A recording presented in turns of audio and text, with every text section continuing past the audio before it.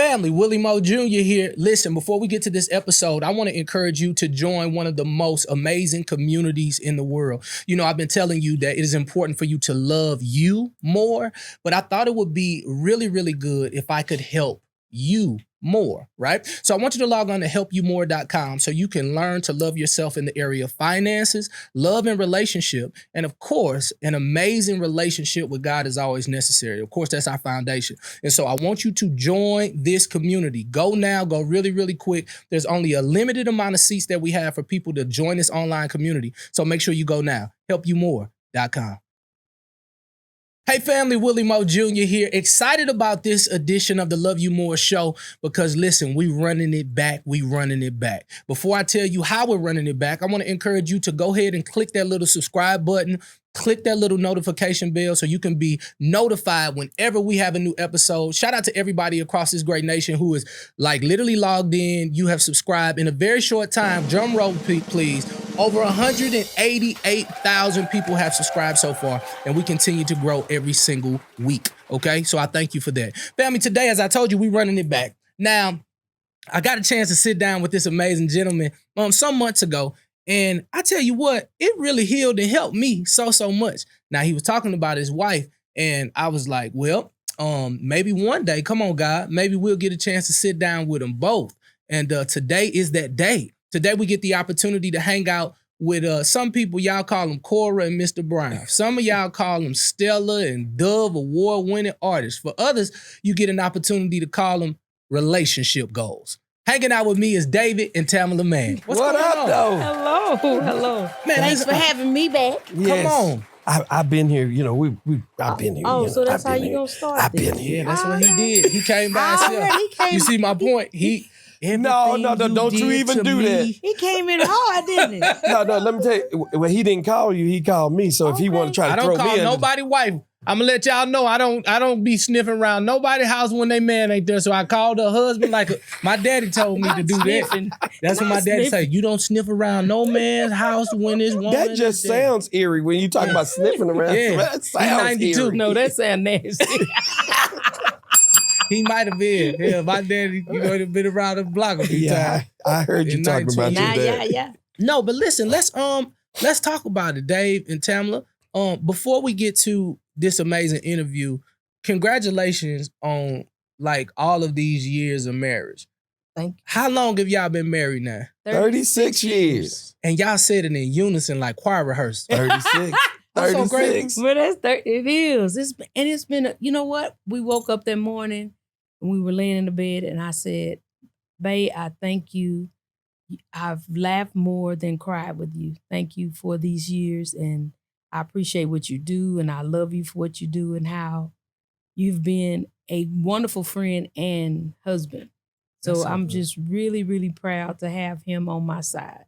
Man, that's so good. Listen. I feel good now. Bro. Listen, I know you do. I know I'm supposed to do this icebreaker, but I feel Holy Spirit like he just moving me in this direction. So I promise we're gonna get to music, guys. But I do have to ask you this, Dave. Like, when you hear her say that, because it comes from such a genuine place, like, what does that do for you? Oh, it just gets me it just makes me want to do even better. Because what she's talking about, every year we do this marriage evaluation. Yeah. It's like, we'll take our car and survey get each other. Yeah. We'll take our car and get it serviced every year. I mean, every time the check engine light come on, but we don't do the same for our marriage. And so what we do is every year during our anniversary, we do a service of our marriage. So we just talk about the marriage vows. Have I been? Have I fixed the things that I need to fix? Yeah, I hate when she tells me no. I haven't fixed What has she said no on that you ain't did? I was telling somebody yesterday, I know one thing that I had to work on because I'm a comedian, and so I can give some very sarcastic answers. Yeah. And I can give some, as a matter of fact, answers, Yeah. And it's like, no, that doesn't sit well when you do that kind of stuff. And I was like, well, okay, I'll work on that. And I've been doing okay. You've done good. Doing good. And me, I told him, I said, now, I'm going to shake my own bush because I became a better communicator. Yeah, because I was not the talker. For instance, I would answer the question with, 2 or 3 words. I'm not and I wouldn't start, like if we had a disagreement, I wouldn't bring it back up. I would let him bring it back up. I just kind of just let things be. Yeah. But I said, I've done well with starting conversation. I'm better at saying what I'm letting you know what I'm thinking and how I'm feeling. Yeah. Mhm. So I said, I'm proud of me that I've done better this year. Yes, But I did ask, okay, have I done it? Is it better for you? But then I just turned it and answered my own question. That was good. Because I used to be like, over communicating, talking, and she was like, Yeah. ain't this about what? Yeah. What? Say something else. I did. I said yes. Isn't that what you asked me? I said yes, but give me more than just yes. Yeah. But I'm learning. I'm so glad y'all learning. Before I play this video, I want to tell you that, during my marriage process, I went to counseling, I went to therapy. And I remember one time I went to therapy and I was all in. I was ready to go. And then I made it to the workhouse upstairs at the radio station. And it seemed like everybody could smell that it was drama in paradise. Because everybody was wanting to talk to me. Like, I was like, ooh, y'all way friendly today. It's like they could smell blood on me just then. Back I was off. like, what's wrong with you? And so I went home. And this is what happened when I went home. Check this out real quick. So for me coming home after all that temptation, I just knew she was finna be off the chain. You hear me? I walk in only to find her. What you doing sitting on the couch on the phone?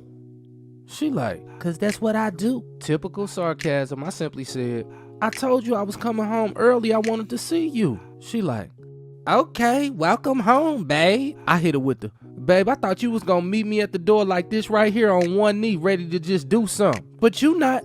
You just on the phone. Who you on the phone with? Why am I expected to have all that going on? That's not the environment you created for us. That's not what we do. I say, I text you and told you that I was coming home early. I'm trying to do what the counselor told me to do. To put you first. To let you know how important you are to me. I didn't come here for attitude. I came here for love. In the daytime specifically. She hit me with the, you can't expect me to skip, hop, and jump to the new program. You got to work that in with her little attitude. The thing is, going to counseling was her idea. I didn't even want to see her homegirl. But at the end of the day, like I did it for her. And I take one step towards what she wants me to do, and I'm still getting the same attitude. But I just keep doing whatever I'm supposed to do. Sometimes I feel like in this relationship, it's a prison sentence. And my black ass just can't get ahead. But the truth is, if she wasn't as fine as she was, she wouldn't even know my name right now. But I can't even imagine somebody embracing her, grabbing them hips. With somebody else, I'd be damned. Why are we waiting for the sun to go down? We both want it, so let's get it started right now. Time's of the essence, and I don't wanna waste mine. We should get together and make love in the daytime. I know you get tired of the same old same. Wait until the night come to do your thing. I've got a proposition for you ladies today. I wanna make love in the middle of the day. Say 1 o'clock, 2 o'clock. You used to knocking boots, how about I knock you out your socks? Make you feel like a queen when we in between them sheets. And keep you energized like some Xantrax 3, baby. Why are we waiting for the sun to go down? We both want it, so let's get it started right now. Time's of the essence, and I don't wanna waste mine. We should get together and make love in the daytime. 'Cause in the daytime, The name of the song is Love in the Daytime. Make sure that you go stream it soon. Now, whenever you listen to this, get it. So the scenario. I just felt like I just You need want to to do do an this? R&B move. The ultimate R&B move is like that. That's all I needed. Is that what you do? You gonna pull You got to pull in when you do that R&B and grind it a little bit. So that's the question though. After 36 years, what strategy do you have to keep the love in the relationship going? We create. You have to be creative. You have to be What very, is it? You have to be very creative. The reason I said I want to become everything I need to be for my husband. Yeah. So we kind of came up with this thing, So you going to tell it. Yeah, you want me to tell it? You don't want me to tell He it? said, go on, tell it. Tell it. So, well, Come you know on. me, like you see me, my hair used to be short. I used the different color. I switch it up for him, because I want to keep his eyes on me. Hallelujah. So now I was like, babe, you want some breakfast? He was like, yeah, I want some breakfast. I was like, no. Not that bacon and eggs. This bacon and eggs. Hey! Shondo! So it's like, And men, we so dumb. We could be you're not dumb. It's just we dumb. You let a lady be dressed up and ready to walk out of the door in full clothes and ask her, say, you want to do something? No, I'm dressed. I don't want to get dirty. We could be in a 3-piece tuxedo suit on our way to a funeral, and we will be late for the funeral. And we'll. But it's okay. It's good. They'll wait. So after 36 years, I venture to say it's probably like you got to try to keep the spice in your life. We do. You know, because like I ain't gonna lie to you, man, we can be going down a highway. Everything is for men to look at some woman. It could be a hamburger commercial. Like, why she got these skimpy clothes on for a hamburger commercial? Right. And then of course social media gives you this false narrative. I noticed that on social media, y'all don't have separate Instagram. Why is that? Because we do it all together. We just do everything together. And we've built it together. I mean, and it's just, I think it just happened that way. Yeah. Because how we were introduced to the world, we've just been doing it as a couple. And not to say that he doesn't have his own world and own life and I don't have mine, because we do. And we have our own entities. But to me, I just feel like it just feels better. It feels better for me to be with him. Like today, he said, I think it's just you today with Willie. I was like, no. I want you to come us with against me. the world. Yeah. So I just, Let me tell you this. We have the same phone code. Yeah. Our code on our phone is the same. Yeah. Like, so at any given moment, she just walk up, beep, beep, beep. I'm like, here, check my phone. Whatever. It don't matter. We have the same phone code. Now I know guys are like, no. I can do that now. I'm cool. I don't have. You can do that you now? wouldn't do it before? No. Definitely wouldn't do that. But we do. Why would we do that? I mean, you can know the code, but why would we do it? We do. We both have the same exact phone Why code. for? Is the question. if you don't have anything to hide, why for? You don't have. You know, you good. I don't know. Yeah, You didn't then. Yeah, But you're better now. But see, now you know moving just forward. think, what is this? I don't know. I know. I just think White her world is her left. world. My world is my world. I don't want to know, and you shouldn't want to know. I think there has to be borders, boundaries, and all of that. I think there has to be borders and boundaries. But after 36 years, I guess. 36 years, But I think know. you should come into it that it should be that. I mean, of course, you're building as you get older, but I made up in my mind, you know, divorce is not an option for us. We talked about that together. Mm-hmm. Y'all have heard us. For those who've been following us, we've been saying it the whole time. So I feel like if you're and we're started out as friends, he's my friend, he's my best friend, you tell each other everything. So there's no hidden agendas. There's nothing that I'm doing that you don't need to know about. I mean, I think you should know about everything I'm doing. Hallelujah. Good. I don't like your face. No, hallelujah. Like, and you can have my code now. You can have my code now. Why come?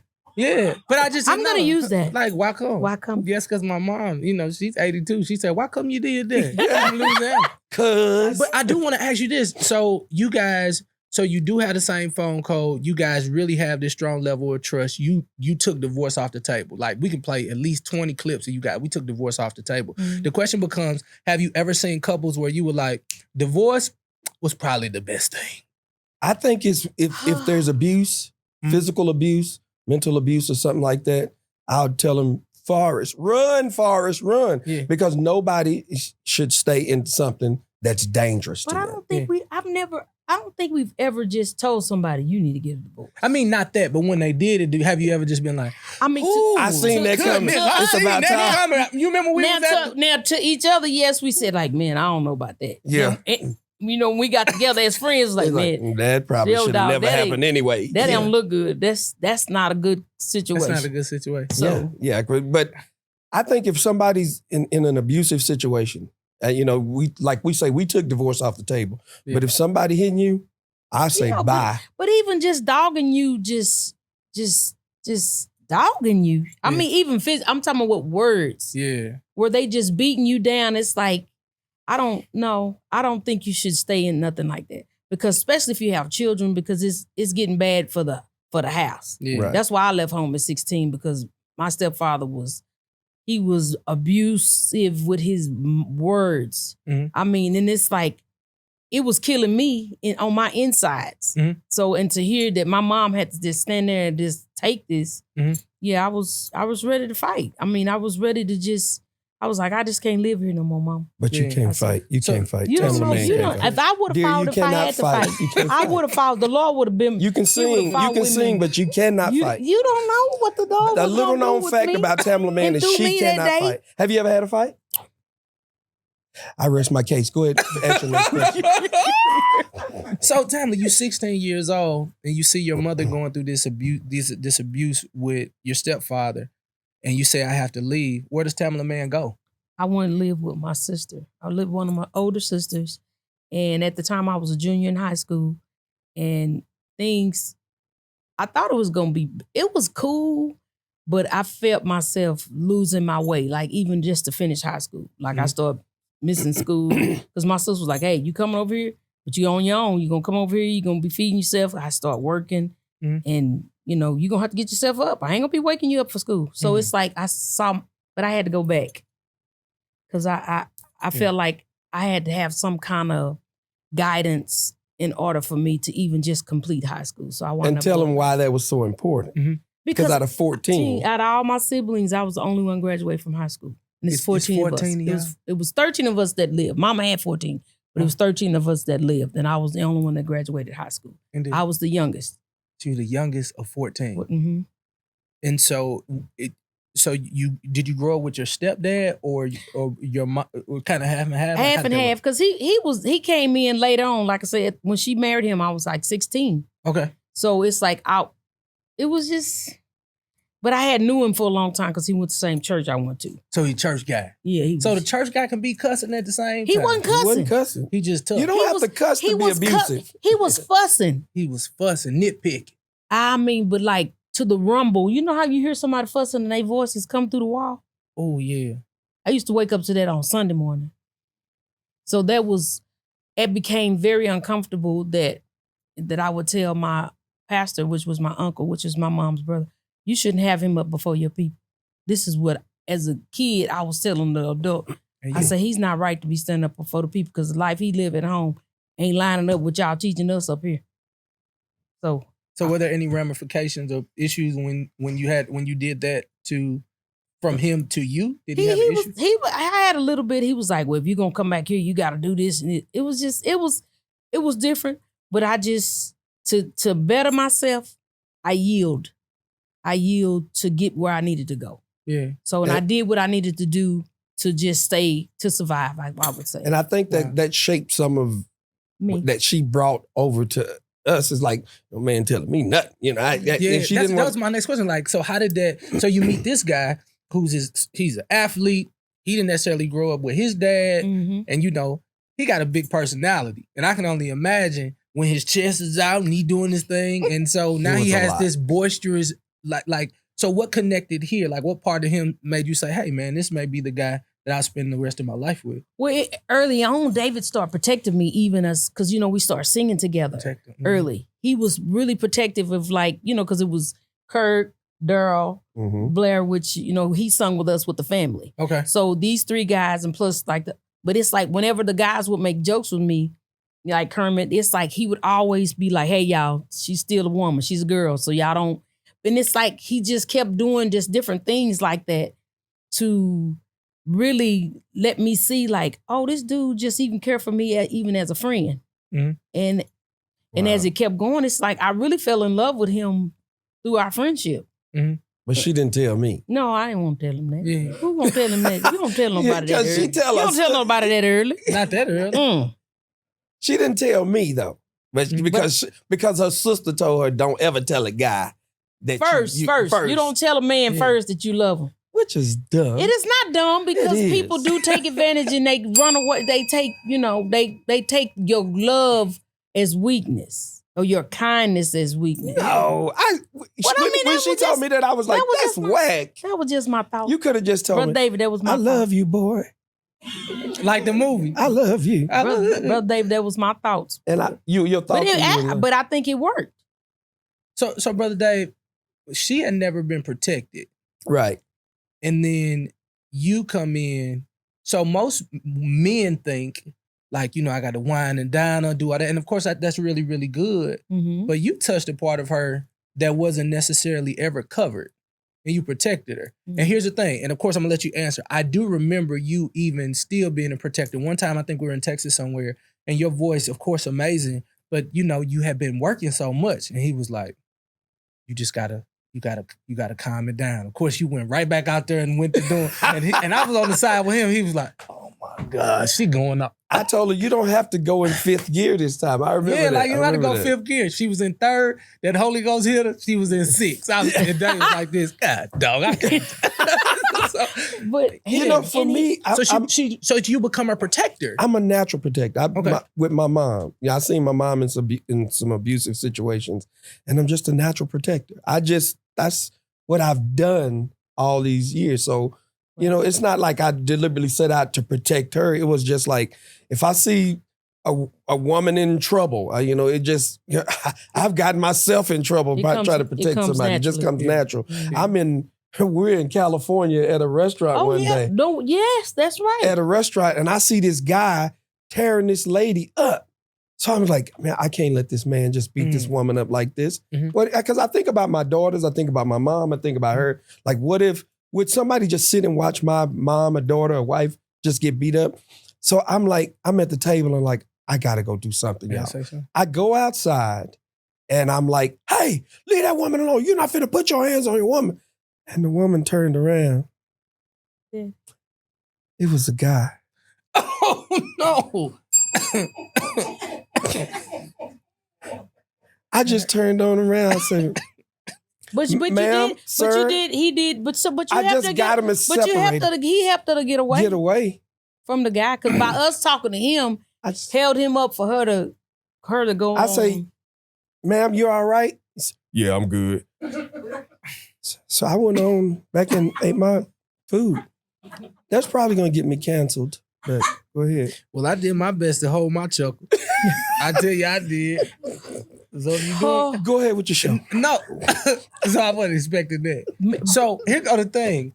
That was pretty good. Good luck in trying to pull this back But together. you was helpful, though. Helpful. The point was, I just protected. thought I was protected. You was protected. Well, that went bad.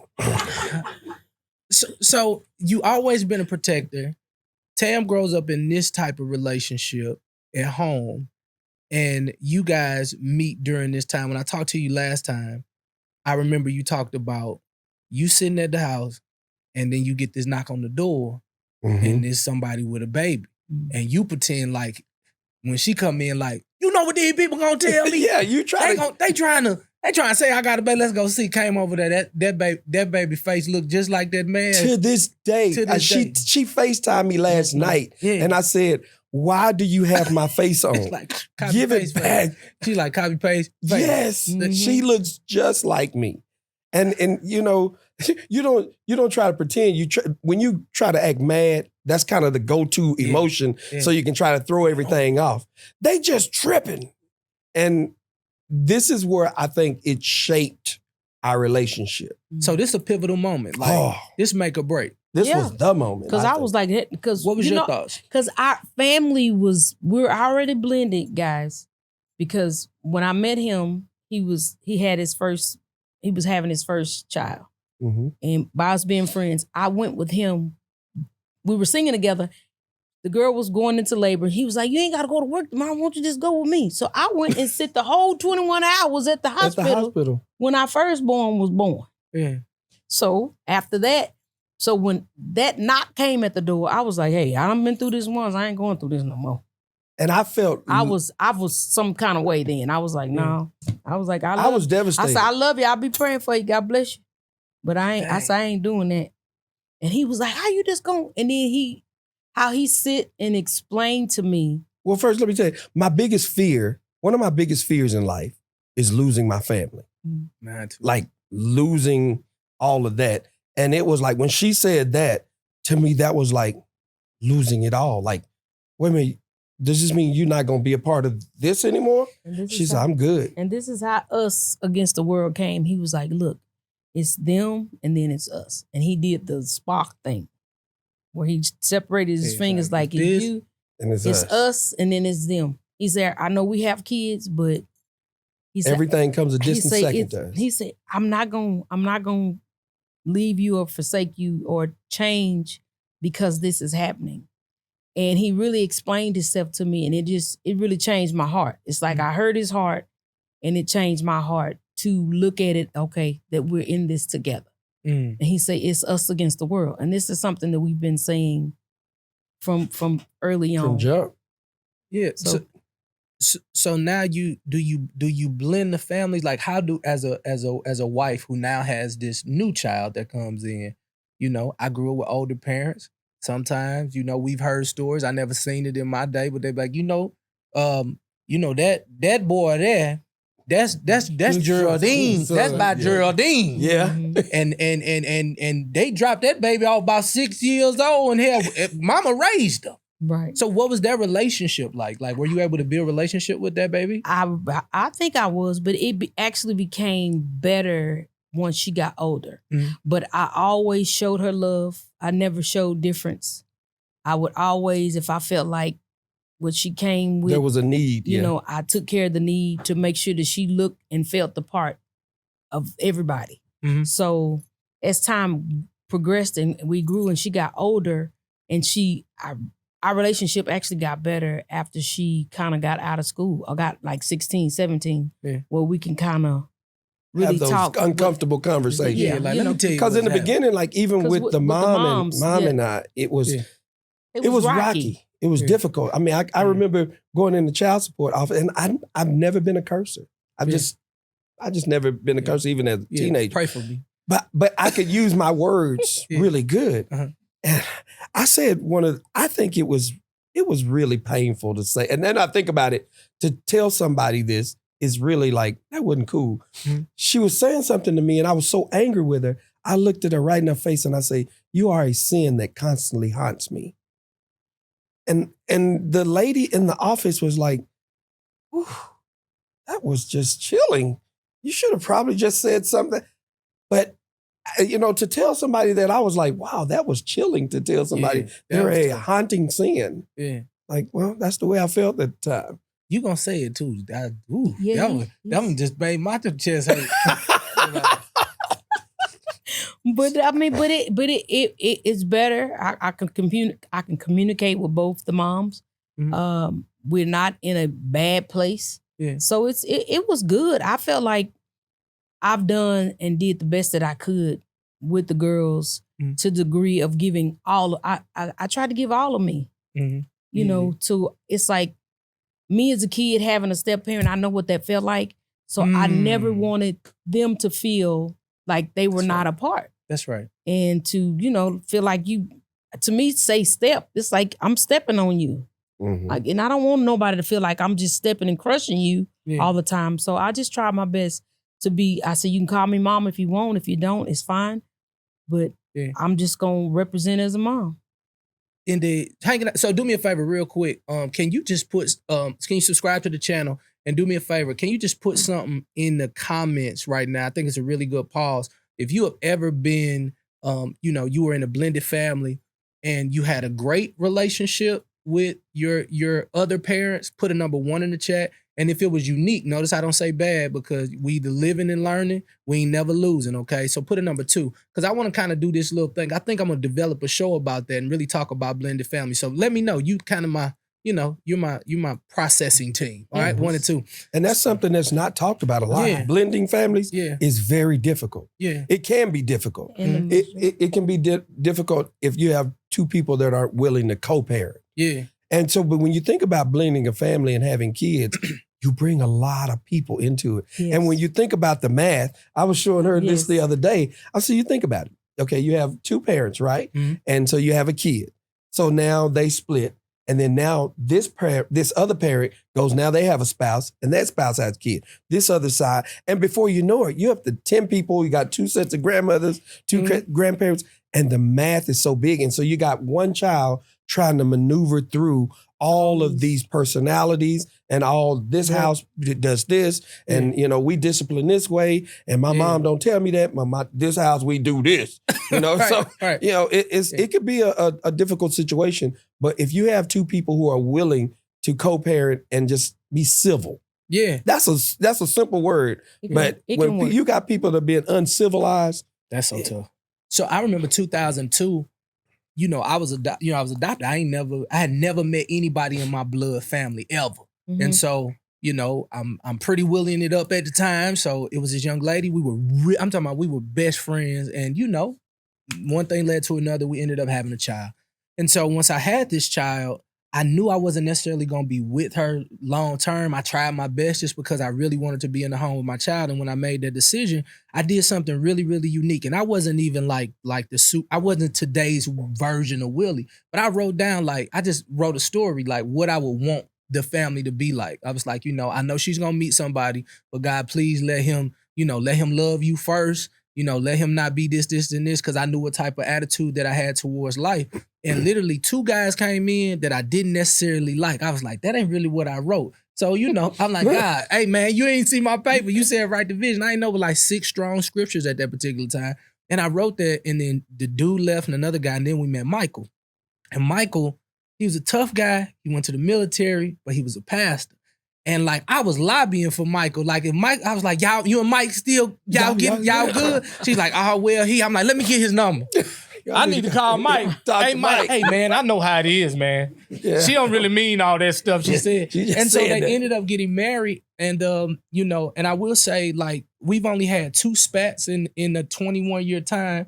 Even when I go to Memphis, I get a chance to stay with them. I stay in their house. He won't let me get a hotel. And it's the Lord really put his hands on it. So to those of you who dealing with blended families, one of my strategies, I wrote it down. I was like I do business strategies and love you more stuff. I really wrote that thing down. And I love Pastor Mike. He's a pastor now too. Mike Joy. Eb, that's my best friend in the world. I got to keep her calm though, because she be wanting to protect me at all costs. Who messing with you? I'm like, friend, we good, know. And it's just a beautiful thing. I want to kind of move into this section though, because it was a time when I sat down with Dave last time and he talked about mental health. And I seen that that was a almost like a breaking point. And I kind of ran away from it because at that time I was going through some mental things myself, and to hear him talk about it. But he said how much you supported him. As a wife, were there some signs that you seen, or did you see any signs that may have made you kind of put your antennas up he's going through something? Well, I would ask, I'm like, you good? And I said, how are you? And he would always say, I'm good. Mm-hmm. So he kept giving me that.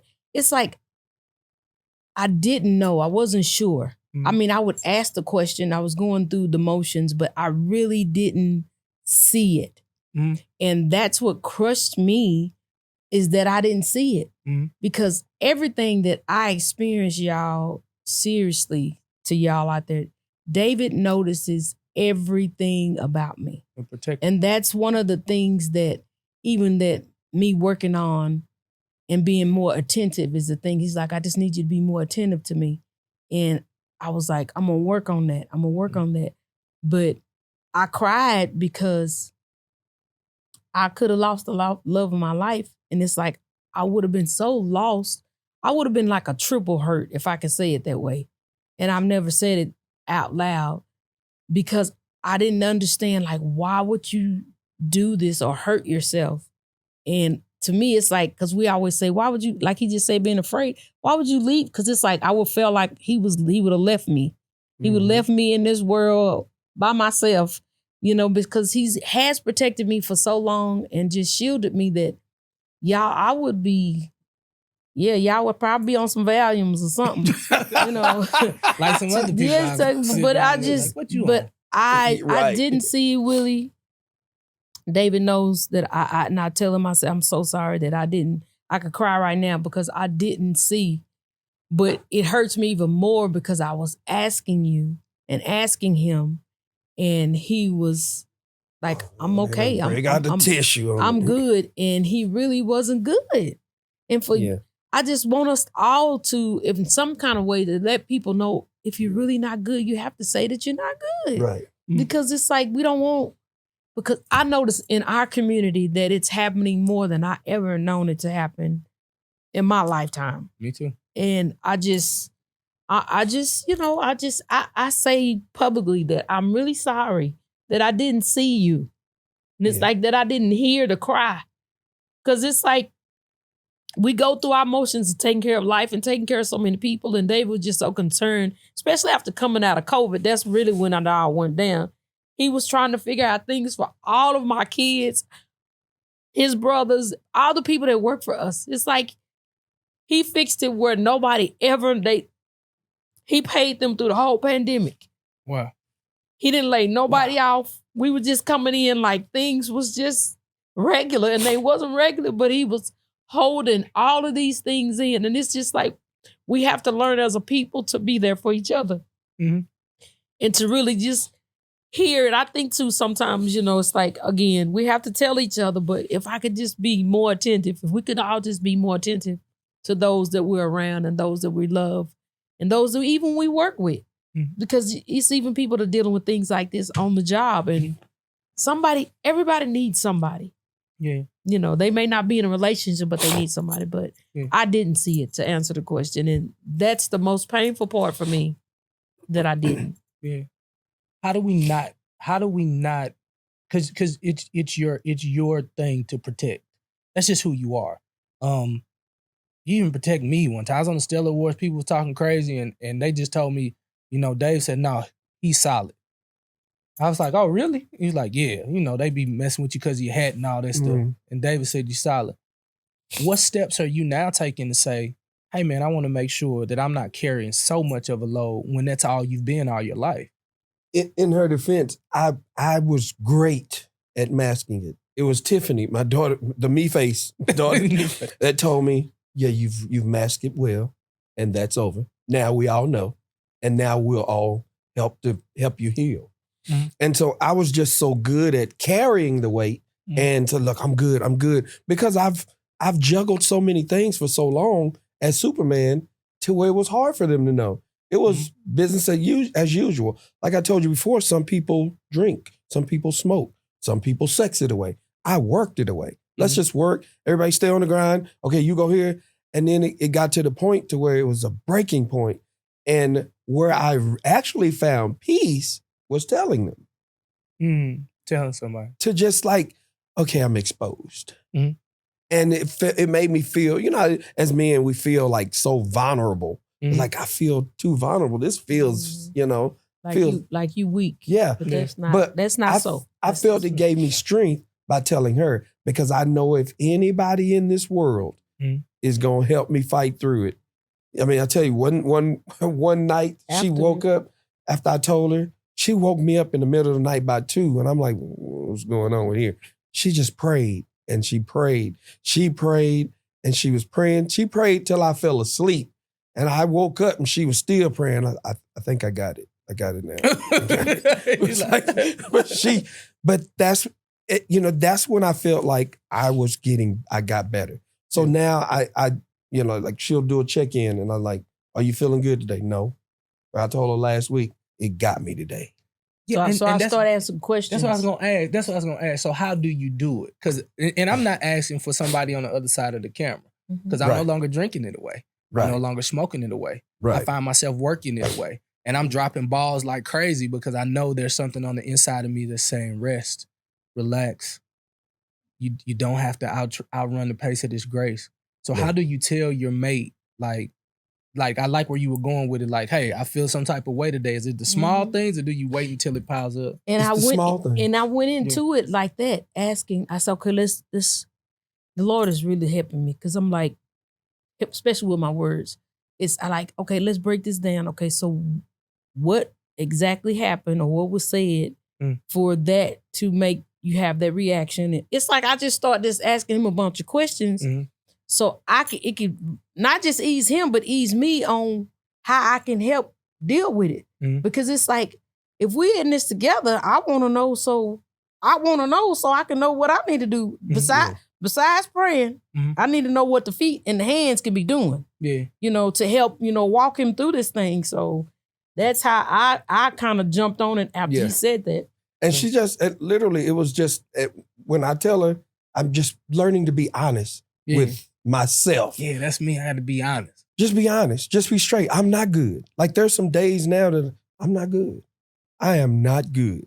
Yeah. And it's like, dear, and I just have this situation. I don't know. I just feel some kind of way. What do I need to do? Okay, shut everything off. No phones, no this, no that. Let's shut everything off. Let's figure this out.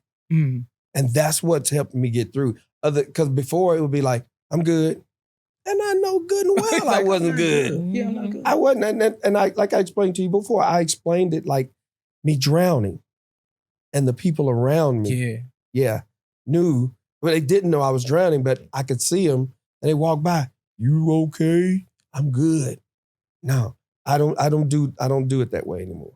I definitely knowing that I have her here to help walk me through this. Man. So just real quick, just put it in the chat, especially my men here. It's so funny that the numbers for men are going up tremendously. So fellas, I know it's sometimes hard for me to, get you to get in those comments. But fellas, if you feel like, man, that one really hit me, just put a number 2 in the chat and maybe give a brief synopsis of kind of what you learned from that moment. I want to go into this music real quick as we kind of land the plane. If you hit that Take Me to the King, my mama gonna listen. Let me tell you something. She don't even get up out of her seat like that, but mama gonna get up out of her seat. If you hit what's that other? If you hit any of them Kirk Franklin ones that you did, you was singing on the reunion tour. Shout out to you. You was on key and you sounded amazing. Let me just say that. I went to LA. I snuck in there in LA. Oh, cool. I stuck in there in LA. I said he doing comedy and singing, so that was good. How much of what you go through in life is taken to that stage and that being your release? Wow. Like, where do you pull from? Because you can sing the ABCs and the Holy Ghost will fall. And I'm not even trying to be fun. Like, there come Tam. Go get your stuff. Get your stuff. Y'all better get it together. Take your eyelashes off. I really don't. When I go, it's like actually before I go out, my prayer is, Lord, go before me. Yeah. To help me reach and, to touch somebody, because it's like I just try to lay it all at the altar before I go out. Yeah. And that's really like, if you see me standing on the side and I'm like stretching and have my head down, I'm really, because I just feel like there's somebody that needs to be reached or blessed. It's like, let me say some type of nugget, even if it's through a song or a word that can help somebody through. Because I feel like this is what the Lord has given me and has charged me to do. And I don't know. When I go out there though, I just leave it all out there. I think I think people are really going to be with this new music, the new album that we'll be releasing. All of that comes from what we've dealt with in the last year. Yeah. She pulled the writers together. I look up, she got a whole team for 1 week. So you flew them all down here for 1 week? Are we doing hotels and flights? For what? For 1 week? Don't do that, Joe. But she flew them all, and all of the songs came from her. From the things that, especially the 23 was hard. 23 was really hard for us. Me too. But I'm talking about living, breathing, and fighting in this album.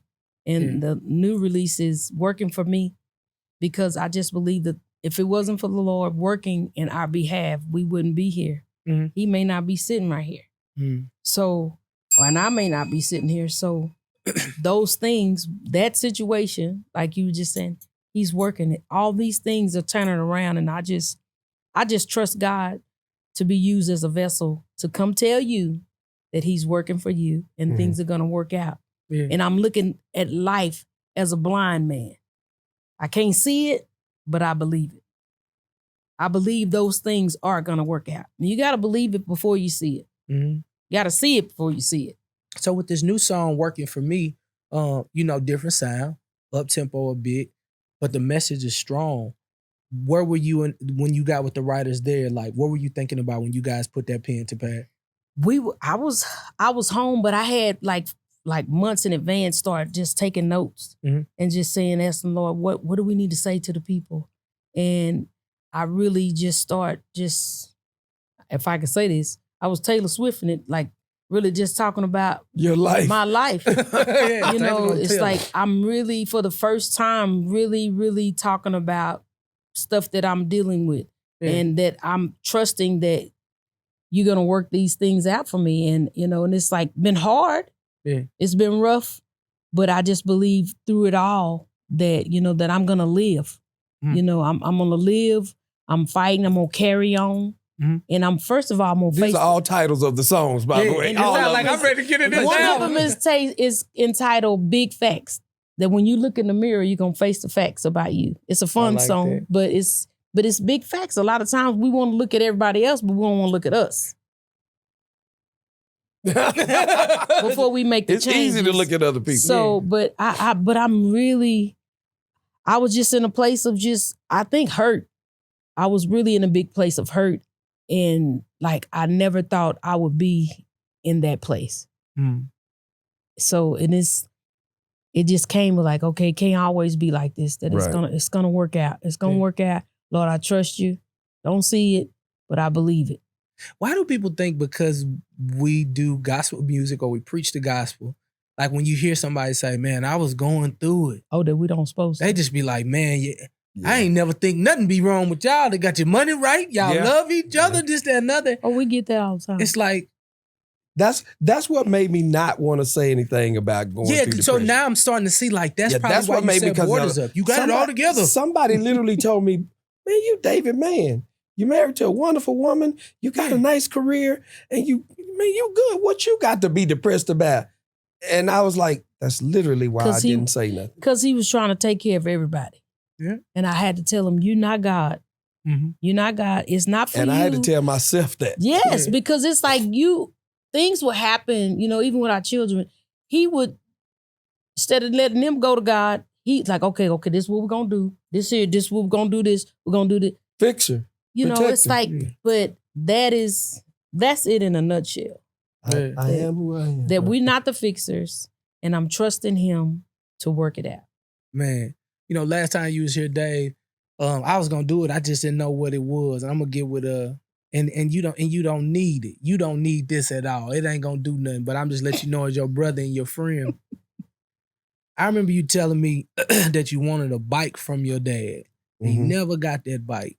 And so I've been looking tirelessly for this bike. And I think I got one that'll match. I just need your address. You ain't got to ride it because I don't want you to hurt yourself. I'll ride it. But as a brother, I got this bike that I gotta send you. So I gotta get your address. It never left my heart. I was like, you know what? What do you get a man who can get anything? And then I was like, oh, I'm gonna get him that bike. That's what we gonna do. That is cool. And because I know it's some weirdo stuff, but I was like, no, man, that's the things that as men, it feels weird because it wouldn't feel weird if you told her you would do it for her. Yeah. But for another brother, it's like it feels weird because it's a man. Yeah. But you don't know what small things like that will do for somebody's day. Yeah, I was like, man, I'm gonna send my brother there. I was gonna surprise you here. I said, no, he can't drive back with it. He can't drive back with it. But I can send it over there to Mansfield. That's not our town, by the way. It's where we live. That's what they said. The Lord had it ready made for the man. For the man. So honestly, man, I'm so thankful that you guys came. Of course, we're gonna do. We'll do another. We'll do some radio drops after this. But I just want to talk to the camera real quick. Honestly, you never know what people are going through. The one thing I understand about people who are part of the kingdom of God is that many times we've got so used to culture and knowing that God is going to fix it because we know that there's a suggested end because all things work together for the good for those who are called, for those who love the Lord and called according to his purpose. Like we know that it's going to happen, but sometimes we do not get the steps on the in-between, right? Because, we win some, we learn some, we never lose, but the steps are in between of how you get there. That's what we call testimony, right? And so what I believe now is that because social media has become so treacherous that if you do something wrong or you feel a certain way, it can go viral in a moment. It's causing people of God to shrink the testimony. But the Bible declares this, that people will be overcome by the blood of the Lamb and the words of testimony. Your testimony. So the biggest strategy of the enemy is to get you to shut up about what you're going through. Right. And so if he can get you to shut up about what you're going through, feel ashamed about what you're going through, not feeling so strong about what you're going through, not being able to communicate effectively, he wins.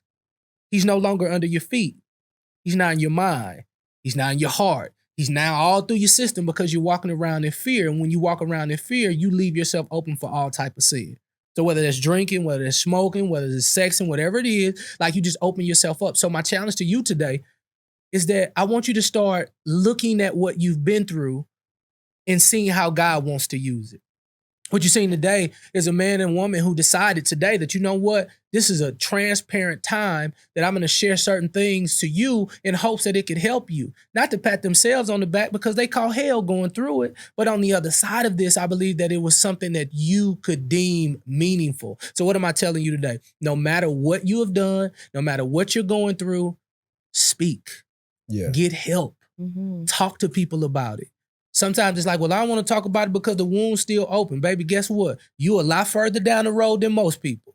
Maybe this is an opportunity for you to heal. I gained more healing in this chair, walking through the divorce process, walking through all of the anguish that I had to go. I've learned so much and I've healed so much in my transparency that I don't even know if I could be this version without the communication that I've chosen to do through this camera. Right? So I'm not telling you to run out there and give all your business. Consult Holy Spirit on how he wants to guide you. But what I am telling you is don't get stopped up. Don't get put up and pushed in a wall by the enemy who tells you that when they know they not going to care about you like that no more. Mm-hmm. They not going that nobody cares. But like when you start hearing those small voices, you got to open up your mouth and declare that you are the head and not the tail, that you are above and not beneath, that you're the lender and not the borrower, that your best days are ahead of you, that you can win on purpose. You got to speak those things that are not as though they were until you can walk in. And here's the thing. I believe in you. I believe you have a purpose. I believe that there's great things on the inside of you. And you say, Willie Moore Jr., I don't believe it.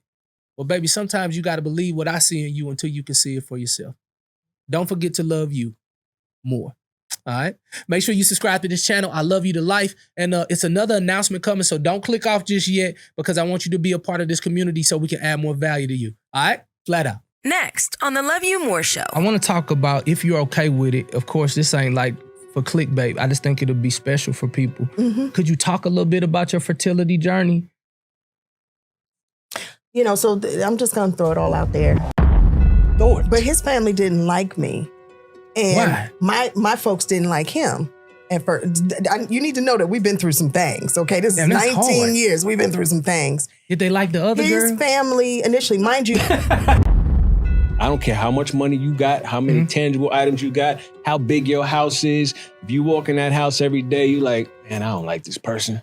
I love them to death, but I don't like this person. Yeah. You're like, this ain't fun. All right, just leave me alone. Just leave me alone. Love you more. Hey family, Willie Moore Jr. here. Excited about this moment because, it's all about love month. And I've been doing my best to introduce you to people that you know and then others that you may not know, but you get an opportunity to get to know, right? If you are new to this opportunity that I call the Love You More Show, notice I didn't say podcast. You know why? Because if you call it that, you get $100 fine. I'm going to put my Cash App in the description. So if you even say it when you're around your friends, your peers, or even in the break room, when you say, "Do you see the Love You More podcast?" Go on and drop $100 on my Cash App to make sure that you never do it again. We speaking those things that are not as though they were. Gonna be a big show all around the world. People from the north, south, east, and the west gonna watch, and we're gonna have a great time as we always do. If you are new to the show, can I just say welcome and thank you? And then I'm not trying to insult you, but I don't want you to be a creep. You say, Willie, a creep? No, I'm just saying, like, if you gonna watch, you should probably like subscribe. And if you deem some of the information that you receive important and it touches you in your sha-na-na, do me a favor, just share it with somebody who you think needs it, okay? Today, I get the esteemed privilege to hang out with a couple. You said workout. Yeah. I knew there was no working out. She said ain't no workout happening. I'm hanging out with HGTV royalty. And I just found out Mike's last name because I've literally been calling him DJ Fidel for like 10 years now. And I wasn't even gonna ask. I was like Mike in Egypt, but I know him as DJ Fidel. But Egypt and Mike are here, and you guys have been doing so good on HGTV. And I do watch you guys when I work out with no sound. I do. It's always in the gym. It is. It's in all the gyms. Yeah. All the pediatrics, all the doctor's office, all the dentist's office. So we believe you. Always right there. I'm like watching. I'm like, yo, they really on TV. I'm gonna text and just, you know what I mean? So before we get into this amazing conversation, because I really got to know how y'all work together, because in my former relationship, I was trying to work with her. By the time we get home, it was so much tension. I got to figure this part out. But I like to do an icebreaker. And the way I do the icebreaker is I do it with music. And so I want you to listen to this song. It's called Turning Point. Okay. And I want to know what that turning point was like for you guys when you decided, and we're going to go ahead and work together, not only on the back end, because you guys been working together for years, but now we about to take it to the main screen. Yeah. Take a look at this video. You know, when I left that church, my life had changed forever. I realized that moments quickly become memories. So it's important that you spend great moments with your loved ones, because you just don't never know. Speaking of loved ones, I was getting picked up by one of my favorite but not so favorite uncles, Uncle G. I mean, he old school, drive a Cadillac, hat to the back, and he knock-kneed as hell, but he's still a good guy. He sometimes joke too quick, but the truth is, he's exactly what I needed during this time to bring me back to earth. He walks up, and he says, "Oh, you all right, son?" I'm like, "It's tough." He continues, "I know it, but it's a part of life." He says, "Don't worry about a thing, he's in a better place." That's true. You know I'm crazy, right? I don't know why they say in a better place, he in a box. But you see, I got you laughing already. Laughter is healing for the soul. No matter what it is, laugh it off. Keep laughter in your life no matter what you do, okay? Now get your punk ass in the car. What? Get your ass in the car, Junior. Wow. See, a lot of people don't understand the game, you know what I'm saying? There's no stability in this, dog. All you living off of is a dream, you know what I'm saying? If people don't buy your music, you don't eat, man. So it do get hard for you sometimes, you heard me? I'm gonna tell you though, for real. Steady striving for stardom, wanting fortune and fame. On my face I'm smiling, in my heart is pain. I believe we all get tested, go through hell to get our blessings. I promise at times I wanna break down. No one understands me. This time I'm going up, ain't going back down. If you believe it will be. Taking proper precautions, times is getting harder. Do what we gotta do to feed our sons and daughters. You wanted a survivor, then you got your one. You just told me to claim it, and that's all I done. Living in my city street, nobody cares for me. Oh, oh. Somebody pray for me, cause I got a destiny. Oh, oh, oh. I'm just a man with a dream, striving for the finer things. Oh, oh.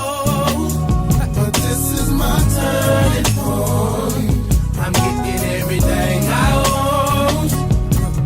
The world on my shoulders, I realize I'm out. Turning Point will be available really, really soon. Depending on when you watch this, if you like it, you feel it in your shine, and I go download it if it's available. So the song talks about the turning point. I'm sorry, I'm hooked right there on that. I was just about to say, hit us you with try to hit him with Hey, come on. So really, I'm over here trying to get my record played, DJ Fidel. So if you can put that in your record pool. I like that. You might as well go ahead and put that on the airways, bro. That's cool. That was a little hip hopper. Okay, And good. I saw you singing with the vibrato. Yeah. You were like, I was feeling that thing. Listen. Had a little Nate Dogg vibe to it too. Yeah, so I got Tank on the in the background too. that was Yeah, so that was Tank. So that was Okay. Tank in the background. That's when his name was Darrell Babs back then. That's his real name. And I remember the invoice that was sent to me. that's an old hook. Yeah, it's an old hook that we did. Yeah. But I'm speaking of turning point because you guys have seemed to come to a really unique turning point. I've had the esteemed privilege to know your story of, how you all met and all of that. Some people may have, but I just remember you saying like a man that can work with his hands, like he's serious. Yeah. And I know that in your ventures, when you were just on television, you would be the contractor and do a lot of the stuff that was going on. And now the turning point is both of y'all in the public eye. Right. So right. Right. So folks who really watch HGTV might remember Property Virgins or Flipping Virgins. When we were working on Flipping Virgins, I was the executive producer of that show, and it was a spinoff from Property Virgins. By the way, that was the worst name of a show that we could ever get. Flipping Virgins. Listen. Nobody's babies got hurt or nothing like that. But I paused a few times, but it was, it was the worst name of the show. Yeah. We were just trying to spin off from Property Virgins, obviously. But Mike and I were really flipping houses here in Atlanta. We originally pitched the show, and it was supposed to be following our journey flipping houses. But the powers that be at the time only saw me as the host and me as the talent working with other people. And so although it was, you know, it was like a shot because we wanted to do it together. Right. He sacrificed and he was like, babe, if they see you doing it or they believe in you, you just do it. And I'll be working over here in the background. Every day that I showed up to film that show, I felt guilty because it was supposed to be an us thing. Wow. And they only saw it as a me thing, but he let me shine. He let me have that moment. But after that show, it was like, that's it. You know, we can't let anybody else determine our future, our journey, or what our narrative is going to be. This is a family business. It's me, it's you. You're doing the construction. I'm doing the design and the real estate. Nobody believed that I was up there with that, with the sledgehammer anyway. You know, this is crazy. The only way to really have your story told is if you tell it yourself. Right. And so during the pandemic, Mike just started filming from his eyes. Oh, you did? He did it. He shot the sizzle reel for it. Yeah. Just look, when there's no way, you create your own way, right? Yeah. So that's what we did. During the pandemic, everybody's in the house and we were already doing it, right? So why not just turn the camera on and capture the moments? So it was the home life, it was the school at the table life, it was the work life, it was the intimacy, the friendship, all of the above. And, you know, we put a little sizzle together. The management team saw it, said there's something here, sent it up to the network. The network was like, it's a no-brainer. What was funny is this. What was funny is this.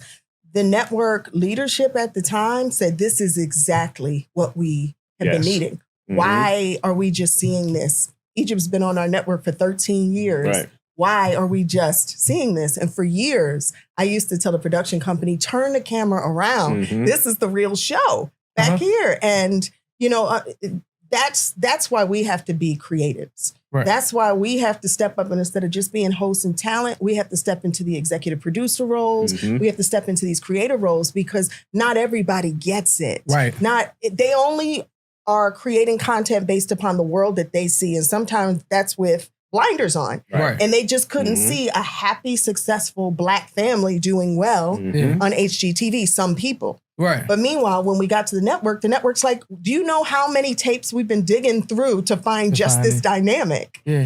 Literally, it's here. We've got you. Let's go. And they actually then partnered us up with a different production company. So they got on up out of there.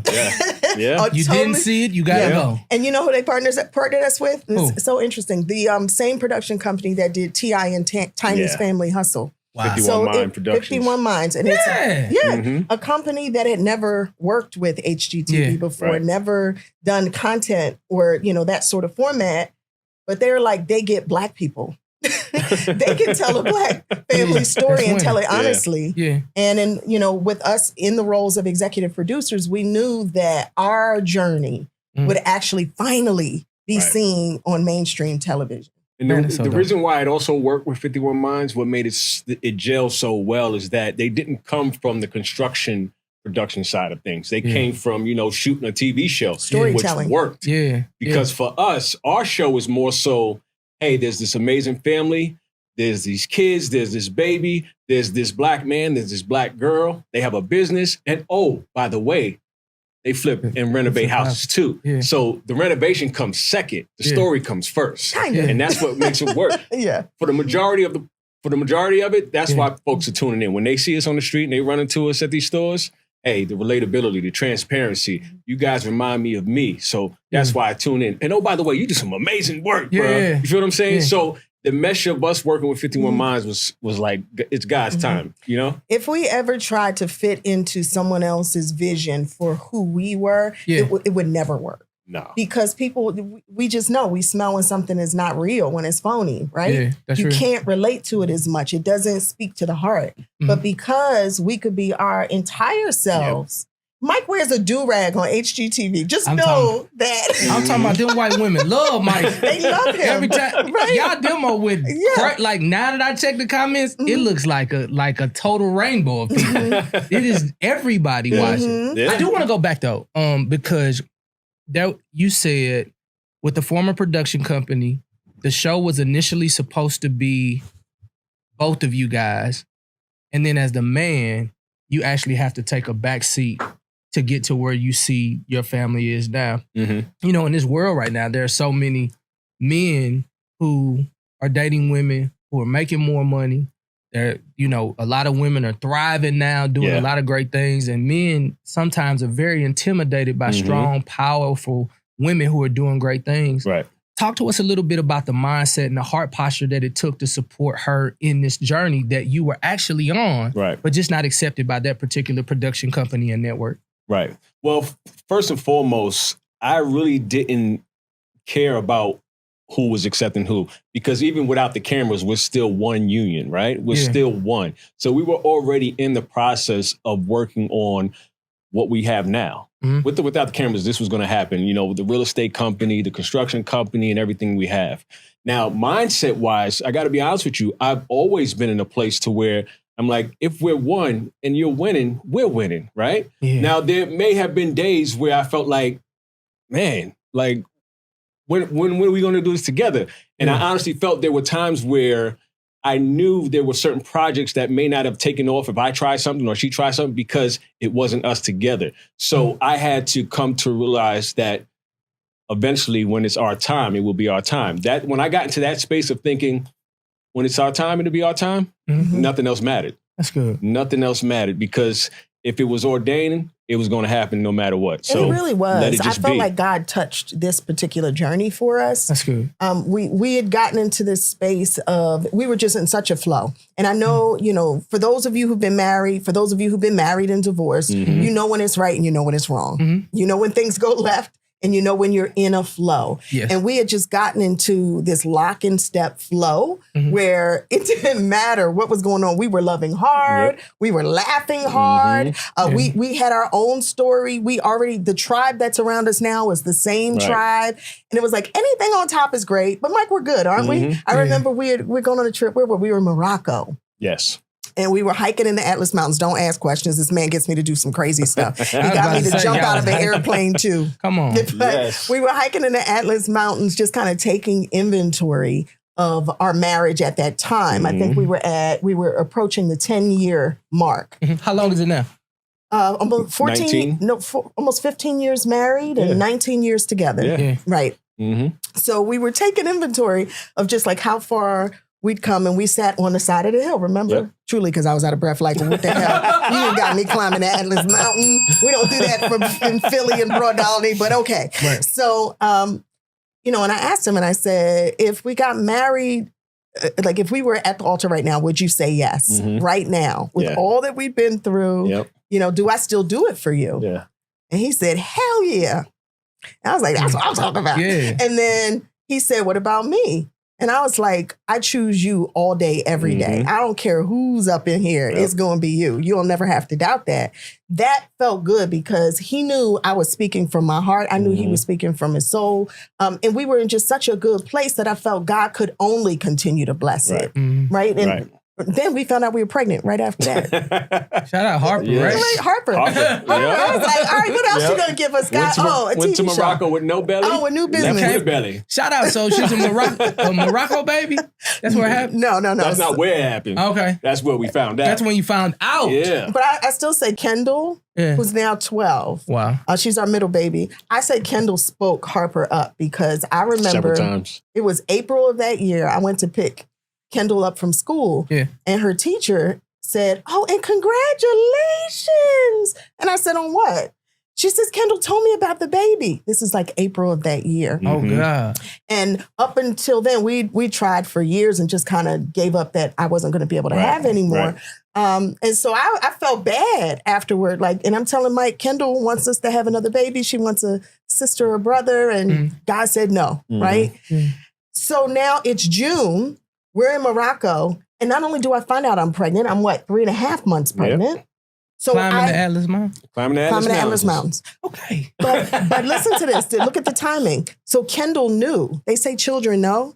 Kendall knew when you count back the months, I was already pregnant in April. Yeah. Wow. Right? Yes. And so doctor said no, God said yes. Exactly. Oh my God, don't do me like that this early with this little shirt on. You know what, Willie? Don't do me like that this early. On my mind too, back to your question though, that came through my mind as I listened and just think as far as your question, you know, the mindset of the man, any man that may be listening to this has to understand that, or whatever your situation is, your significant other is not your competition. Right. You understand? So no matter who is on top, don't ever look at it as a competitor. Yeah. You know, you're one. You're trying to grow through this together. Mm-hmm. So because a lot of men and women, society has portrayed this picture that it always has to, if the man is not on top, y'all are not doing right. Exactly. So you'll have women that try to keep that from their friends or just in general. Oh yeah, he's doing amazing. Knowing he's not doing amazing, you're winning. You could say that, but that man has to be comfortable with it and you have to be comfortable with it. Y'all are not in competition and you're not trying to live up to society's way of living. You got to live for what works for you. And I'll be honest, the insert, like I did that totally wrong. Like, I just had this vision. I'm like, we're going to move into a new city. You never have to work. Life is going to be this way. And I think I had these blinders on that I missed the opportunity to say, like, and of course I wasn't just tired of saying you can't do anything. Yeah. But it was more so like, I'm going to go out there and do it for us. And I think I missed the subtle signs of someone saying, hey, I want to do something too. Mm-hmm. And so like, I'm always challenging men, like, to open up your vision enough to let God do it differently. Like, be flexible so you don't get so bent out of shape. Right. Like later once it was over, it was like, I never really wanted to sit at home. Mm-hmm. You wanted kids. Mm-hmm. I didn't want that many kids. I'm happy that I have them, but that was really your thing. And that was kind of something like we can have real, vulnerable, honest conversations. Mm-hmm. So it's really, really dope for you to say, like, hey, it's both of us. Yeah. And whatever we have going on, because who's to say what happens to me next? Like, I might have to serve a vision of a woman who's going out there doing different things. Exactly. So, but also there comes a point where you have to, number one, stop being selfish. Yes. Mm-hmm. Yeah. You can't always shine. Yeah. You can't always be the one winning if you want to have a fair and balanced and equally yoked relationship. Mm-hmm. And sometimes I'm going to have to take a few hits. Maybe I would have wanted to go on that trip. Maybe I would have wanted to accept that gig or that job, but it's not my turn. It's his turn. Oh, hate to stop you, change the scenery and the energy, but you ain't been obedient. You know how I know? Because you ain't subscribed. You ain't left no comment. You ain't shared this with nobody. Do it right now. Now back to the show. Now. Do it. Good. Back to the show. Flat out.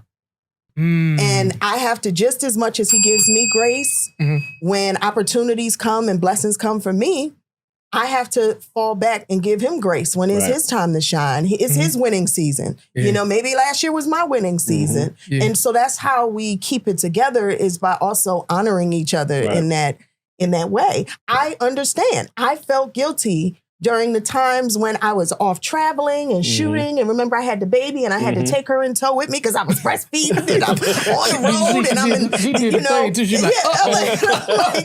in, but I literally, sometimes I'd, be off hosting an event or some big show. And if you see me, then you know that means he's home with the kids and he's taking an L. And to some folks on the outside looking in, it looked like, oh, well, Egypt's doing everything, or she's got everything. Let's see, stop it right there. Can I finish my thought? I love you, though. Keep that, though, but it's not. Just for somebody, it's not an L. It's not an L. That's what I was about to say. That's what I was about to say, babe. It's like, thank you for letting me not finish my thought. No, I ain't getting no L, though. Like, I ain't taking like that, yo. It's from New York, so it's not an L. But what I'm saying is, to those on the outside looking in, and believe me, we've heard judgment or heard comments, but we don't let that invade what we got here, because we know the truth. Right. The truth is that he sacrificed a lot for me to shine so that we could shine. Right. Yeah. Right. And in the times when it was his turn, I'm like, it's all you, babe. Go do it. Yeah. I got the kids. I got everything. Go do it. And that's how it has to be. Yeah. Think about it. Speaking of 51 Minds that did T.I. and Tiny's show, if you look at T.I. and Tiny's situation when they first started, when Tiny met T.I., Tiny was... Yeah, she was getting it. Escape. You get what I'm saying? Right. And T.I. was selling mixtapes, trying to get on. She saw what he could be. Imagine if she was like, oh, this dude out here selling mixtapes. We ain't doing that. Yeah. There'd be no T.I. For the most part. I mean, he would have made it eventually, but he got in faster through that avenue because they were like, nah, we won. Let's do this together. But you have those that go, this dude over here hitting on me selling mixtapes. We are not doing this. Yeah. You know what I mean? That mindset of, we ain't doing this. Yeah.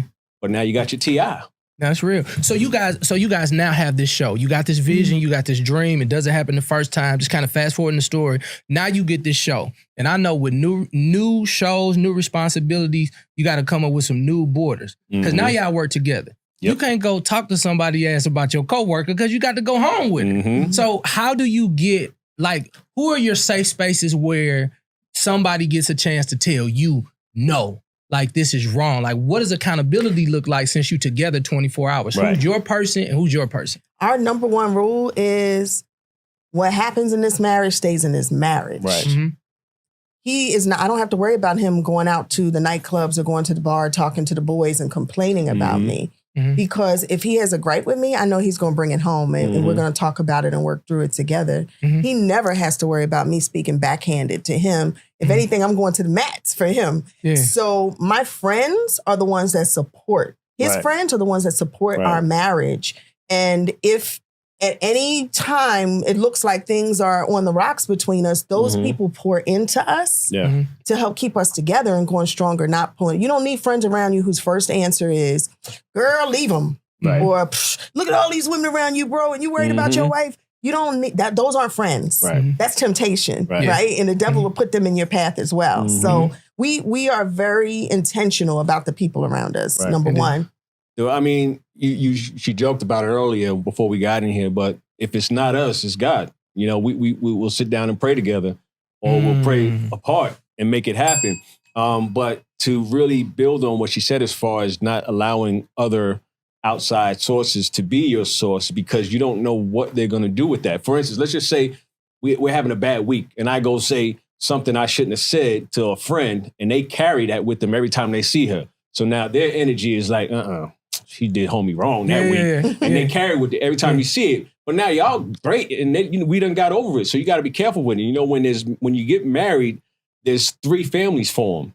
Her family, your family, and now the union that you created. That's the 3rd family. So you want to keep that family strong. Everybody else, you know, they find out however they find out, if they even find out. You know what I mean? Because once you start letting other entities in, it starts to weaken the whole foundation. Is counseling and therapy a thing for you guys, or you guys just kind of do it on your own? So yeah, we don't have a problem with it. But go ahead, I know where you're going. Okay, I'm just gonna tell the truth. Yeah, do it. So we did hit a rough patch. What was that, about 8 years ago? Maybe it's 9 years ago. Fair enough? Yeah. Maybe even, okay. So it was about 9 years ago, and Willie, we didn't know if we were going to make it. We were both talking about divorce, and that was something that, you know, even before we walked down the aisle, we said, when I get married, there is no such thing as divorce. I'm going to do it one time, and we're going to, whatever's wrong, we fix it. But this particular time, we were both on the out so bad that we felt we needed somebody else. And we didn't go to church. At that time, we didn't, because we had relocated here to Atlanta. We hadn't found a church home. We hadn't built our tribe yet. It was literally just him and me. And we were exhausted and tired. So as a last recourse, we decided to go to this marriage counselor. Okay. And she wasn't too far from here, was she? You can't just go to every marriage counselor. FYI. You have to be careful. Number one, are you married? Oh, you're divorced? Oh, then no, thank you. There's nothing that you can offer me, you know? Oh, wow. But we go to this marriage counselor and... Y'all start fighting her. No, I'm just playing. Well, you don't say nothing about here's him. What she says. I'm pouring out. He's pouring out. I'm pouring. He's pouring. And at the end, she goes, you guys have absolutely no business together. And we look at each other. We wasn't like, mad at each other no excuse more. Excuse my language. We're like,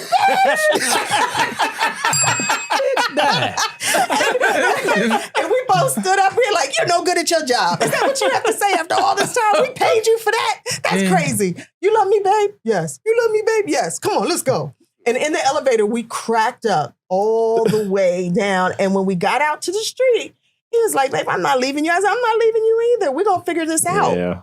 And that's what we did. You know what it is about? So folks don't know how to communicate or be open with one another, or how to argue without, throwing daggers at each other. So that's what the counseling's all about. But if you get the wrong one, they'll be collecting those daggers and throwing them back at you in the wrong way. So when you go through this counseling, or you just have this avenue or this place to open up in, you realize, for instance, not that this is the case to do, but you notice that some people, after one person gets caught cheating and they sit down and have that all out, now since I'm caught, I'm going to say everything. And then all of a sudden they're in the best relationship they ever had, because that platform allowed them to say, I don't like how big your feet are, or I don't like this, that they would never say because they don't want to hurt the person's feelings, but now they're letting it all out. And now that both parties have said everything, it's like, nothing can stop us now. Because I can say anything I want to say to you, and you can say anything you want to say to me. And once that happens, relationships become so strong, but people are so scared to do that part. Yeah. So that's where the counseling comes in. But again, you got to have the right counselor. So if you don't know how to do it, listen, there's nothing taboo about that counseling. We make it taboo. Go ahead and go do it. I say do it. So has anything changed in the relation? Has the relationship got stronger now that it's a lot more? You guys were already working together on the outside with shows and, I mean, without the shows, like building real estate and changing houses. And, you know, Mike is going to keep it. I can't do nothing with my hands. I'm going to be honest with y'all. I'm going to call Mike. Hey, Mike, I think I called Mike one time. And I think he laughed. I was like, man, you know, I need to change a light bulb. So do I screw to the left or do I screw to the, man, you serious? You know what I mean? Like, it's just not my thing. Yeah. But now you guys are now like in this space now where it's like really relationship goals. Like I look under the stuff because I'm doing my research. It's like everything is all goals. Do you feel like the outside pressure now to like keep it super duper tight? And how do you guys connect to make sure that you keep the spark going consistently outside of work? Like, is it like consistent date nights? Like, what is that like? He owes me a few dates right now. It's been kind of crazy because we're just in this build phase. But it's been crazy. The build phase. Go ahead. I'm sorry. No, so when we're working, every now and again, you know, he'll pull me in the closet. He'll pull me in the pantry. Let's go, Ski. Go meet me in the car.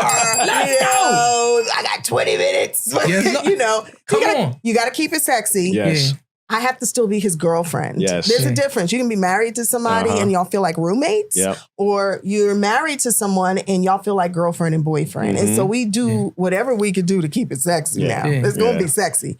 And then, like when I need a timeout, and what I mean by timeout is, Mike, I'm tired. I love you, but I'm tired of you. Right. I need to go hang out with my girls. Okay. I'm going on a me trip or something, or vice versa. Right. We have to honor that. Everything can't always be together. It's about keeping that likability going, right? Likability. The I like you going. And that's because, you know, one of the things of people overlook in relationships, I say it all the time, is fun. And like, I don't care how much money you got, how many tangible items you got, how big your house is. If you walk in that house every day, you're like, man, I don't like this person. I love them to death, but I don't like this person. You're like, this ain't fun. This ain't fun. And they keep going back and forth. This ain't fun. I don't like them. I don't like them because I ain't having no fun. Because we ain't having no fun, I don't like you.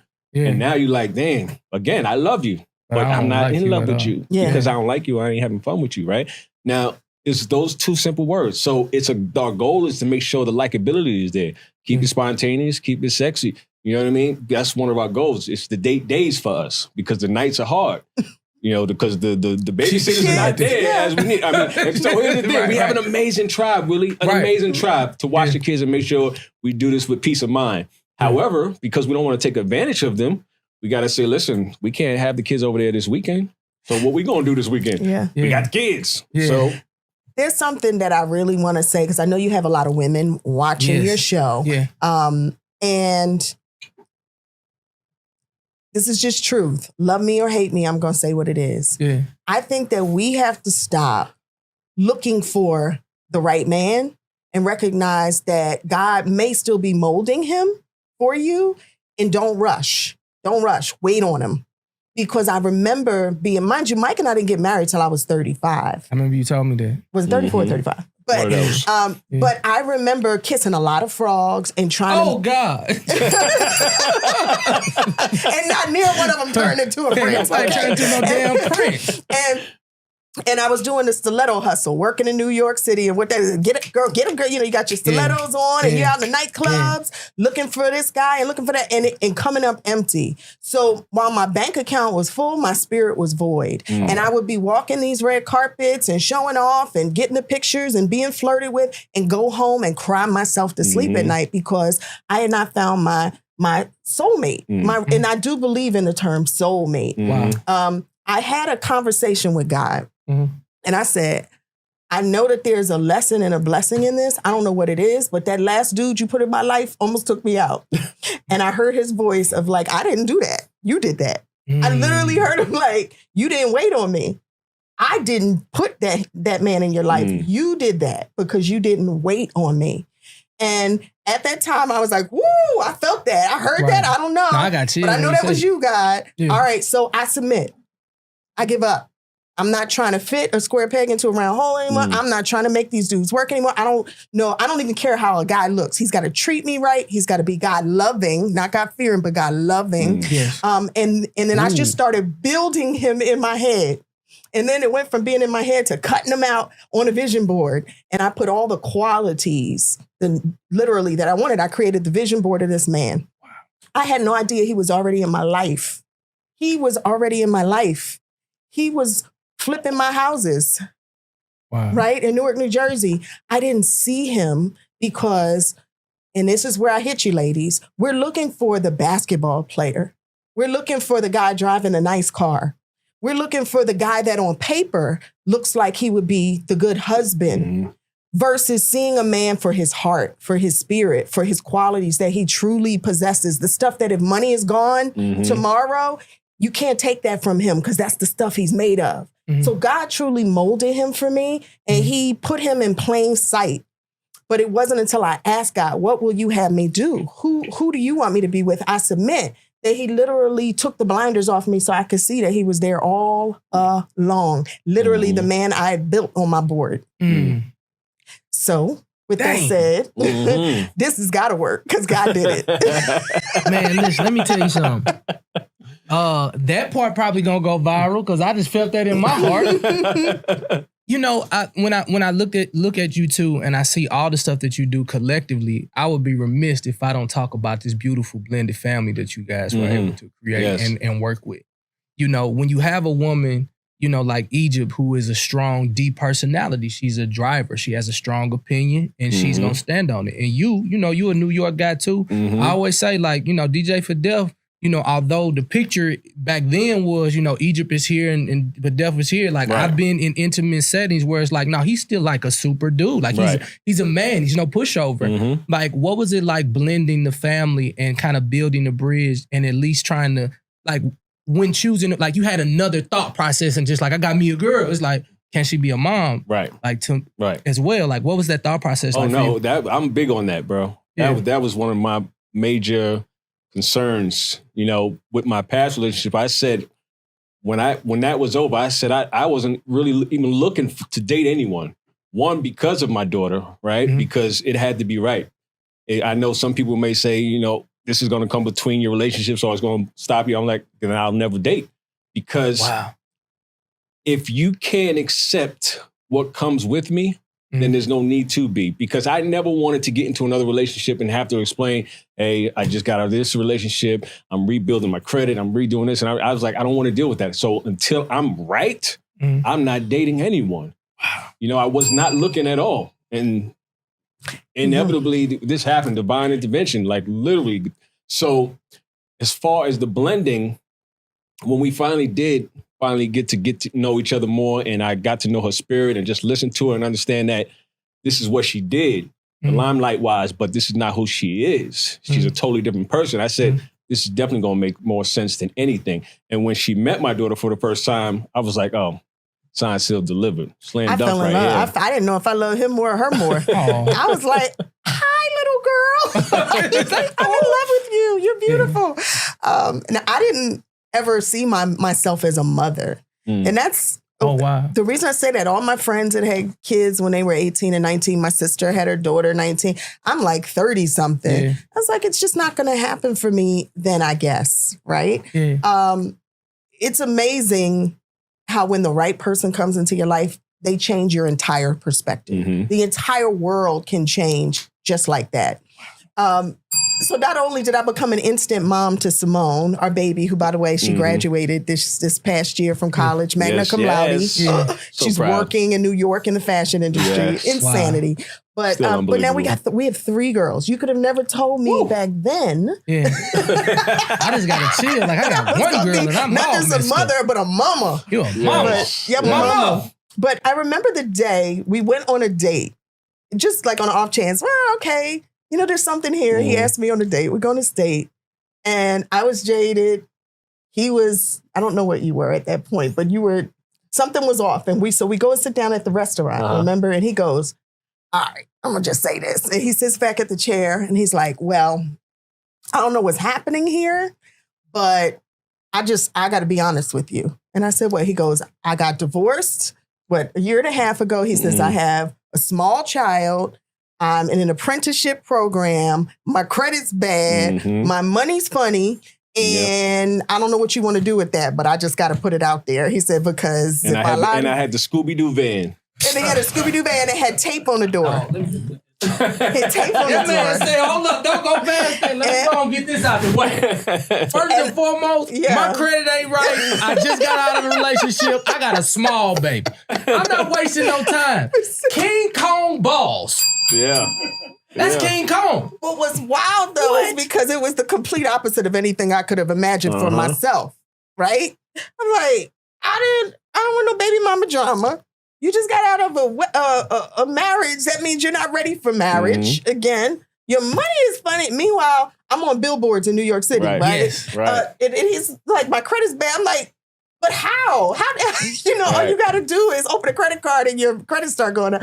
So it was like, I don't even you remember how awkward that moment was? So wait, no, let's not go past it. What did you say? Date. Did you pause? Well, this so you got a good day going on. It was an amazing date. That's what was crazy. Was at the end of the date. Wait, time out. Why did you tell? It's a great date. That's the real question, ain't it, KD? Ain't that where I'm supposed to go? Why because did you tell? Because you had so much fun. You was like, it ain't have nothing to do with fun. It was about we either gonna have this accepted or not. I didn't want to wait. I told you I didn't want to date anymore. I didn't want to be judged. I didn't want to be belittled. I didn't want you saying, oh, this is not going to work. And the other half of it is, because before our date, you got to remember, well, you can't remember. Before our date, we had met on several different incidents where it was 6-month interviews to where we just kept meeting each other. So for me... Until you started working on the properties and then... Right. So for me, the first day I ever met her, way before this date, I was like, that's my wife. So because I knew that was my wife, I was like, I need to let you know this now. Oh, so you knew in your heart. Yeah. So we can get this out the way because I know where this is headed. So Willie, your question was... That kind of hit my heart. Go ahead. Your question was, what did I say? Yeah, what did you say when we get to this? After, because I was broken. When he said it, I was like, because I was so hopeful. Right? Mind you, I'd had my conversation with God and there he was and he checked all the boxes and we had an amazing date and I was feeling all warm and fuzzy inside, ready to call my mama. And he hits me with this and I was like, you gotta be kidding, right? But I couldn't hurt him. Right in that moment, I knew that I held his heart in my hands and I didn't want to break it. I didn't want to break him. And so I said to him, I was like, I value you. Even if we're not going to be together in that way, I still want to be friends with you. And I thought I had said the right thing. I didn't. I gave him the friend conversation. That's what he said. He's like, oh, then you just want to be my friend? More Love You More podcast after this. Oh, hey, what's up? So YouTube here, do me a favor. Put in the comments, ladies only. Be honest. Can you date a man who is on the come up and you done already came up? Stone... Egypt said that she still accepted him, but Mike said, I'm recently divorced. I don't have no big time job. I'm in the Scooby-Doo van and I got a small child. Now what you want to do? She stuck around. Ladies in the comments, be honest. Could you stick around if a man was that honest? Leave it in the comments. Now back to the show. He said the right thing. I didn't. I gave him the friend conversation. That's what he said. He's like, oh, then you just want to be my friend? Yes, you just want to be my friend. But I couldn't just be friends with him. In that moment, there was just something magical that I never felt with anybody else. And because he was honest, because he was truthful, every waking minute of every day after that, I thought about him. Yeah. We talked nights on end. He went away to Germany to work for a couple months, right? Yeah. He went to Germany and I was like sick waiting for him. So when he got back from Germany, he came to visit me.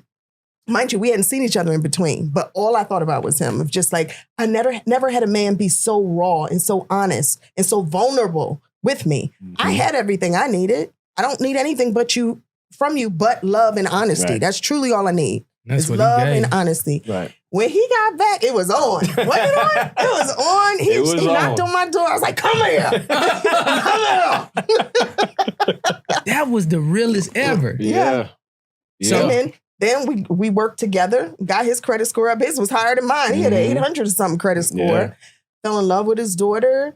We dealt with whatever came with having an ex and a baby mama. I'm not going to say there was no drama. There definitely was, but we dealt with it together in a very mature way. Yeah. And then used his skills and my skills to create what you see now. Right. That's where it all started. Right. Yeah. Listen, I just want to say that part right there, that story right there, if I ain't had this little makeup they put on, that one almost broke me down though. And let me tell you why. Because I understand how hard it is for a man to be vulnerable. Oh yeah. You know, I'm literally in that state right now. Yeah. Where, you know, I'm rebuilding my life. Of course, my credit score, you know, my daddy, he old. I was adopted. So he was like, hell no, I don't give a damn what happened. You keep that credit where you supposed to have it. I don't give a damn. You got to walk on them same shoes. You pay them bills. You know, that's my daddy. Yeah. So credit score is still good, but just rebuilding my life. Yeah. And that spoke to my heart so much because we live in this social media age where everything has to be big and you know, people are comparing themselves. Yeah. And so for you to just set an example to say, we having a great day, but let's just go ahead and get this out the way. Yeah. Hey, this is where I'm at with my life. Take me or leave me because I don't want to waste no more time. Like I'm into you. And I think a lot of people are going to be blessed by it on the other side of this camera. Yeah. To know that it's okay to be honest and for you to be a woman to say, yeah, well, I'm still going to consider. Like it alleviates all fear. The Bible declares that, you know, real love, true love cast out all of the fear. Yes. That you won't be fearful of anything that has to do with a person. Yeah. And I appreciate that. You know, for me as a man, Willie, you know, since a kid, I felt like I've always had it all. So when it came to this entertainment stuff, this industry stuff, you know, I've been DJing since I was 10 years old, traveling the world. Right, I've seen some amazing things because of two turntables, but at the same time, you know, outsiders looking in, all they see is the high points. They don't realize, okay, yeah, he just was in Dubai, but then I came from Dubai and I was on a construction site at 6 a.m. Monday in Dubai on the weekend, on a construction site Monday in the weekend. You feel what I'm saying? So between that and then traveling and touring and doing all this stuff, I've seen some amazing things. So I've been blessed to see exactly what God has for me, to humble me enough to know that I don't care what anybody else thinks because what's for me is already written. So whatever you think, whatever you want to say, it didn't matter. That's what made it so easy when it came to this situation as far as people, you know, on top of the game, radio show worldwide. I'm like, I didn't care what nobody thought. But his family didn't like me. And my folks didn't like him. And you need to know that we've been through some things, okay? This is 19 years. We've been through some things. Did they like the other girl? His family, initially, mind you. They didn't like her either? No, but here's the thing, right? When there's a child involved, you're always going to have, even if you don't really care for the other person, there's going to be some level of allegiance to the other person because that's where your grandbaby is or that's where your grandniece is, right? And who is this woman? We don't know how long she's going to be around, so I'm sticking over here type of thing. But also, we came from, and it was funny, he says this, he says his family was Good Times and mine was the Cosbys. If that makes sense. Does that make sense? We were Timberlands and they were penny loafers. And that's not true, okay? But he says that all the time. We did come from a different lifestyle. All right. And so when I'll never forget, he took me to his family reunion. Mind you, he told me, we're going on a date. I just want you to meet a few of my family members. It was a regular barbecue, actually. We show up to Eisenhower Park in Long Island, and the entire park was his family. For the most part, his mom's one of 13. She was one of 11. Jeez. She was one. Everybody had like 11, 12 kids. Yeah. And that is where I meet the family. So I was like the topic of conversation. This old yellow girl over here. Oh, no. They know that. I'm playing. They know I can laugh with them now. Me and his mom are like this now. Me and his aunties are like this. But it obviously took some work. My friends didn't know if they could trust him and didn't know, like, all right, he just picked you up in a van with a taped up door and you had to get in on the driver's side and slide over, right? This is true. This is not made up. This is true. So, and you on billboards in New York. Not just on billboards, like I am a wealth educator. And the man that I'm talking to them about comes to pick me up, and I'm not ashamed at all because I see the man. I don't care what he's driving. I've been in every car. I've owned every car that you could say I should be riding in. That it has never filled my cup. So he comes to pick me up and my girlfriend's like, and then the word is he's using her then, right? The word is he's using you and he's trying to drain you. It's just because who you are. So we have dealt with this noise on both sides. Those very same people now, very same people are like, you got so lucky, Egypt. How'd you find a man like Mike? Like you worked with him and he worked with you and y'all built together and like they don't make them like Mike. Those very same people, right? You just smile at him at the cookout. How you doing? God bless you. Side eye. As he drives in his many vehicles. It's like, giving out hugs. Yeah, and then it's the folks who, obviously gave me a hard way to go early on, eventually got to see me for who I am. Because when you consistently show up, forget what people think you are. When you show them who you are and you're consistent and you're there no matter what problem y'all got with me, I ain't leaving. Y'all not running me off. Then they have no choice but to fall in love with you. I want to go back to something, and I know I got to land the plane, but I want to talk about, if you're okay with it, of course, this ain't like for clickbait. I just think it'll be special for people. Could you talk a little bit about your fertility journey and that trying, and then finally the Lord blesses, and now we have a child in the middle age, and how that thing worked out for you? Yeah, I mean,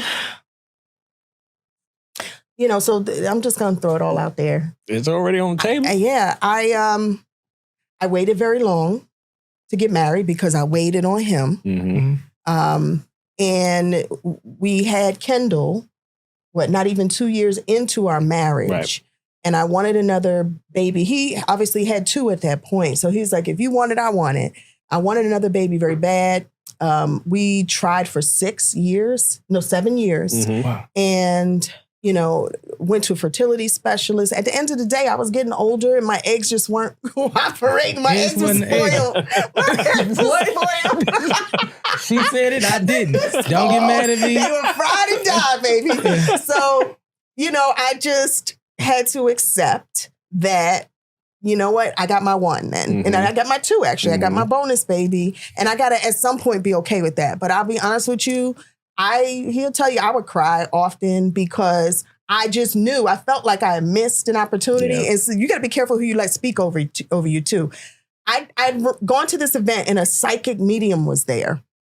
And she said, she kept saying to me that the spirit of a little girl kept trying to come to me.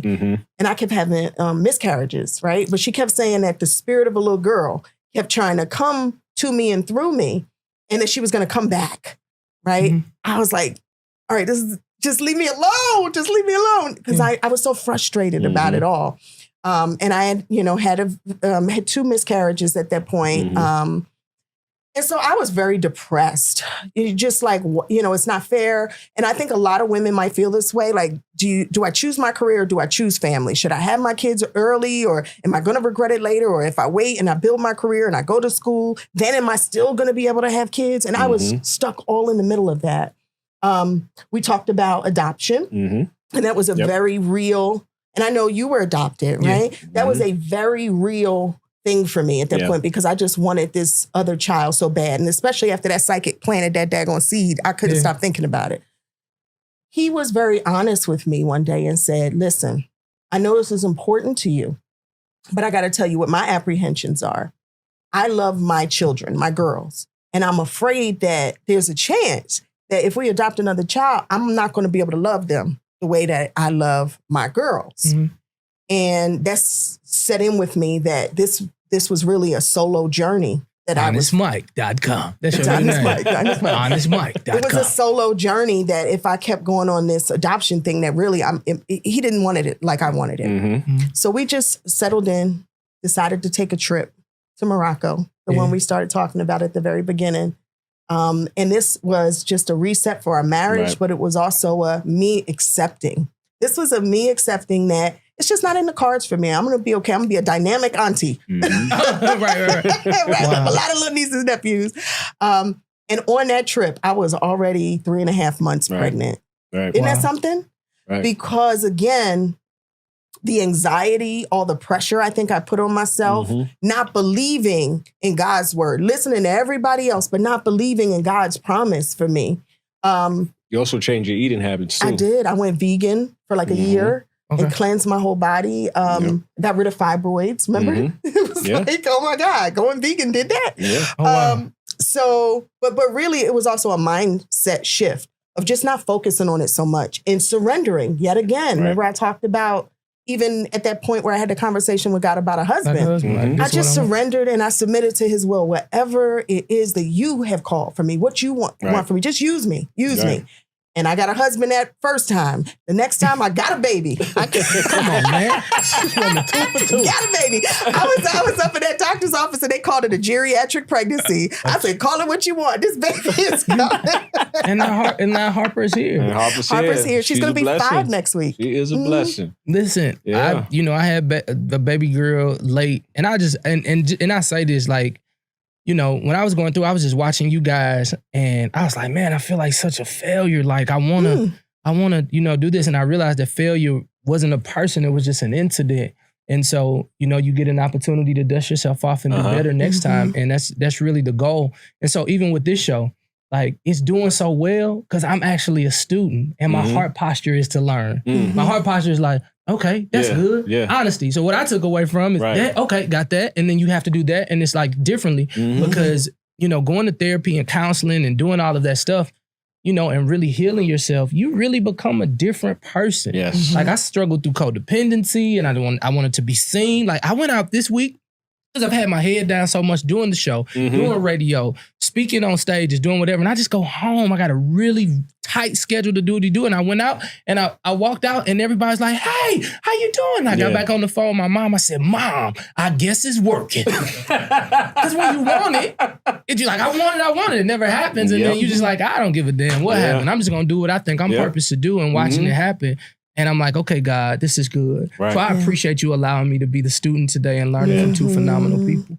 Man, listen, you ain't got nothing but elevation and blessings headed your way, brother. Ever since the first day we met, I was like, there's something on this brother, you know, and it's true. It's just genuine. There's nothing fake about it at all. And even when you're moving through the crowds and moving through places, and I see, I'm like, people that touch you or you touch them, it just You're just good. goes on. You're You know, good one of the things I say, be the energy you seek to exist, and that's what you do all the time. So it's just gonna keep elevating, bro. But it was hopefully you didn't get just be honest out of that. Because to me, my big theme is surrender. You know, submission. That's surrender too. Yeah. That it's beyond us. It really is. Yeah, I definitely got that surrender. It's just I have a hard time with that level of honesty because of the codependency that I've now overcome. Yeah. So I would have said, you know, I care about you, and listen, I don't want you to leave. So my credit kind of on you know what I'm saying, it's on there. You know, I got a few dollars. Yeah. You know what I mean? But it's going to be okay. And I won't let you get an opportunity to get it out. So you're going to feel so good about it. And then you'll say, but I told you. Remember that first date? Remember I told you? January 28th, 7 o'clock, you was in all black. You remember I told you? Right. But you really didn't take nothing. And I just think that's good. And then, of course, grabbing that surrender is so necessary. I'm off script, guys. I'm so sorry. Let me put a ball in this thing because I know they looking at me like, Willie, you're really in the conversation. Here's the thing. I'm so thankful for this conversation because I know it helped you as well. You know, many times in our life, we really, really want our own way. And we sing these songs, especially like my church people, my pseudo-sophisticated, super shouting Christians. We sing William Murphy, I give myself away. And then life hits and you like, I'll take myself back, right? Like you like, I just want my own way. But I'm learning now, listening to these different amazing stories, that there's always an opportunity to watch God work and become a fan of God by his work. But if you're holding on so tight to what you want versus where you are, then you may miss the opportunity to have your hands open to receive what God has for you. I mean, I sat there and listened to Egypt say, I didn't write a face or attributes of tall, dark, and handsome. I wrote character, integrity, you know, attributes that I would need for what I feel like God is calling me to do. And then I heard a man that said, I mean, from about the second time I seen her, I was like, dang, this is my wife. I got to be honest with her. Like in the affirmative, like I know this is what I'm going to do. And it gave him the courage to say, hey, this is where I am, but I'm not going to be here forever. And so as I make this little right turn just to my fellas, ladies, you can bring them on in. Brother, you are not what you do. You're not. You can have a woman who loves you for who you are. But here's the thing, you have to love yourself for who you are as well. And that takes you to be honest. And I know that's hard when we live in a world where there's so many people with a highlight reel. Everybody has a new car. Everybody's a millionaire. And you may be at your wit's end. Just hold on. Don't allow yourself to go down a rabbit hole when you have a woman who loves you, not for what you do, but for who you are. Because if you begin to see who you are, the king in you is going to arise. And if you have a woman speaking to the king in you, sometimes you got to believe what she sees so you can believe it for yourself. It's just a challenge today, fellas. And here's the thing, I've been there. I know what it's like to look at that bank account and it ain't popping like you thought it was gonna be popping. I know what it looks like to sit around and feel so depressed and you try to drink it away, sex it away, and even just hang out with the boys so time can just dwindle away. I know what it's like to try to peel yourself out of the bed. But there's a savior out there who loves you not because you're so good, but because he's so good. Lean on him and trust what God put on the inside of you, and I believe your best days are ahead of you, champ. Love you, ladies. Hey, family, do me a favor. Can you subscribe to this channel? And if any of this information was good for you, share it with somebody else. Share the wealth. That's what I want you to do. And here's the thing. Of course, we want hits. Of course, we want people to watch. That's all good. But I believe that we're bringing valuable content that can be life-changing for you. Testimonies are great when you get an opportunity to drop the fourth wall and experience people like you've never experienced them. I believe you experienced Egypt and Mike in a way that you've never experienced them today. So share it with somebody that you think it will help. All right? To all my Patreons, you already know what it is, shouty. Love you more. Flat out. Hey family, your nephew Willie Moore Jr., the one who always gives you family-friendly entertainment, is here to say that this conversation requires you to be 18 years of age. It's a conversation that needed to be had with the one and only Larry Reid. Let's go. Like COVID wiped out a lot of great ministries who are attempting to build back. That's when I made my first $1 million in 45 days. You made $1 million in 45 days. I would generate it every 45 days, $1 million. $1 million so COVID every 45 days. COVID for me changed my life. Love you more, love you more, love you more. Family, listen, your nephew Willie Moore Jr., welcome to another amazing Love You More show, okay? Of course, I would love to call it a podcast, but who knows where this thing is gonna go. I know you watched last week's episode, and shout out to everybody, all the people who are on Patreon who decided to like really give to the opportunity. Make sure you do me a favor. Make sure you subscribe to this channel because it's gonna be fun. It's gonna be a really, really great ride, all right? And so today, I'm sitting down with a guy who I really honor and respect, right? I won't lie to you. I remember I was about to go on his show and they was like, you about to go where? I was like, man, I'm about to go see this guy, Larry Reid. And they were like, man, you know how he is, or this, that, and other. And so y'all know I'm from the neighborhood. And I was just like, well, nah, we ain't gonna get that. And I was like, if he do something to me, then it's on. Then I walked in, he was like 6'2". And I was like, oh man, I'm gonna need backup because I can't whoop him, right? But the one and only Larry Reid is gonna hang out with me today, and I'm so thankful. And we're gonna have a really good, candid conversation. The one and only, ladies and gentlemen, Larry Reid. What up, champ? What's up, man?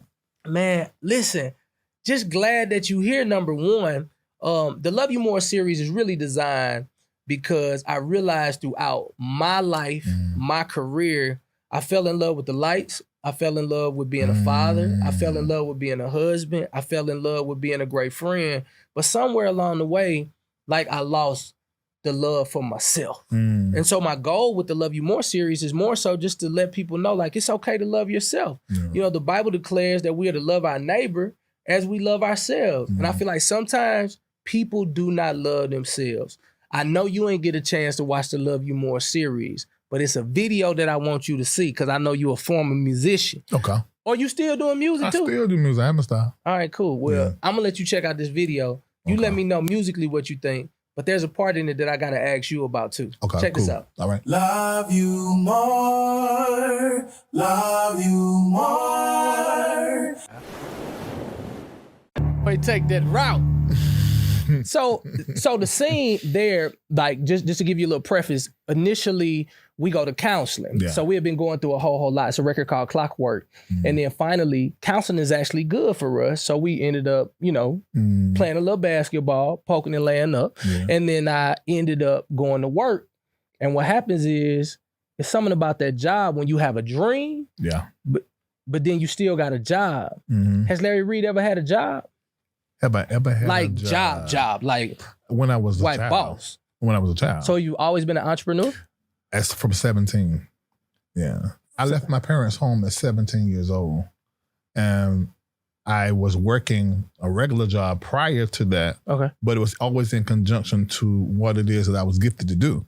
So I was a church drummer, organist, choir director, taught voice. Mm-hmm. So that was my main thing. Okay. And then I had to get a job on the side just so my daddy won't feel like I'm being lazy, you know, and have a regular job. So I worked at Hardee's, Arby's, Shoe Show, manager there, hotel, worked all these different places. Yeah. But when I left at 17 years old, I just focused on what it is I could do. And at that time was be a church musician and train the choirs. And then I got into preaching and then started pastoring. So you like traditional pastor? Yeah, traditional pastor for 20 years. I stopped that in 2017. So like on the circuit pastor. Yeah, and preaching and books and preaching that country, that state. I mean, that was what I did. An itinerant minister. And then had been a pastor of one main church, but there were other churches that I had to fly to and preach at, you know, that was in my organization. Yeah. So what was that? So hanging out with Larry Reid. So what was, like, that's a totally different, like, from like the Larry Reid who be like, if you frucking, you know, to this guy. So was your father a pastor? Was mama a pastor? Like, I want them to really kind of know, like, Larry Reid. My parents are pastors, but when I was coming up, they weren't. It was just my mama singing with her sisters, a female quartet group out of North Carolina called the Fleming Sisters. Okay. And so that's what they done all my growing up. Yeah. And then my father, he was a drug addict, you know, then later on he got saved and then he started preaching and pastoring. You know, so I saw all of that range happen as relates to my parents. And that's how I was raised. And then all of her sisters, they speak in tongues, prophesy, and all of her first cousins, they all preachers, you know, so that's where I come from. But then my daddy's side, the brothers, you know, they're a little different. Yeah, they're a little different. They're a whole little different. But my mama's side is the spiritual side, but I was raised in that my entire life. Yeah. Yeah. So you're in this thing and you're doing your thing. Were you profitable in it, or were you like a storefront dude who just wasn't really necessarily getting... Started out storefront. Okay. And no disrespect to nobody who started the storefront. Yeah, but after 20 years, you know, like sometimes you want to expand your brand. Yeah, there ain't nothing wrong with starting out or being storefront. Right. I mean, there's a ministry in that too, but I knew I was called to more. Yeah. And so that's how it started. Okay. But when I switched from traditional pastor, and the church was doing very well. Yeah. But I just knew that I was called to do something else. And it was at, you know, Dr. Holly Carter? Yes. And Dion Franklin. And who else came? Robbie. Yeah. She was there. And there was somebody else that was there significant. She had this thing called the Merge Summit. Yeah, I remember and that. So I went to the in LA. one. Yeah. I didn't go to that one though. That was too far. No, I didn't know, because it didn't have the Stellas. That was Vegas. Vegas, yeah. So I went to that one. Okay. But the one that I heard the Spirit say, move to Atlanta, that was in 2015. Okay. Now, mind you, I'm pastor in North Carolina. So that was June or July. Yeah. And it was the day after the last Bobby Jones gospel taping, because we had performed there for the last one, the very last one. Okay. And then I drove back home, and then I heard about the summit, and I got in the car and drove her back and went to her event. And so when I went there, that's when I got that call to go into entertainment and move to Atlanta, which made no sense. Don't like the heat, don't like the South. Oh, you don't like this? Yeah, no, I didn't. So it was, I did not, and I only came to Atlanta to perform. I came to that station 54, the one where everybody go sing at. Yeah. That TV show. Yeah, the local joint. Yeah, the Atlanta so 54 I went there, I was pushing the single. I was pushing that single. I even came and sat down with Darlene one time, man.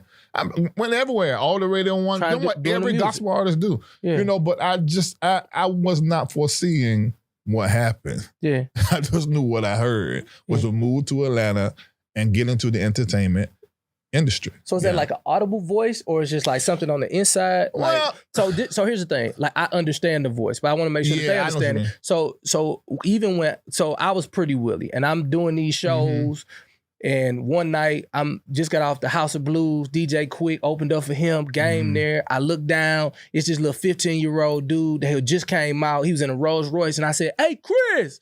And it just so happened to be Chris Brown because he was a kid. And I just remember the voice saying, your way or my way. And it was like a shocker to me.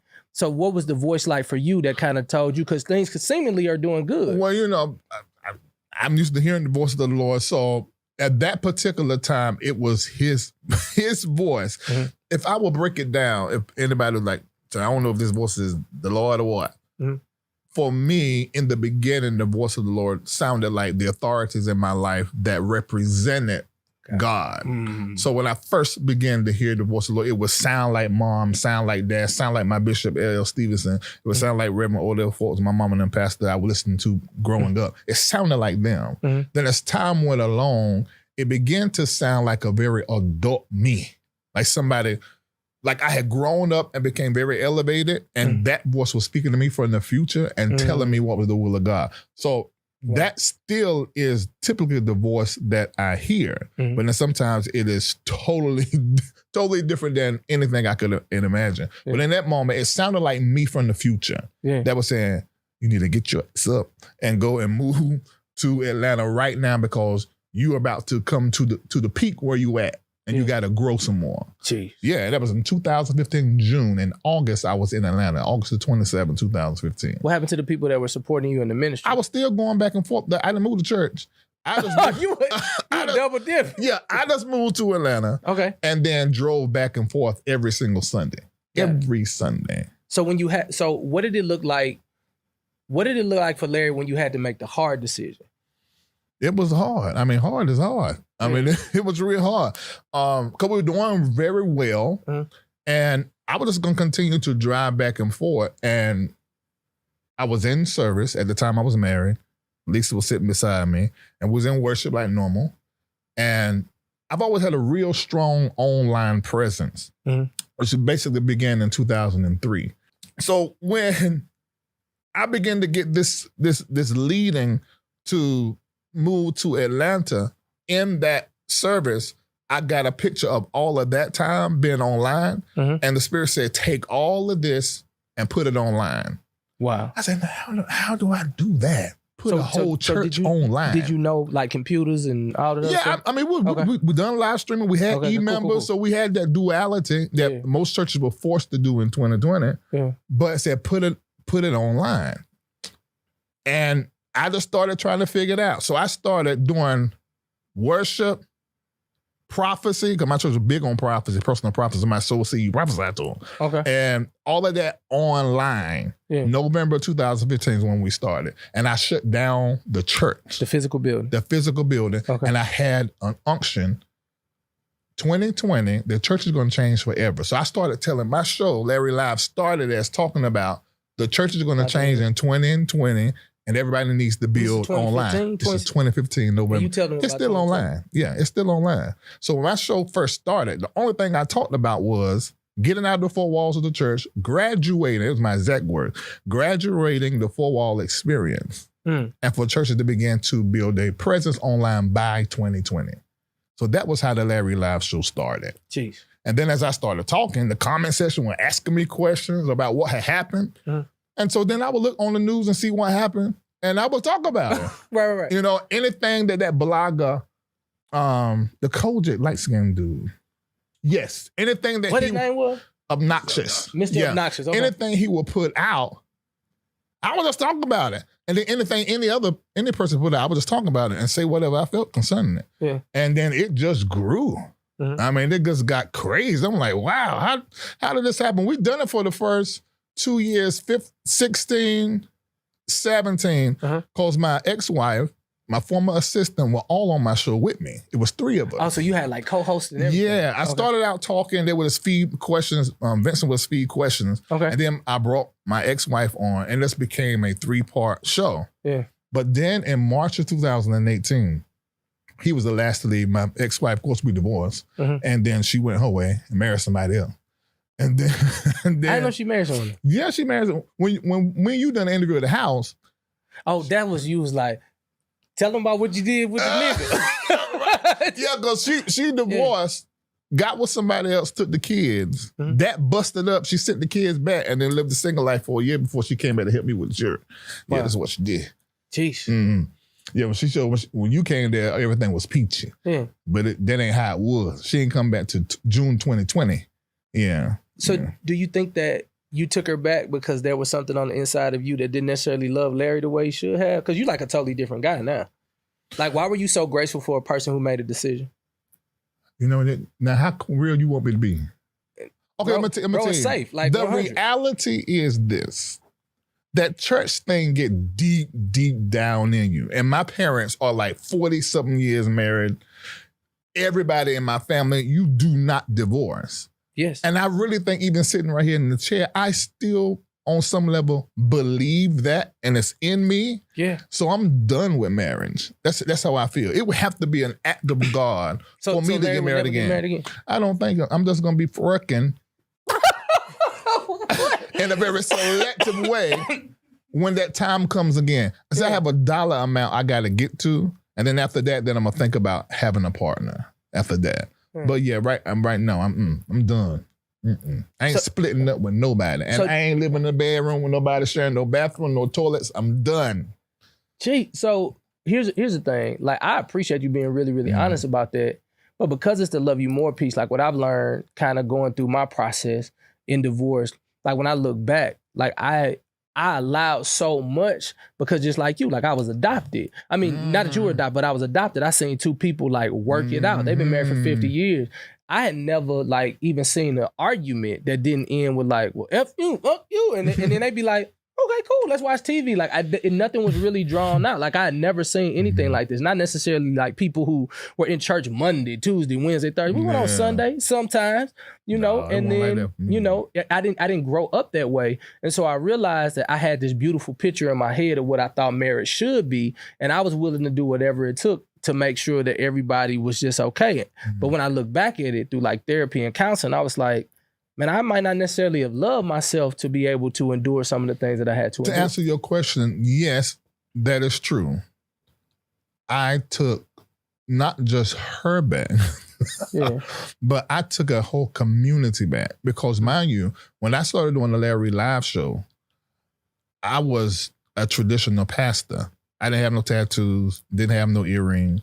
They had I got to see them pictures. Yeah, y'all put the picture on the screen. You know, I was real traditional. You know, did you hoop too? Yeah, I mean, I know he's all right. I still preach, you know, and I still pastor, but not that way. Okay, you know, so it was hard for everybody to adjust. Although I had been talking about going outside the four walls of church for the last 10 years of pastoring traditionally. Yeah, but niggas won't listen.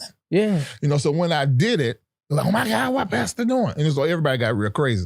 You know, so I was basically left on my own and to fend for myself, even people that I had helped and given my blood to. You know, so I found myself in an apartment with one of the members still living with me. And I had a moving white chick in my room. Well, not my room. It was my room in the other side of the apartment to split the bills.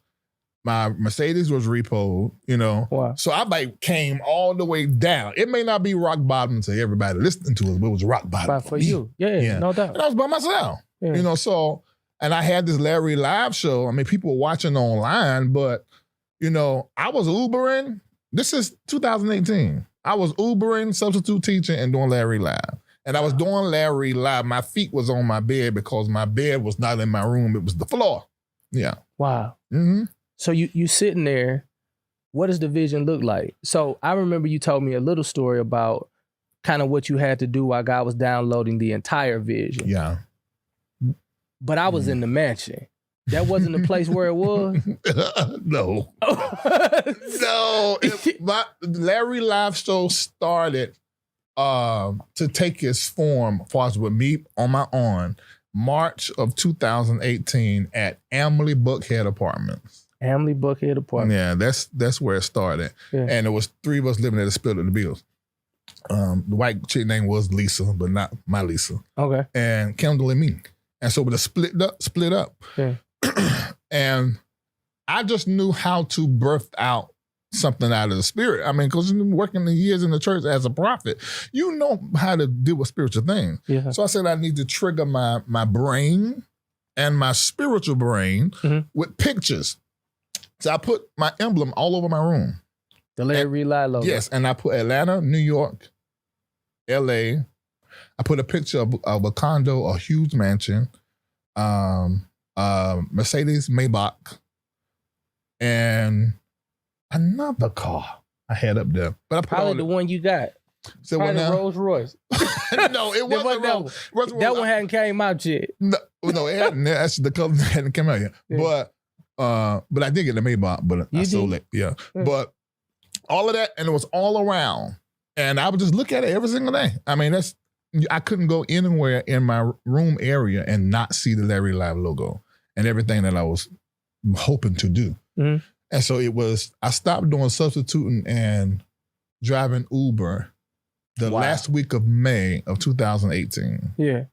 And I said, I'm just going to do this Larry Live thing. I see how many shows it takes for me to get a $400 check a month. Mm-hmm. So I'm going to double that. And I'm going to double it on Facebook. I was monetized. Mm-hmm. And that'll cover my part of the rent. And I'm just going to do the show every single day. And that's what I do. I done it every single day until November 2020. So when did it switch? So, just kind of fast forward in the story just a little bit. Because I never knew. I met Larry Reid from somebody else. It was just like, everybody kept saying, because if Larry Reid get it, that nigga will pass the worst nightmare. I was like, what? Like, who is Larry Reid? Well, what's funny though, I never broke a story. I have never broke a story. I always talk about what somebody else is already talking about. But I get the credit for being this big, oh my God, but that wasn't the case. That's in the hand of the Lord though. Yeah, but I didn't realize that was the case because you working like that, your head is down working. Exactly. I'm barely going to the mall. So it wasn't until I ain't come out the house really until about November 2020. Mm-hmm. I started like going and that's when I was like, okay, now this is really a big deal because I can't go nowhere. Yeah. Everywhere I go, I get stopped. Yeah. But it wasn't, that wasn't what I can't say that's what I was going for. I just wanted to make impact and I wanted people to talk about the stuff they ain't talking about that they need to be talking about. That was my goal. So did you always feel like that as a pastor? Like sometimes like, why do I have to be so polished? Why do I have to be so clean? Why isn't it not that that part is fake, but there's so many different layers. I often say people are onions. And so there's many layers to them. Well, for me, I'm not going to call it fake, but to me it is. So I never was that as a pastor. My members knew the Larry Live y'all meeting now. They would get that on Wednesday nights. So it's like Bible study. Yes. So they would, and sometimes in pulpit on Sunday because I'm me all the time. Yeah. But they would get that. They understood that. Mm-hmm. But the world, the videos I was putting out there was just for me prophesying, casting out demons, that kind of. So that's the only thing they knew Apostle Reid for. They did not know me. Yeah. And so when I began to talk on the show, it was like, what in the hell has happened? Where is Apostle Reid? What? I know you didn't get no invites. I ain't need them. I never needed that because I was always, and I'm not boasting, but it's the truth. Systems are very important. Okay. And so I always have operated in a system that was self-sustaining. So as 20 years as a traditional pastors, when you hear, there's certain gospel artists that came to my church and I wrote them a check, we didn't have to raise a dime because I understand systems and how to get people to perform to the peak of their performance. So you're talking about 150 people in the mother church who was able to do a $40,000 a month budget.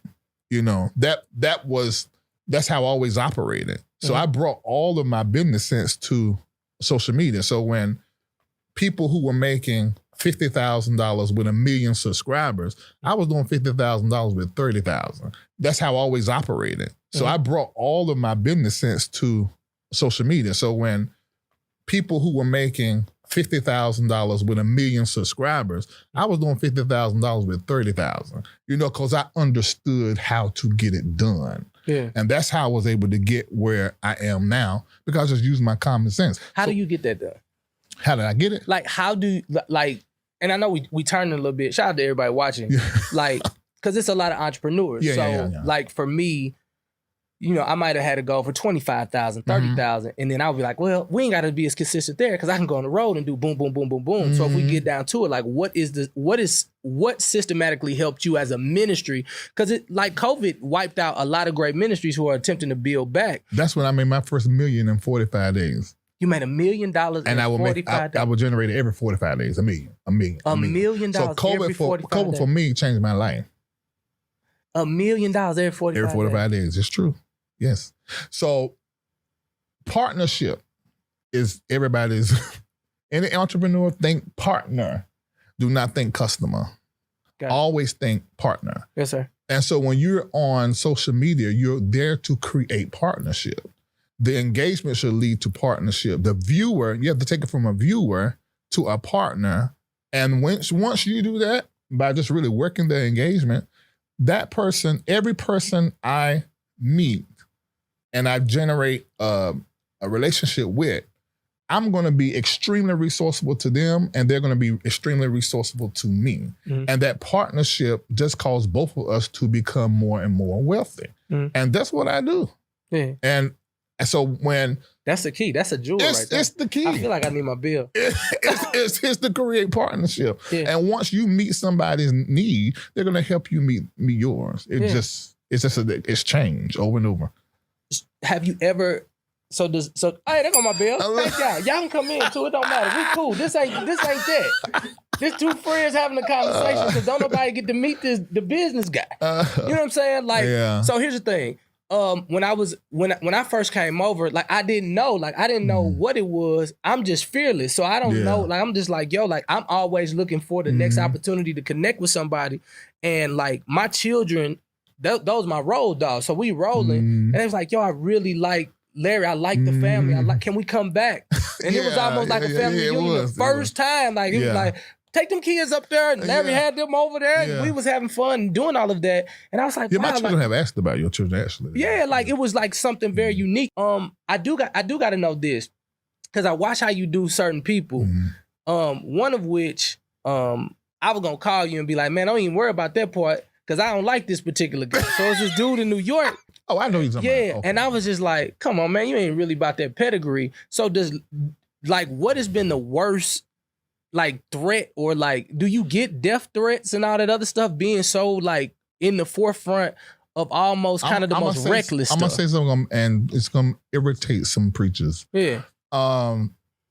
They're all punks. Wow. Every last So ain't nobody never stepped to you? Hell no. What you going to do? You going to be bulletproof? What are you going to do? Yeah. You know, you're going to be bulletproof. You're going to have to shoot me before I shoot you. Yeah. I mean, so it's, and all of us, I mean, ain't none of, he been shot when I'm into, everybody around me, I'm the saved one. I mean, you know, so it's like, all you're going to do is talk. And all of them have tried to negotiate to pay me off. To keep you quiet. Every last one of them. To keep you quiet. And it's not going, I didn't need it. Did you ever You take talking about, hell no. You talking about $25,000. And you making $1 million every 45 But see, they didn't know it. I didn't know it. I kept a lot of that purposefully. I kept it quiet and just kept, where you can see the camera, just that thing. It wasn't until I began to do reading things my way on my platform that showed my house, my car. And so, wait a minute. How did this happen? I'll tell you when I knew. When you did that conference and spent damn near $250,000 just on like set design. I was like, how much is this nigga making? What I generate, I put back into. You really do. Excellent. Absolutely. You do it for the people. Yeah. So, but the reality is they're all punks. They talk, you know, and because they deal with church people, and church is a bubble and it has its own brain and its own culture. So nobody ever tried. And hell no. And sadly to say, that it really keeps church people out of reality and what is really real. And so in their own world, and when I say I'm a part of the church, the spiritual church, but not the institution. What's the spiritual church versus the institution? It's the true church. The institution is man-made. Okay. It's man's idea to create, to give God glory, you know, and it's great and it's plausible. Okay. But the reality is when you see that something becomes absolute shit. So you think in this current state, the church is absolute you shit? can't tell. I mean, I see You just moving. I want see the that. kids. But I said, No. I like Steve Furtick. I like what that. I like to see the multicultural thing going. I like Steve at Yeah. first, but I don't like for me. I can't stand for. I love Bishop Bronner too.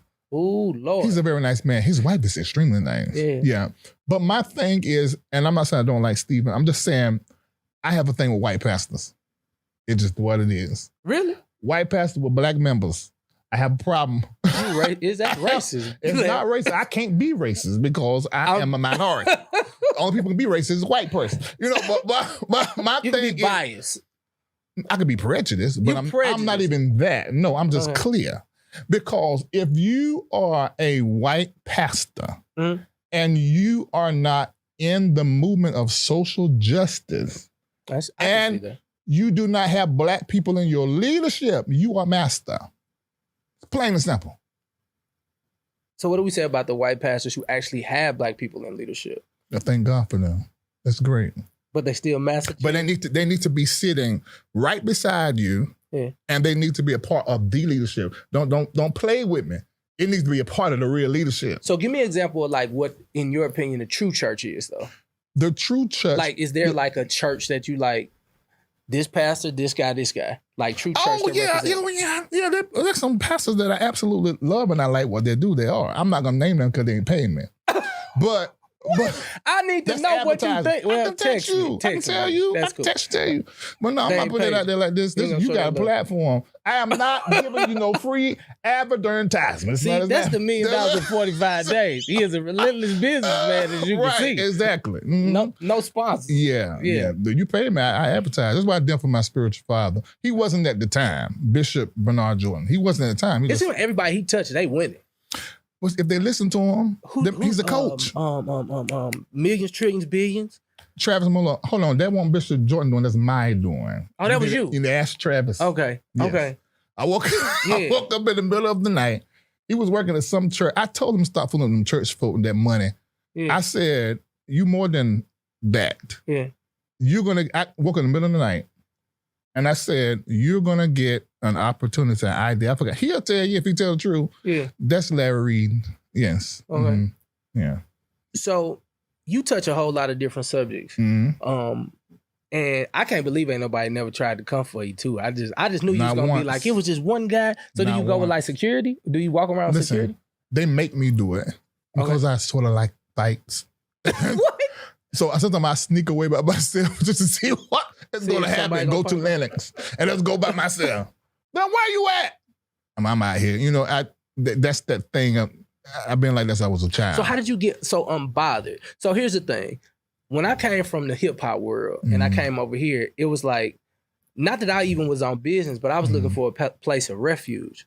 Like I just needed a place of like, man, we finally all together with Jesus. But then I noticed that it was such a business and it was just as relentless when it came to the business as it was for me trying to get a #1 record. Yeah. And so it's almost like when you walk in the room and this pastor's there and you're starting to get this platform and you starting to blow up, like you almost become a little bit more careful with how you present it. Like how did the unbothered Larry Reid birth, knowing that you traditional pastor? Like, do you think it's because you're so financially free that you're able to do it, or is that just your natural character? Good question. That came later, that level of financial freedom. But it's been a part of my character. According to Ethelene Reid, my mama, she said Reid, she don't play. She said I was always like that. Yeah. My daddy says I'm like his daddy who was like that. Yeah. You know, so it has been a part of my character. So that plays a big part in it. My love for people is really what makes me fearless. I believe because I think people deserve the truth. They deserve to know the truth, and they deserve for you not to deal with them without any airs. So when I come into those situations, and it happens a lot now because I have to where I gotta go where the preachers and the gospel artists are, who are all of them I love, but I know what they think. You know, so I have to come into those arenas. They're people. So a lot, and most of them now, thankfully, they understand what I do. It's just hard to hear somebody's opinion about you because in the church, we don't really teach pastors and preachers and artists how to receive criticism. And what I do is basically. Did somebody teach you that, or you just always had it internally? I just always been like this. I mean, yeah, cause see, I went to therapy. I got 2 speeds back before therapy, 1 on 100. That's why I was so genuinely nice. Cause I know I used to tell my former wife, I'm gonna mess this up if he say the wrong thing. Cause I'm gonna come so genuine, and I just know you're supposed to reciprocate my genuineness and my love. And then if you like snarling at me, now it's like, okay, my guy, like you said what you said. Yeah. But I've always really honored your bravery. Okay, I'm not gonna start anything with you. Now somebody say, well, that's not true. Well, my thing is, my job is commentary. So if you get mad about my commentary, I guess you can say I'm starting it with you. But if you're gonna come back at me for doing my job, especially when your job, most preachers, is you in the pulpit going off on people all the time. So LGBTQ community and church. Yeah. I'm my ally. You are ally. I never knew your stance or what have you. Why an ally? And what should people know about that community? Well, so here's the thing. I just started sharing this. Okay. I just started sharing that I was molested as a child. Okay. And I had a choice. By a man or woman? I was molested by both. Okay. And it just so happened I became hypersexual towards women. Which is the same energy. Yep. Like I was hypersexual towards women. And that's how I became this R&B guy and all this other stuff. But I know people who chose to be hypersexual towards the other way. Yeah. But then they all got to go to the same house. What does Larry Reid say about that? Well, about that, I don't think in every situation that you've been violated as a child makes you become this or that as relates to whether you're going to be same gender loving or not. Mm-hmm. I do think that it affects your behavior. Yeah. Whether you are same gender loving or not. I do believe that because it affected me like that.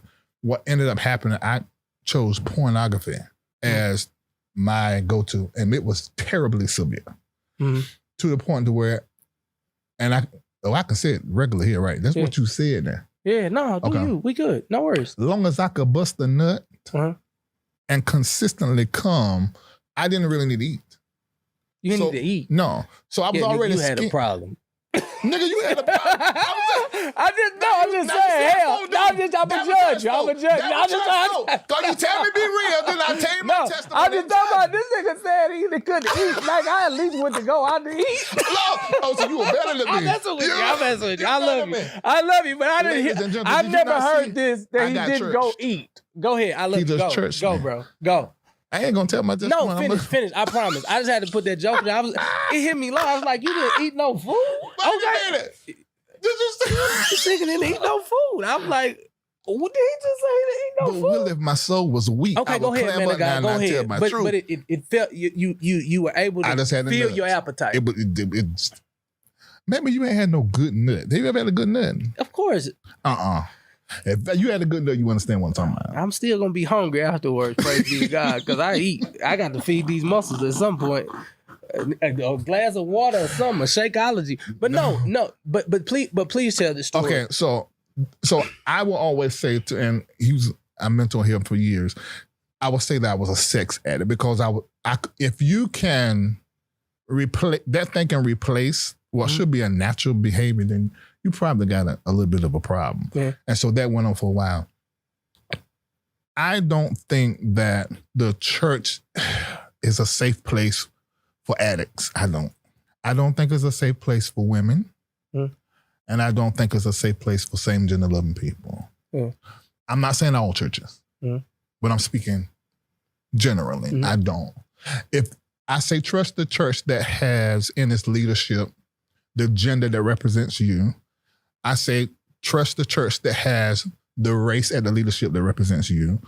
I say trust, those are safe havens for you. But then generally, women, same gender loving, church is not a safe place for you. And when you say not safe, what's not safe about it? It's not equipped. In our religion, Christianity that we practice here in the West, now how religion and Christianity was practiced in Africa is totally different. But how, not Africa now, colonized Africa, but Africa, Ethiopia, which is the oldest complete Bible that we have, 800 years predates the King James Version. Yeah, And they drink, and you can read it with coffee. I love coffee over there. But the way we practice it here, it just is set up for white people and black people. You know, we shout and we buck, you know, with our African selves in it, but our theology is not set for the disenfranchised. It's not set for those that are in pain, in need of a savior that does not have any biases himself. Right. Yeah. What type of church will Larry go to? Mine. And which kind of church is that? More Love You More podcast after this.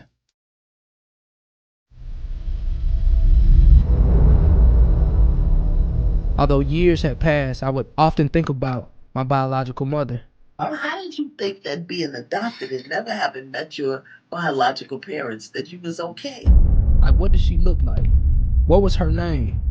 Did she ever think of me? I opened the birth certificate and I get it.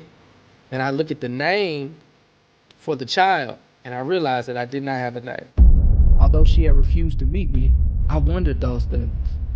But in 2019, I received word from the adoption agency through an email that my biological mom was dead. For most of us, we get a funeral as a point of closure for our loved ones. Even if he had feelings and wanted to know about himself and get more meaning to himself and put together some pieces of the puzzle of his life that he was not able to put together, that may never happen. A popular St. Louis rapper dies in an overnight shooting. It happened in Kinloch. She put me up for adoption. She refused to meet me. And then she died on me. After he told me her name, I got really curious. She called me and she was like, I think I found the person who could possibly be your brother. I needed to meet him.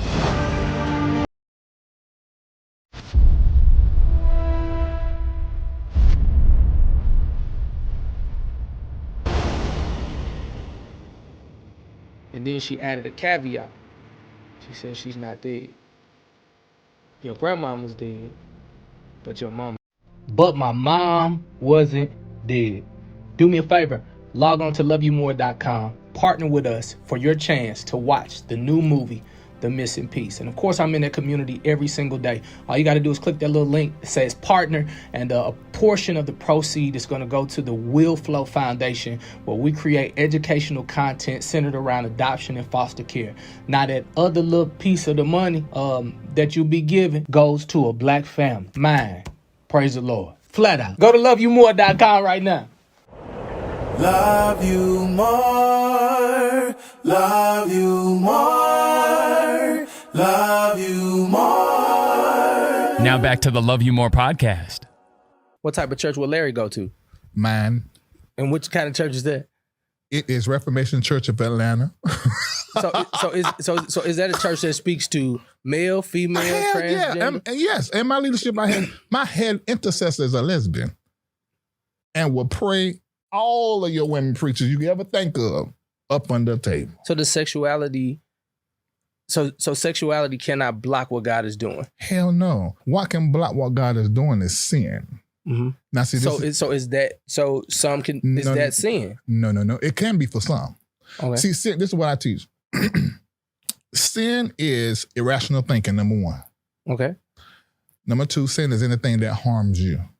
Number three, sin is anything that harms anybody else. And fourthly, and probably the most important, sin is anything that is less than what is God's will of good for you. So all that list of drinking, smoking, all that made up by white folk, that ain't it. Well, the prophet said we can have some. No, I'm just playing. Go ahead. I'm like, but this is the reason why there's so much sin in the church, because they do not understand what sin is. Sin is a separator from God who is good. So if it separates you from God that is good, then that is what sin is. You know, and if it harms somebody else, that just wipes out half of the church, because we're the most harmful people with our gospel. you know, so those are the things that I teach and that people have ascribed to, who couldn't live right in regular church and come over to my church where it's so free, and they live better lives and they make better choices for their health, their body, sexually. They're not out here being promiscuous and all those things, but we doing that in the church. Yeah. Yeah. So is that the Larry Reid Live community? Yes. Like the online stuff. See, that you Larry Live is a fishing pole. to bring people in. Yes, it's Okay. my lead generator. Okay. You know, and always has been. 'Cause remember, I say every entrepreneur needs to know partnership. Yeah. So I've done that since the $1 million, show started. 45 days all the time. That's Yeah. what happened. So now you've made a substantial amount of money. You got a really dope footprint. You know, you can't really bring up any vlogger. You got the Shade Room, you got Tasha K, and now you got like, it's always unique to me. They'd be like, Larry Reid. And I'd be like, and I just listen. You know, I just listen because I'm privy to these type of conversations because of the radio platform. I get an opportunity to hear how powerful the platform has become. You finally got an opportunity to put pen to pad and write a book. Yeah. What's in this book? And what type of people are really gonna connect to this book? Because I know when you sell, if it's 10,000 to be a New York Times bestseller, he just gonna click a button. But you know, let me tell you, I like shaking up systems because I've done this with gospel music because them niggas wouldn't let me in. So what I did, I fired all y'all hoes, you know who you are. I fired y'all and then I promoted my own stuff to the top of the billboard. Yeah. You know, so I may not even, like the last projects I released, I didn't even register them properly and put them through all the channels to end up there at the Stellar Awards. I didn't do all that. I don't want to kiss no ass. I don't want to do that. I don't want to play no game. Is Larry scarred from all that, or you just who you are? No, I'm not scarred from it. I'm very aware. Very aware. So I often tell other art like yourself, you don't need that. Yeah. People, who else I've had? I've had Yolanda. I've had everybody in Yolanda. I have everybody on my platform.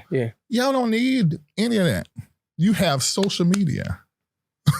That's it. And you're a brand. You do not need any of that. I was just on the BET show. That's what I'm saying. If you just lock in to what it is that you know you're supposed to be doing, and then you make partnership and people your priority, Partnership with people. That's it. I mean, because people are going to put you where you need to get. Yeah. And so everything that I do is for the betterment of people, beginning with laughter and then a little learning I drop in there. And those people that catch those seeds of learning, they left Larry Live and met me in Patreon. And then in Patreon, I had to start Reformation Church of Atlanta. Yeah. So is the book going to kind of share your journey, or are these different stories? Glad you asked. The book, what it's going to do, it's called Church Critic, because I want people to be very clear on, and which is poured out in our conversation, I'm very passionate about the reformation of the church. And so I'm sort of trying to get them to think Larry Live, think Church Critic. And what I do and have done right in front of everybody's face without them knowing it is choosing the stories that were public that will make me have a conversation. There are 3 Atlanta pastors that is in Atlanta, mega church pastors. All 3 of them are hiding children. They're sending money. They're hiding children? Yes, they're sending money to the baby mamas, but they don't speak them. So they're fatherless. They have bastards, but they're spiritual fathers. You know there's some bullshit. And are these the pastors who offer to give you $25,000 to be quiet? Or are you going to reveal who they are in the book? Yeah. No, I'm not going to do that. You're not going to do They know who they are. We've talked. Oh, they've called. They know who they are. They're in the book, but I don't name them. I don't name them in the book. Why do you keep them silent if you feel so passionate about what they're not doing? Because the fatherlessness is what's important. Them niggas ain't that important. What's important? What's important is that you a whole pastor and nothing in you feel like that you should be taking care of your black son or your black daughter. Yeah, I can't respect you ever at all. They know I do not speak unless I know it's the truth. Yeah. So if I've seen the DNA report, what you gonna tell me? So who sends you this stuff? There are LRLers everywhere, even in the White House. I get information I'm not supposed to get. Even in the White House? Even in the White House and with the IRS and with FBI. That's it. So partnership. That's where partnership. So if I'm sitting in front of that camera, everybody feels like I'm their best friend or their uncle or something. Right. So they trust me. And they trust me more when they know they tell me stuff and I don't tell it. It never comes to my show, you know, I wait till it becomes public. And then I may not even tell all of that. I tell a piece to protect those that have shared with me. So listen, I have been in the courtroom and they trying to make me tell my source. and the judge won't make me tell it. So it's still a level of character and integrity. Hell yeah. I'm an integral person. I have a lot of character, so I'm not going to operate any kind of funny backdoor kind of way. If I tell you I'm not telling nobody, I'm not telling nobody, because I just don't operate like that. I want to have the conversation. Yeah. So that's the reason why me putting these pastors' name out is not important. The story about fatherlessness and then you still pastoring, being a spiritual father, that's the conversation that I want to have. And so the book is going to let people know, oh, hold on, we've been laughing and cutting up and shot at what he's saying, but he has been strategically doing every last one of these shows. And so I'm going to tell it. And I'm going to talk about fatherlessness, the percentages, women that are, there's like a whole sex ring in the church. No, I don't know nothing about that, man. I come from the neighborhood, man. I can't believe nothing you saying. God, y'all believe that? I don't believe that. You done turned my stomach. You lying. No, I promise I didn't know no sex ring. Never.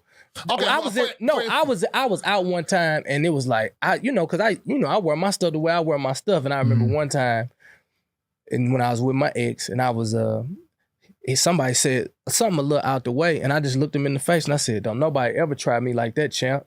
And then she was like, this, and it was like, and then I had to put my face back on because I was like, wait a minute, I'm over here now, so I need to kind of keep it cool. And I think from that moment on, it's like the word kind of got out that like I could be a little intense, because this was like, I don't think people realize like Jesus is like, I really came here for him. Like I didn't come to be that white Jesus. I hope it's not. Shut up. I'm trying to get deep. Be white Jesus. Did you see how deep I was about to go? I just can't with white this Jesus. Man won't let nobody get it. I was about to cry. This is a good podcast moment. I was gonna cry. Well, go ahead. No, go ahead. No, hell, you don't. My Jesus is black. He wears cornrows over here in my Christianity. When your book come out? When your book coming out? And I don't know when you're watching this, but his book probably out now. And it's called Church Critic. This is another alias from Larry Reid Live. Hey Larry, Keisha Mims from my Patreon community. She's from Duval County. She sent a message. She says, how does he find out all his information? The women always come to me. Yeah. They always come to me. But they know I know. These pastors, they know. I'm talking about it here. When they watch this, you don't have to be scared, pastor. I'm not going to tell nobody publicly who you is. I will privately. But I'm not going to tell nobody publicly who you are. I don't think that's important. What's most important is getting you to change your darn ways. But what I'm saying is you need to be in that child's life. Wow. That's what you need. Because that child is living without validation, affirmation from the father. Yeah. The parent is the first face of God a child sees. So when you fruck up as a parent, you fruck up their God concept and their concept of self. So how you going to be in the business of ministering and not being a minister to your seed? You have betrayed your seed. And you're dead wrong. And I don't know why these prophets come into y'all church and prophesy over y'all. Damn the prophets I come from. The prophets I come from, we hate to see them come in the church and we scared. Because they're going to call it out. And start doing that stuff in service. Like, oh, somebody about to die. Somebody sin. Because they're not giving the massage word. Yeah, they're getting money. They're raising money. I don't have to play any of those games anymore. I'm so thankful. That's got to be really dope in ministry. Because I make money from music and other things. But for you to just be so free in this, I think people got a better understanding of why you are who you are. I think people really understand how necessary it is. Yo, that's a I think great that's word. what I discovered when I came. I was like, oh, he necessary. That's a great word. That's just fun. Like you got a lot of fun and games. And I'm, this the podcast, we gonna keep it real. Like I'll be like, man, nigga, that was messy, that was crazy. But I've literally seen some people that you can destroy or at least share the truth. And even now, just like, no, like I really want to highlight that point because when I was just in the barbershop and I was telling some of the people that we're gonna have on the show, and I was like, you heard of Larry Reid? And the barber said, that's his dad the pastor. That's every pastor's worst nightmare right there. That nigga gonna tell it. He said, that nigga gonna tell it. And I was like, okay. But he's gonna be on there. I'm like, what you talking about? I'm like, I want people to really know like how he started and sitting in the bedroom with no bed and like, writing all this stuff on the wall, putting all this stuff on the wall and really watching the hand of the Lord move the way it is. But More Love You More podcast after this.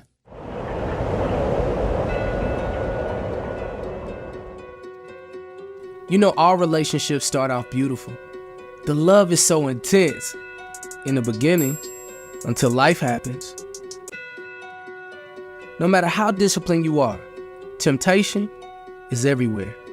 And we all have to fight with our internal monsters. And sometimes we fall into the trap and we hurt the ones we say we love the most. As you get older, loved ones pass away and you're left to live life with a void that you never really anticipated. For some reason, people never talk about the parts of you that die when your loved one leaves the earth. It's so easy to lose who you are in the midst of all of this. I lost myself because I forgot to love myself. I'd like to take you on a journey in hopes that you can learn how to love you more. Wow. To check out the first episode, log on to loveyoumore.com. Love you more, love you more, love you more. Now back to the Love You More podcast. I feel like I left out something. What you want to talk about? Like whatever else you want to give, just give. I see they was blinking me like a comedian. It's all right. It's No, fine. what else? I don't know. It seemed like there was something. Seemed like I left something out. I didn't finish saying something. But anyway, we can have another conversation another time. You touched that. You got the entrepreneur stuff. I wanted them to see how you came in. You talked a little bit about divorce. Yeah. You said, could you keep it real? You did. You didn't tell on the pastors. You wasn't no snitch. At least you wasn't no snitch. He didn't snitch. He didn't snitch. So that's integrity.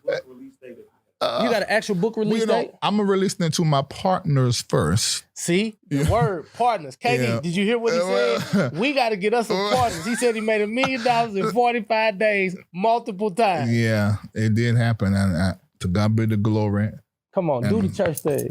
And you pat your own self on the back too. Yeah, because the two go together. Okay, so that's right. Don't do one or the other. It's weird. Yeah. Talking about to God be the glory. Well, nigga, ain't it you singing? That's that what don't he make did no to me. sense. That's what he did to me. I went to something like every time, like, cause you're doing, he said some good stuff. Like, to God You remember be the you glory. said it on my show. Yeah, I said, like, why you say that? Why you keep on giving God the glory? I said, this is not the Christian show I thought it was. Pastor. I said, you the one did it. You the one did it. No, the Lord. No, the good Lord.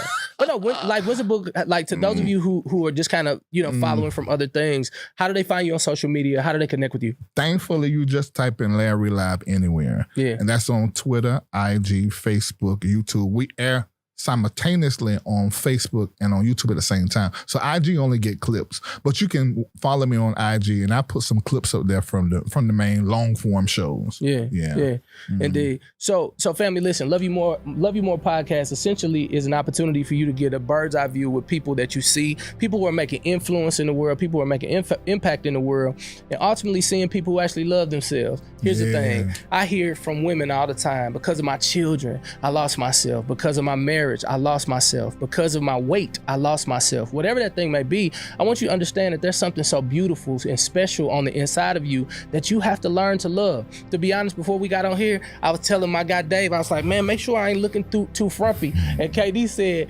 man, I remember looking like that and had the same issue. Now I got this. And it was like an aha moment for me. That moments quickly become memories. And if you don't enjoy the moment, you won't enjoy the memory. Yeah. So make sure you enjoy every moment and learn to love you more. Flat out. Hey family, Willie Moore Jr. here. Have you been looking around thinking to yourself, but not saying it, that you need some real help in the area of finances, relationship, even trying to raise these kids and trying to get scholarship money? You didn't think they was gonna get that grown that fast, did you?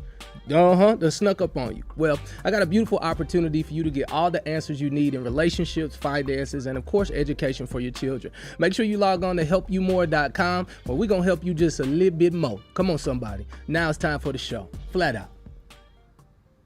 Next on the Love You More Show.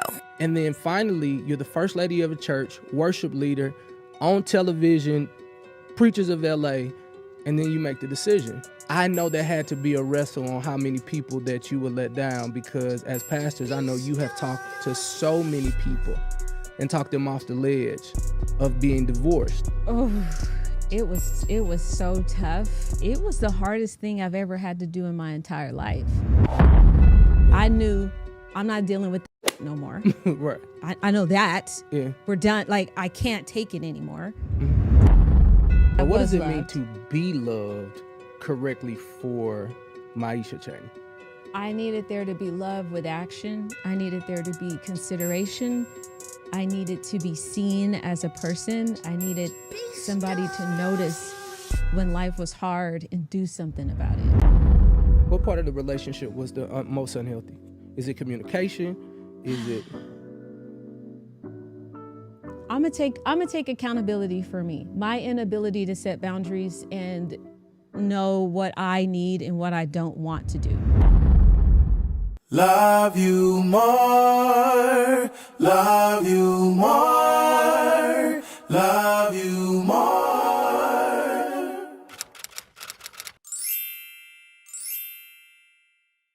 Hey family, Willie Mo Jr. here, and welcome to another edition of the Love You More Show. Can I be honest with you? I'm so excited to be sitting right back here on this couch. Anybody who knows me, they call me a Jamaican because I got plenty jobs, baby. I wear about 45 different hats, but I like this one the best. Come on, somebody. Family, the Love You More Show is designed for anybody who's been through hurt, heartbreak in relationships, and their journey on getting back on track and becoming victorious again. I continuously tell my story. Of course, I was married for 15 years, and then, of course, I went through a very unique uncoupling. I understand this, that people are overcome by the blood of the Lamb and the words of a testimony, your testimony. And so today you're going to hear one of the most amazing testimonies of our time. Now, this young lady, she hails from the LBC. I asked her, did she know Snoop Dogg? I don't know if she said yes or not. But I do understand that this woman, let me tell you how I got to know her. I ended up looking online, and I guess because of this show, it populates different subject matters.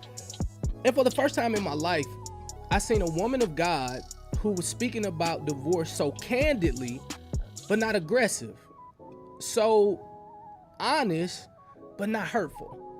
I said, I might need to take a deep dive in what she's doing. I ended up spending about an hour with her online, just looking at all of these different videos. And I said, you know what?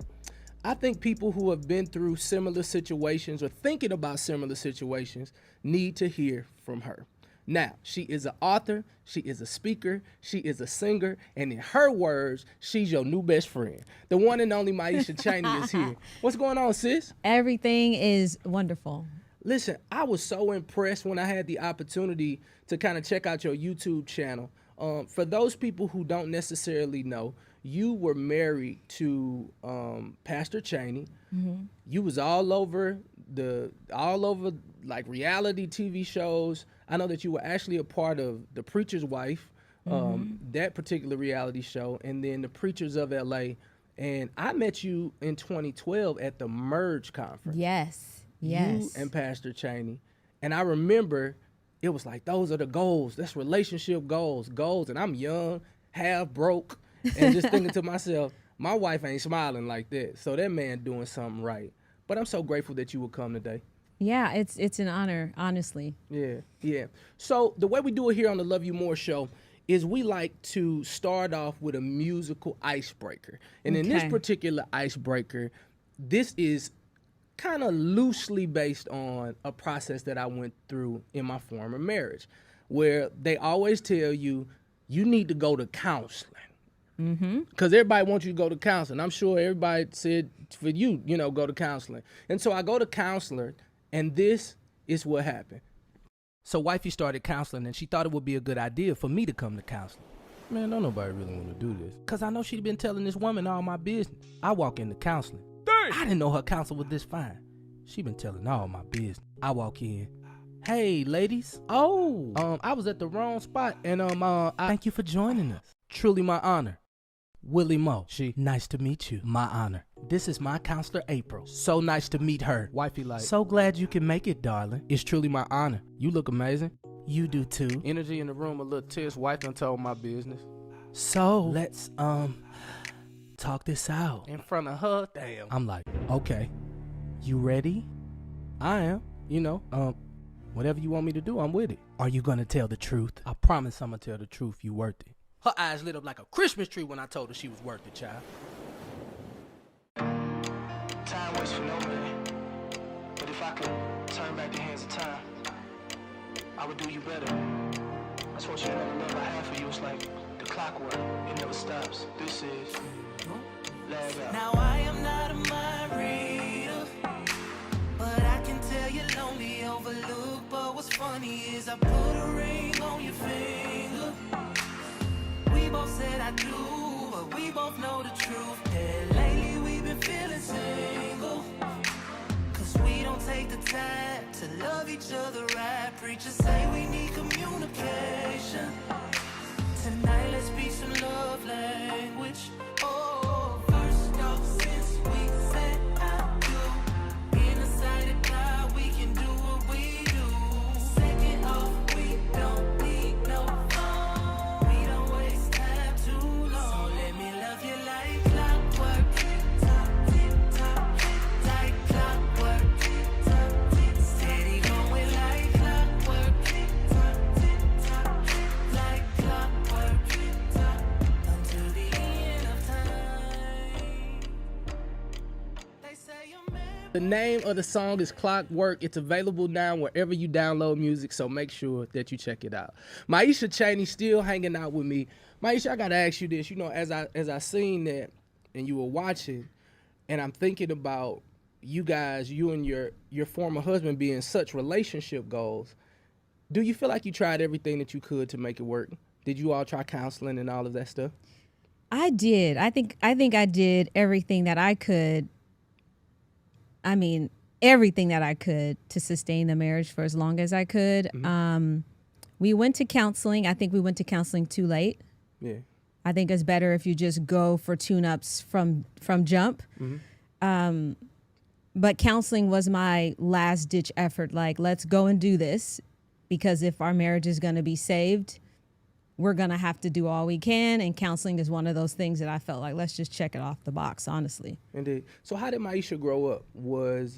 Did you grow up with mother and father in the home? Like, what was that like? I grew up, mom and dad were married. Okay. My dad was in the life, so he was a neighborhood Compton Crip. He was into all the things, in and out of jail, had a crack addiction. My mom told us that my dad was on vacation. Yeah, we didn't even know. So I grew up with that emptiness. He came home when I was about in the 5th grade. Mm-hmm. And we just seemed to have like a traditional upbringing with just a lot of extras that come with people who been in the life. Yeah. But So when you say the life, that means he was in the streets. Yeah, he was in the streets. Okay. Yeah, he was about it. He'll pull out a gun. He'll pistol whip you. He was about it. Yeah. So I always had this fear in my heart that at any moment Dad was gonna take it there, and I knew he would. Yeah. So when you were choosing a man, it's often said that the daughter marries a man like their father. Was that the case for you, or did you go the total opposite?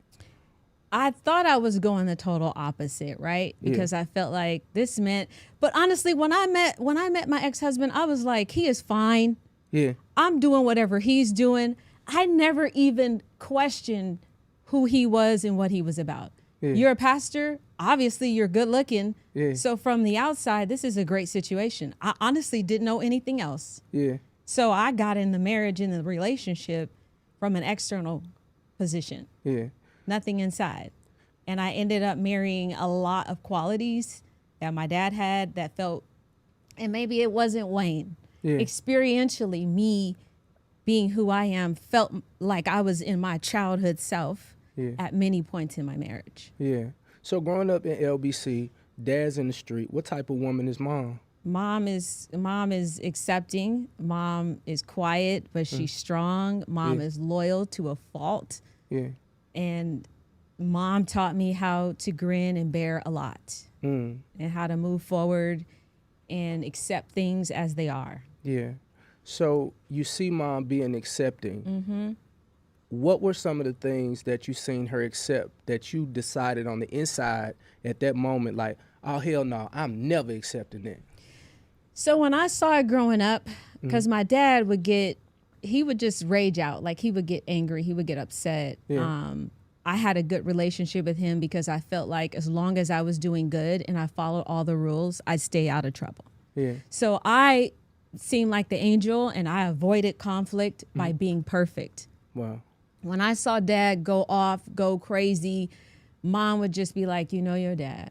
You know how he is. Yeah. And as a child, I was saying, I don't want to do that. I don't want to be around that. If this is not love to me. Like, you don't talk to people this way. Like, I knew as a child that it wasn't okay. Right. And yet when I grew up and got in a relationship for myself, a lot of things that I thought I would have said, oh no, I'm not doing this, I accepted. Just like mom. Yeah. And a part of my healing was telling my mom, I learned a lot from you that was not okay. How important is that for other people who may have, I often say the way that you were raised is not the way you were made, right? Yeah. A lot of people think because you was raised this way, the Bible says that we're fearfully and wonderfully made, but it may not necessarily be as wonderful the way that you were raised. And I would rather take the stance of, man, I'm from the neighborhood. And so even coming into the gospel or even in a relationship, for me, I was taught to have a woman for every need, right? Like I grew up around those type of guys. That's what hip hop taught me to do. So then coming into Christ, it's like, that's the way I was raised, but that's not the way, that I was made. And so how important was it for you to like come to the realization, like, as much as I love you, Mom, as much as I honor you, Pops, there were some things that I really picked up that I shouldn't have picked up. The crazy thing is, I didn't have that conversation until I was 40 years old. Jeez. After my divorce was filed and I started doing the work. Yeah. I didn't know. I went 5 years in therapy and knew I was like kind of healing parts of my trauma. Mm-hmm. But it wasn't until I was fully divorced and doing my healing work that I realized until I resolve some of this stuff, I'm going to continue to replay this in the next relationship, and it's not okay. Yeah. So this is like a year ago. I sat at a round table and said, Dad, I watched you do this, this, this, and this. Yeah. And it was not okay. And it deeply affected me. And Mom, I saw you do this. So it is very important to go back and heal that trauma. I wish I could have resolved my childhood stuff before I got married. Yeah. That's so honorable to say. I wish. I see so many young ladies living out their childhood and taking out what they wish they could have took out on their father on their husband. Like I get a chance to sit with so many different types of men. And men tell me all the time, like sometimes when she angry, the little stuff that she mad at, I'm thinking to myself, it don't even require all that. Yeah. But I've learned now that there's a little girl and there's a little boy in each one of us. And as long as that little girl doesn't offend my little boy, I'm cool. But if you offend the little boy in me, it's either up to me to respond like that little boy, or I'm going to respond like the man that I know I'm supposed to be. And it's like, I don't know which one gonna win, depending on what day it is and depending on how tough you are. If there was one thing that you took from your childhood and you like, man, I wish I wouldn't have took that into my marriage, and you take full accountability for, what would that be? I never felt safe. Never felt safe in the world, never felt safe in my body, never felt emotionally safe. And that was up to me to create that safety. But as a child, you rely on the people in your life to do that for you. Mm-hmm. So when I got married, I still didn't feel safe. But you married a pastor. More Love You More podcast after this. Baby, y'all know it's been 22 years since I put some music on iTunes. I'm lying. I ain't but 22. Lies. But listen, my new music is streaming right now wherever you get, your music. It's real fun and exciting for me because guess what? That may mean I get an opportunity to maybe come to a city near you if you fall in love with these songs I've been playing on the show for the last 9 months. So do me a favor, make sure that you stream Clockwork, make sure you stream Save Room for Me, Believer, Turning Point, all of them songs. It's available right now. Just go over to the iTunes, click Willie Mo Jr. and just listen to them songs. Now, if you run into some Pretty Willie songs and you not married, that's between you and God. But if you married, use them too because we own them too. Now back to our show. Flat out. Mm-hmm. So when I got married, I still didn't feel safe. But you married a pastor. That's the part of it all. Yeah. And I jumped completely off the cliff. Finally, I have love because that's all I ever wanted. Yeah. Finally, I'm safe. Finally, I'm here. And unfortunately, that work was for me to do. It wasn't based on who I was in a relationship with or who I was married to. Yeah. It's up to me.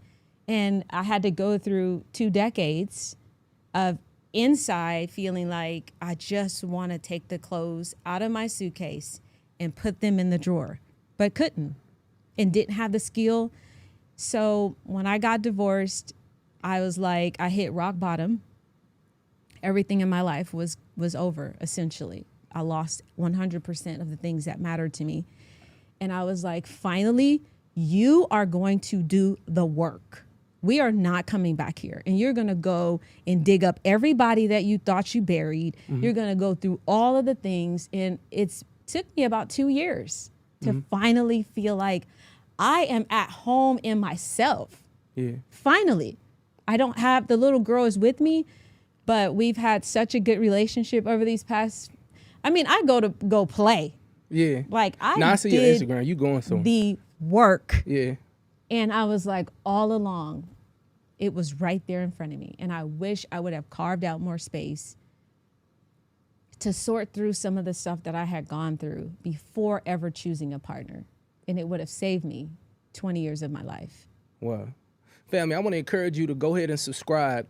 Go ahead and subscribe to the channel, leave a comment. Make sure you share this with as many people as possible. If you're just tuning in and you just kind of fell on the page during the premiere, if you're watching during the premiere, Maisha Cheney, author, speaker, and your new best friend, come on somebody, but former first lady of a church in California. And so I know just by looking at you and listening to you, you already said, like, my safety was if I just do everything right, and I do everything right. And then finally, you're the first lady of a church, worship leader, on television, preachers of LA, and then you make the decision. I know there had to be a wrestle on how many people that you would let down, because as pastors, I know you have talked to so many people and talked them off the ledge of being divorced. And now you're doing the very thing that you told so many people not to do. Yeah. How tough was that decision for you? Oh, it was so tough.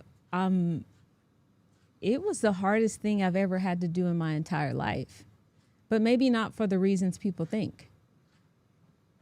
What made it tough was I had wrapped up into this role in this relationship, all of my self-worth, who I was. That stage meant everything to me. That's where I got my affirmation. That's where I got being enough.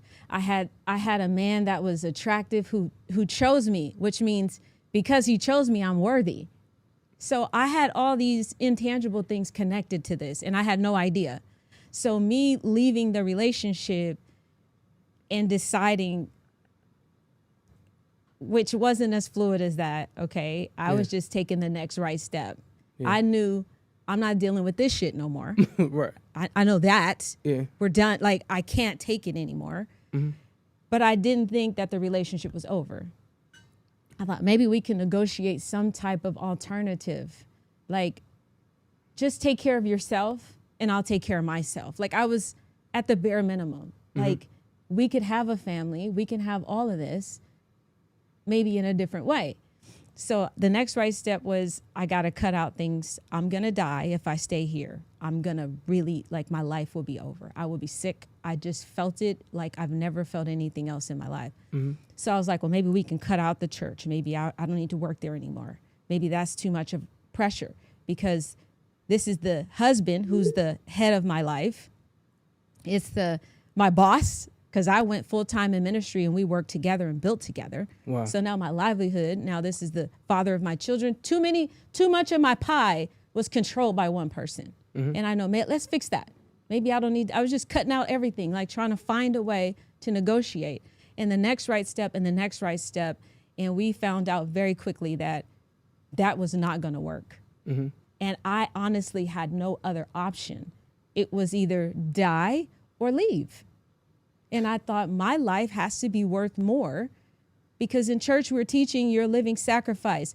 Die to yourself. That stuff is not healthy for people that are not in a healthy situation. And for me, dying to myself nearly killed me. What part of the relationship was the most unhealthy? Is it communication? Is it? I'm gonna take accountability for me. My inability to set boundaries and know what I need and what I don't want to do. I did way too much. I took everything. I did 100%. I was the muscle. I was the man behind the organ. I was making it all happen. I was trying to have sex as often and as wild as can be. I was just, some days I didn't even sleep. 24 hours I'd stay up. And we thought that Maisha is a workhorse. She loves this. But there was a beautiful, wonderful person deep down inside that wanted to be cared for, that wanted to be seen, that wanted somebody to look and say, you've been working too hard. I'm going to let you sit down for a few weeks. Yeah. That never happened. You know, I think I made that mistake too. Not necessarily on the work part, because I didn't have that type of wife.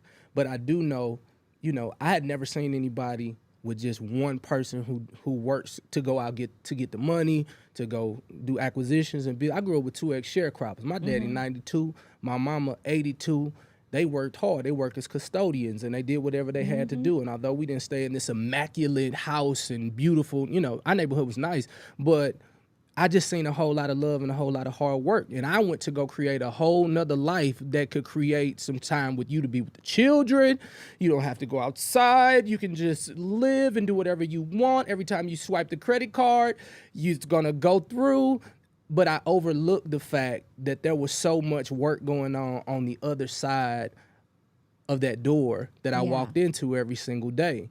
And so I think I wore it on my chest as a badge of honor that I'm the man who's providing and protecting, but I don't think I did a very good job of protecting her confidence in who she was by not valuing what she did. Yeah. And that was my biggest mistake. Do you think that sometimes men in general, or even your former husband, may have just looked at because he's thinking of sermons, trying to create and take care of everybody else? Do you believe he was malicious in his actions or just an oversight?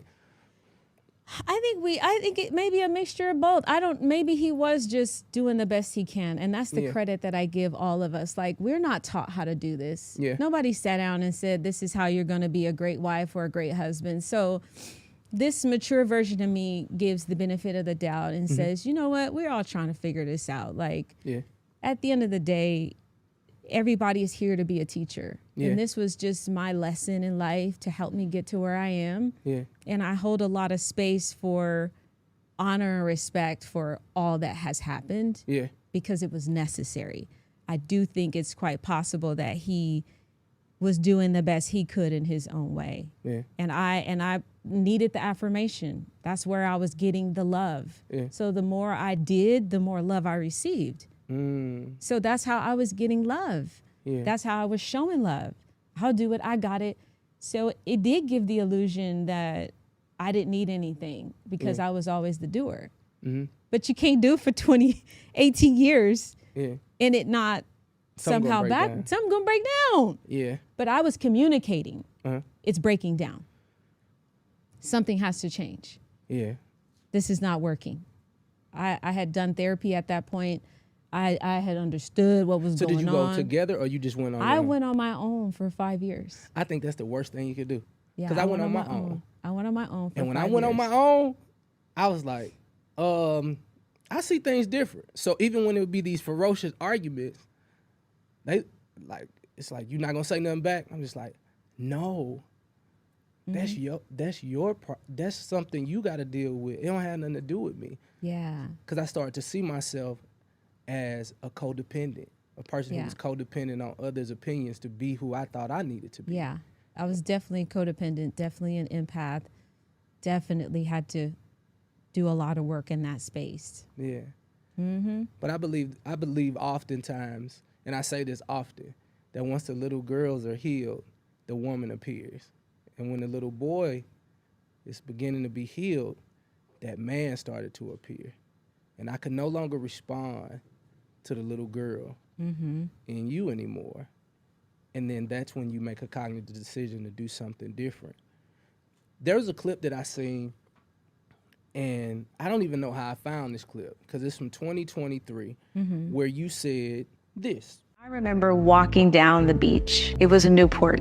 It was probably a Monday in the afternoon. It was a gentle breeze. People were riding bikes. I never forget that day because parking was easy. My ex-husband and I were walking down the beach. We're talking about different things, and I just, out of nowhere said, I don't know if I see us old together. And he's like, what do you mean by that? And I said, I just can't see working and doing and being like I am now 30 years from now. We filed that conversation, but I never forgot that feeling. Sometimes our relationships are going through transformation right in front of our eyes. And sometimes our relationships are over before they're actually over. Damn. How you, KD, the woman said, we walking on the beach, and she said, I don't really see us 30 years from now. Do you realize what that did to a man?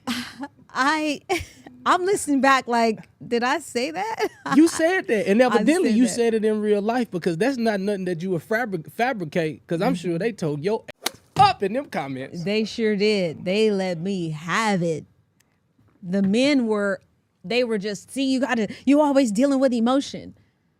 But I think there was something much deeper going on. So it was, but how long was that before? So did you make the decision to say, hey, I'm gonna go to the courts, or was he just like, I'm done with this?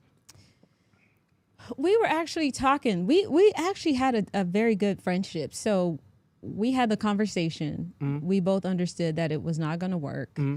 We got a mediator. Mm-hmm. We both agreed to go to mediation. So at every step of the road, we were seemingly in sync with what needed to happen. Mm-hmm. So the reason why I took the responsibility that it was my decision was because I could have stayed married. Mm-hmm. After mediation. I could have stayed married the way the marriage had always existed. Mm-hmm. Would have just been for optics? It would have been for optics. I would have been cheating. I would have had to go find something somewhere else. I could no longer do it. It would have been bad. So in that way, he was willing to keep it the way it was. I just wasn't. Yeah, divorce is not good for business, especially ministry business. Yeah, I was like, oh no, so we agreed that it was over. So how long was that conversation at the beach to the moment that you guys started mediation? I would probably say it could have been 2 years, a year. Dang! Golly. At least. In the clip you said, like, I don't see this 30 years. Mm-hmm. Like, what was there a response? He was just more like, what do you mean by that? Like, because the thing about illusions is we believe them. So I think we both thought, well, we have this perfect life, right? Aren't we perfect? We have the kids and that we go on vacations and like we built a beautiful life from the outside looking in. Mm-hmm. But for me, I needed to be loved. I needed to be cared for in a deeper way. And I had been a robot. That meant for me emotionally cut off and just doing all the functions, showing up to church, doing all the things, smiling. I didn't feel like a fraud because I enjoyed my life to a certain extent. Like I wasn't faking in what I was doing. Right. I just wasn't my full authentic self. Right. And for 14 years, I just went through the motions. Right. And then I woke up. And that happened through therapy. That happened through graduate school. And I started to realize I'm a human. I need things. I want things. And I had never had that. Yeah. I started saying, I need to be loved. Yeah. I'm worthy of that. Yeah. And it's not about what I give. It's about me just being a human. If I could never walk, talk, sing, speak, anything, would I be loved in this relationship? Yeah. So you said you needed to be loved. And it's without a doubt that, you guys were in love. That I but what was does it loved. mean to be loved correctly for Maisha Cheney? I needed there to be love with action. I needed there to be consideration. I needed to be seen as a person. I needed somebody to notice when life was hard and do something about it. What is do something about it? If you are coming up the stairs with 1,000 bags in your hand, yeah. I'm going to take half of those bags. That's a very simple way of thinking of it. Got it. That means if I have 3 children and one has to go to the doctors with special need, that maybe I can leave the 2 with you and take the 1 to the doctor. Got it. Just consideration. Okay. I just wanted to make sure it wasn't nothing like, I need to be loved. Yeah, I want to go to Paris on a Tuesday. It's like, let we me ain't tell got you. time for this. Let me tell you about Maisha. Yeah. When I got to my mature self, Yeah. I'm gonna tell you how I want to be loved. Yeah. I gave examples Yeah. with an outline. I can see that. No mystery. No I can mystery see about it. Yeah. Like purely like, here's where I think I could use help and support. Here's where I feel like I can be loved more. The more I learned about me, the more I grew to know what I wanted and needed, I could communicate it. So it wasn't a mystery. It wasn't like, just love me better. And I flowed in the masculine. So I thought like a man. I felt like a man. I was making decisions. I was firing people. I was hiring people. I flowed in the masculine. I was not in my feelings like that for a long time. So when I said love, she float in the masculine case. Flowed. You float in the masculine. I did. You could just. I was in the masculine. I listened to Did you men. bring that behavior home?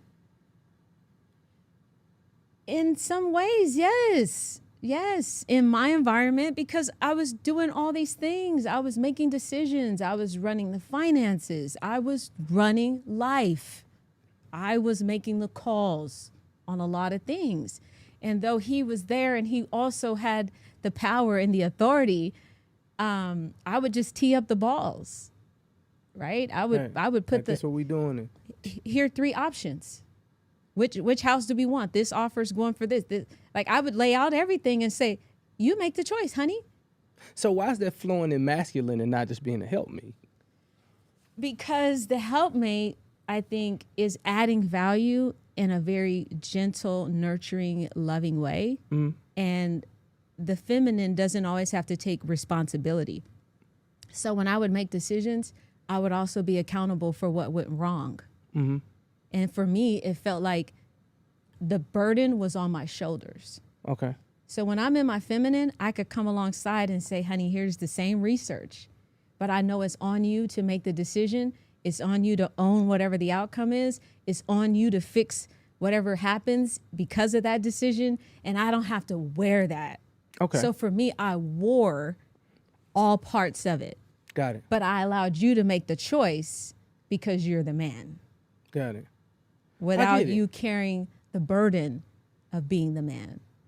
Yeah, so I'm not being a stickler. Uh-huh. I love to educate. I actually want to know. Yes. Because, I just believe, because I see so many men and women who are together, especially when you're working with creatives, leaders, pastors, people who have to lead people from a public stage. Like a lot of the minutia in the household is really done by the woman. Like she may have to call the bill people or talk to accountant and this. Oh that, yeah, and that's totally fine. Yeah. I love keeping house. I love taking care of my family. I love cooking, cleaning, all those traditional things. Yeah. That was fine, but we worked together. Yeah. And so in work, I would get the staff together and I would come up with vision and help, and then we would talk, and so the dynamics maybe at work overflowed into the house.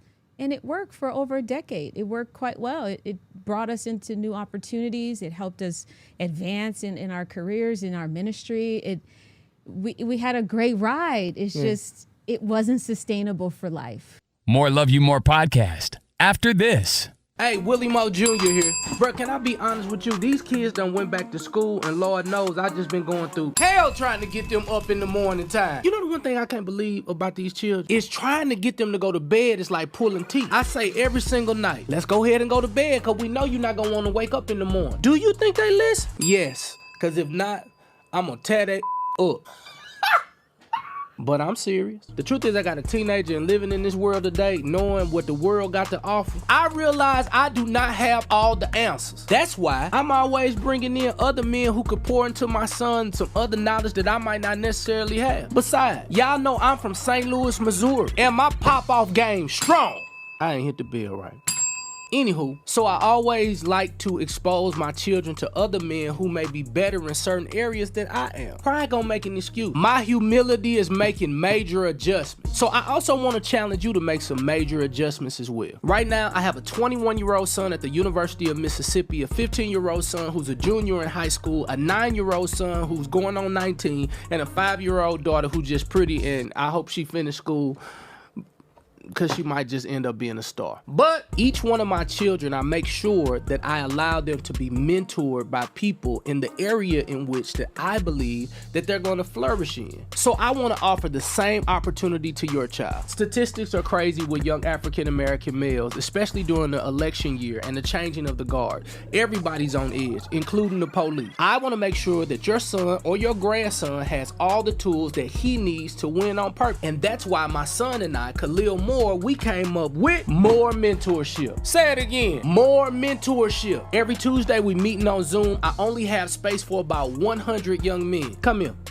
Now, if you don't want your son to be checked a little bit, if he get out of line, do me a favor. Don't enroll him in my mentorship, because I'm going to let you know. I'm going to tell it like it is. If you call me and tell me you having an issue with your son, we're going to get to the bottom of it. I love God, but I still, let's get that out the way. Family, if you are interested in mentorship, I want to give you the opportunity to log on to morementorship.com. Again, that's morementorship.com. We are enrolling students now. We're only going to do this for 90 strong days. So make sure that you get your student in ASAP. We had a great ride. It's just, it wasn't sustainable for life. So after 10 years, how would one transition to a different type of behavior? Because I believe that change don't come in a moment, it comes over time. Yeah. So how does one who has a system that's seemingly working, God's breathing on it because it's successful in the earth, but of course it's weighty on one person and probably weighty on the other person too, but not being able to really get on a level playing field. Like, I like to say that the ground is level at the cross, but it's not always level in the home. That's true. So how could one change the trajectory of the family to say some of this has to go to you? How can somebody do that in a healthy manner? Yeah, I think as long as there are two people that are willing to grow and two people that are committed to being the best versions of themselves, it's quite possible. I expect it. I want you to grow. I want you to change. And it comes from sitting down and having healthy conversation. Hey, hun, I know for the past 10 years, I have traditionally carried these different roles. I've paid the bills. I've done this. I've done that. I've led in this way. And I'm feeling that there is a shift. I'm evolving as a person. And in this next season of life, here's where I want to add the most value. What are your thoughts about that? How can we sit and come up with a way that also supports you, but makes me feel empowered and alive in what I'm doing? Oh, here she goes. She wanna change. Not just playing. I would just wait. That's how I go. Here's what you're doing that I love. Yeah. Here's what I'm doing that I love. Come on, stroke the ego. Absolutely. Yeah. Win bees with honey. Yeah. And see how we can negotiate a shift. I'm not asking for my partner to do what is impossible for them. But maybe they say, well, I'm going to take a couple extra gigs to pay for that nanny. Yeah. I'm going to do this to pay. You don't have to do it, but there's some shifts that need to happen. How am I going to feel loved in ways that maybe you can't provide? Yeah. Maybe I need to have a weekend away by myself. Maybe I need to increase on my spa time. Maybe I need you to help pay for therapy so that I can heal some of my childhood wounds, so I don't put the responsibility on you to take care of me in ways I need to take care of myself. That's responsible.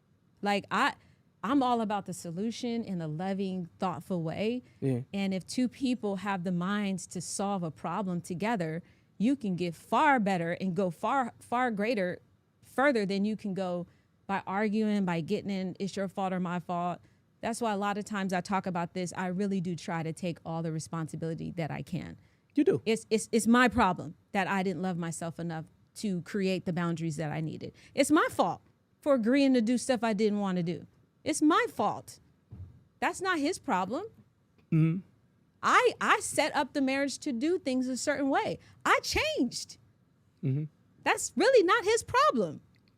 But I got to own that because of this evolution, because this cannot play out in this relationship, that I got to go and do something else. How many other first ladies have reached out to you kind of privately to see how it worked out for you? Plenty. Plenty.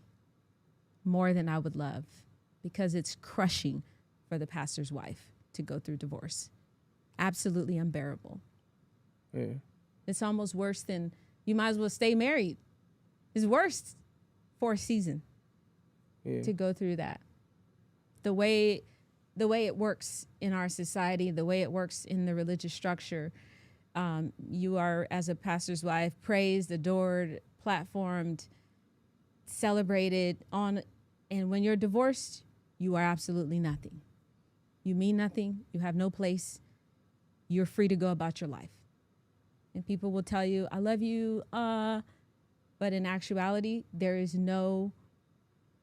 very little healthy love experienced for the pastor's wife after divorce. Even after a husband dies. Yeah, it vanishes. I had a birthday for 22 years in ministry, and somebody thought of me. The moment I got divorced, no one thought of me. Not the people that I was there for. So pastor's wife reached out to say, is it really this crushing? And I have to say, yeah, it is. And it's also okay.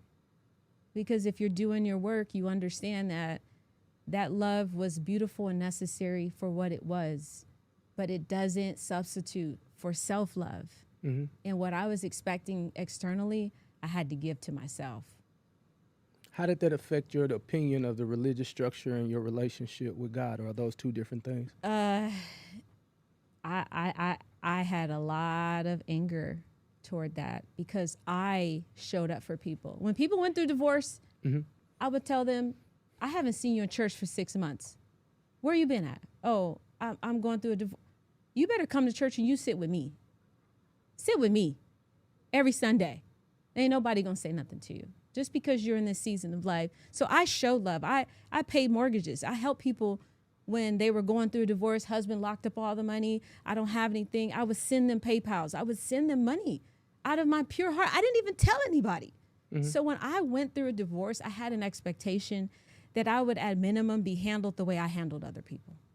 Yeah. At minimum, reap what you sow. And when I tell you strangers took care of me, strangers thought of me, it changed my perspective of God. It changed how I felt about religious structures. I thought, this is not okay. How can I be useful for all of these beautiful things for decades of my life? I have one shift and I am no longer worthy, that I'm canceled from engagements people I've built with for 20, 30 years. Gone, done, no conversation. Friendships that I had, mutuals, run off in the sunset with my ex-husband who has the power. It's usually the power differential. Whoever has the most power gets the most love. And whoever people think doesn't have much power, they get nothing. And the pastors' wives have found such comfort in saying, you can go through all of that and 10 toes down be who you are. And it's okay. And I am tremendously blessed because I moved through that. Now I have a profound love for the people that I've served because it was a gift to me. I got to spend 20 years of my life helping people. I can't be angry about that for any reason. And then I put myself in their shoes. What would I do? When your pastor and wife got divorced, did you leave your church? What am I expecting of them? So did I build enough of a relationship with them for them to support me on the other side? That role was conditional. I was your pastor's wife. I'm no longer your pastor's wife. So what is our relationship now? Yeah. So I help walk people through and try to model, if I died tomorrow, I know I left as much of a blueprint that you can go through hard things and get to the other side and it be okay. Wow. You know, as we kind of land the plane, you're also a mother.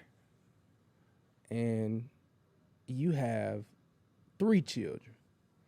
And I would say being adopted, never meeting anybody in my biological family until 2020, I think I just always desired children. and I just wanted it to be the right way. As I look back at it, if I can be honest, anybody could have been in that seat, because I just knew what I wanted. I had a vision.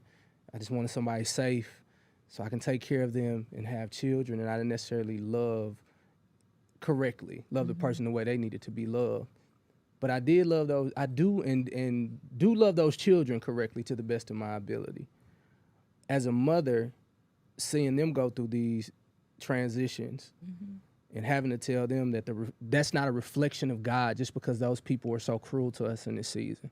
Like, what was that like for you as a mother navigating through these very unbearable waters? Well, I tried to be honest, and I said my kids' relationship with church and with God is not mine. My relationship with their dad is different than their relationship with their dad. I encourage them to go to church. We love the people there. They've been so good to us and our family. So I think I led with honesty and transparency, and I separated myself from the circumstance. When they brought up stuff to me, we just called it like it was. But because their dad is still leading and pastoring, it's a world that they go into whenever they want to. You know, they can be at church and feel that love. And so to them, it was just like, mom is just not here. Right. Why is mom not here? And I think we navigated it the best we could. I love my kids. Yeah. Okay. Like my kids, Yeah. I love them. Good stuff. And I'm willing to do whatever it takes, even if it's letting them go have their experience, to protect them, to show them that love. So we did the best we could. It's tough. It took some time. They say, Mom, come to church. You like, never. And I would go. I would go with them a few times. If my son was doing something on stage, I'd go and support him. And was it like lights, camera, action when you went, oh my gosh, see? A little bit. People were like, That's the hard part. Yeah. Because like when everybody know your business and you walk in, I'm just like, I felt like Jesus when they said he could hear your thoughts. I was like, oh God, this is so weird. But I do my best to have the best smile. And I just believe kindness is always going to prevail stronger than evil and craziness and foolishness. And people will get an opportunity to see my character versus what's been said. Yeah. But I'm thankful that you took the time to even go into an environment where the whispers. Yeah. Yeah. Because, authenticity has a higher frequency than love. Yeah. So being my authentic self, 10 toes down by myself, like doing my work in therapy, doing my work in sound baths. And I did, you name it, I did it. Yeah. Even went back to school after the reality show. Absolutely. Yeah. So I processed all the messy stuff where I needed to process it. And showing up, that was not the space to be angry at anybody. And I started to humanize all of us in the process. And I can speak to it. I created my own YouTube page to talk about what I wanted to talk about, to say, do better. Do better. Let's create How did he respond systems. to that? Because you like telling a lot. And I'm like, oh, here she go. I'm gonna be 100 with you. Yeah. I ain't even scratched the surface. Yeah. Okay. It's gonna get even realer. But now I don't have to. Yeah. What's the win? Yeah. The win is Maisha found who she was. The win is Maisha survived the hardest thing. Maisha moved on with her life. Maisha found that she doesn't need anything externally to be happy. The win is I get to wake up in my skin every day. I don't need to expose anybody. I don't need justice. The gift is God has sustained me.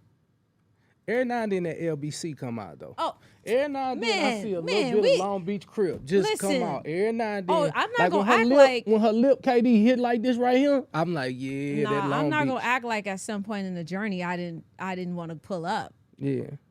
Okay, I got some killers in my family. Okay. Yeah, I seen your dad too. Yeah, at some point I did He feel not like that church like that. Some need to be done about this. Like, but then I was like, but you still lose. Yeah. So I want you to do this, and I've only done this one other time out of 40 episodes. The only person that had the opportunity to do the close has been my pastor, Bishop Bronner. But I just know from just watching you and the experiences that you had, that maybe there's something burning on the inside of you for somebody on the other side of that camera who may be in the most unbearable, unthinkable moment. And I would like for you to just speak to that little camera right there and just speak to the people, whatever's on your heart, because I believe that what you have endured is definitely valuable. And we value you here for you to come in your full self, keep it 100, brought that LBC. I think she even said too, didn't she, KV? One time? I did. I cuss now. Yeah, I thought she did. I'm just teasing. She did. She did. Y'all beep that one out because my kids told me stop. But go speak to the people real quick. Yes, if you are watching today, I think it's divine. And I have been through some of the most hurtful, heartbreaking things in my life. I promise you, you will make it. If I am here, look at me, I'm here in my right mind. It's just a testament for what God can do for you. Because you went through a divorce, because you were unfaithful, because you lost your job, whatever it is, everything we experience in this life is a teacher. Learn the lesson, move forward, hold your head up high. There's life on the other side. I'm living proof. Maisha Cheney, ladies and gentlemen, indeed. Family, do me a favor, make sure that you subscribe to this channel. Make sure you log on to helpyoumore.com for anybody who's going through, needs some relationship help, financial help, whatever it is. Go to helpyoumore.com, become a part of that community. And man, I'm so grateful. I'm so grateful for the opportunity to sit down with somebody who's on the other side of healing, okay? It's two different things that's going on here. For some of us who've been in a relationship, you still got that scab. A scab is the start of healing. If you hit the wrong thing, that thing hurt, you're gonna yell, meaning that if somebody say the wrong thing, baby, you're gonna go back to what you used to be. But then you also have these people who have scars. Now this scar right here, it came when somebody stole something from me and they ran in the house, and pure adrenaline, I ran to their house and they had one of them little doors, and I just, boom, I punched it and all the glass came down and I scratched all my hand, and I still have a scar. And I ain't gonna never do that again. I promise you that. You run in the house, I'm calling the police. You hear me? Hallelujah. But the scar, you could slap this as much as you want, it just doesn't hurt anymore. What I seen today was a woman who didn't have a scab. She just now has a scar. She can remember what happened, but it just don't hurt anymore. Maybe this is an opportunity for you to heal. And although you'll have a scar, that scar will only bring character. And it'll remind you, I ain't never doing that again, because you'll be different. Don't forget to love yourself more. Flat out. Next on the Love You More Show. They had me in church every day. I felt like I was in church every day. I said, I'd rather go to hell if I got to go to church every day. Every day, I was in church every day. And I figured if I was going to be there as much as I was, that I might as well do something I enjoy. And at that time, I used to love to sing. And so I ended up joining the youth choir.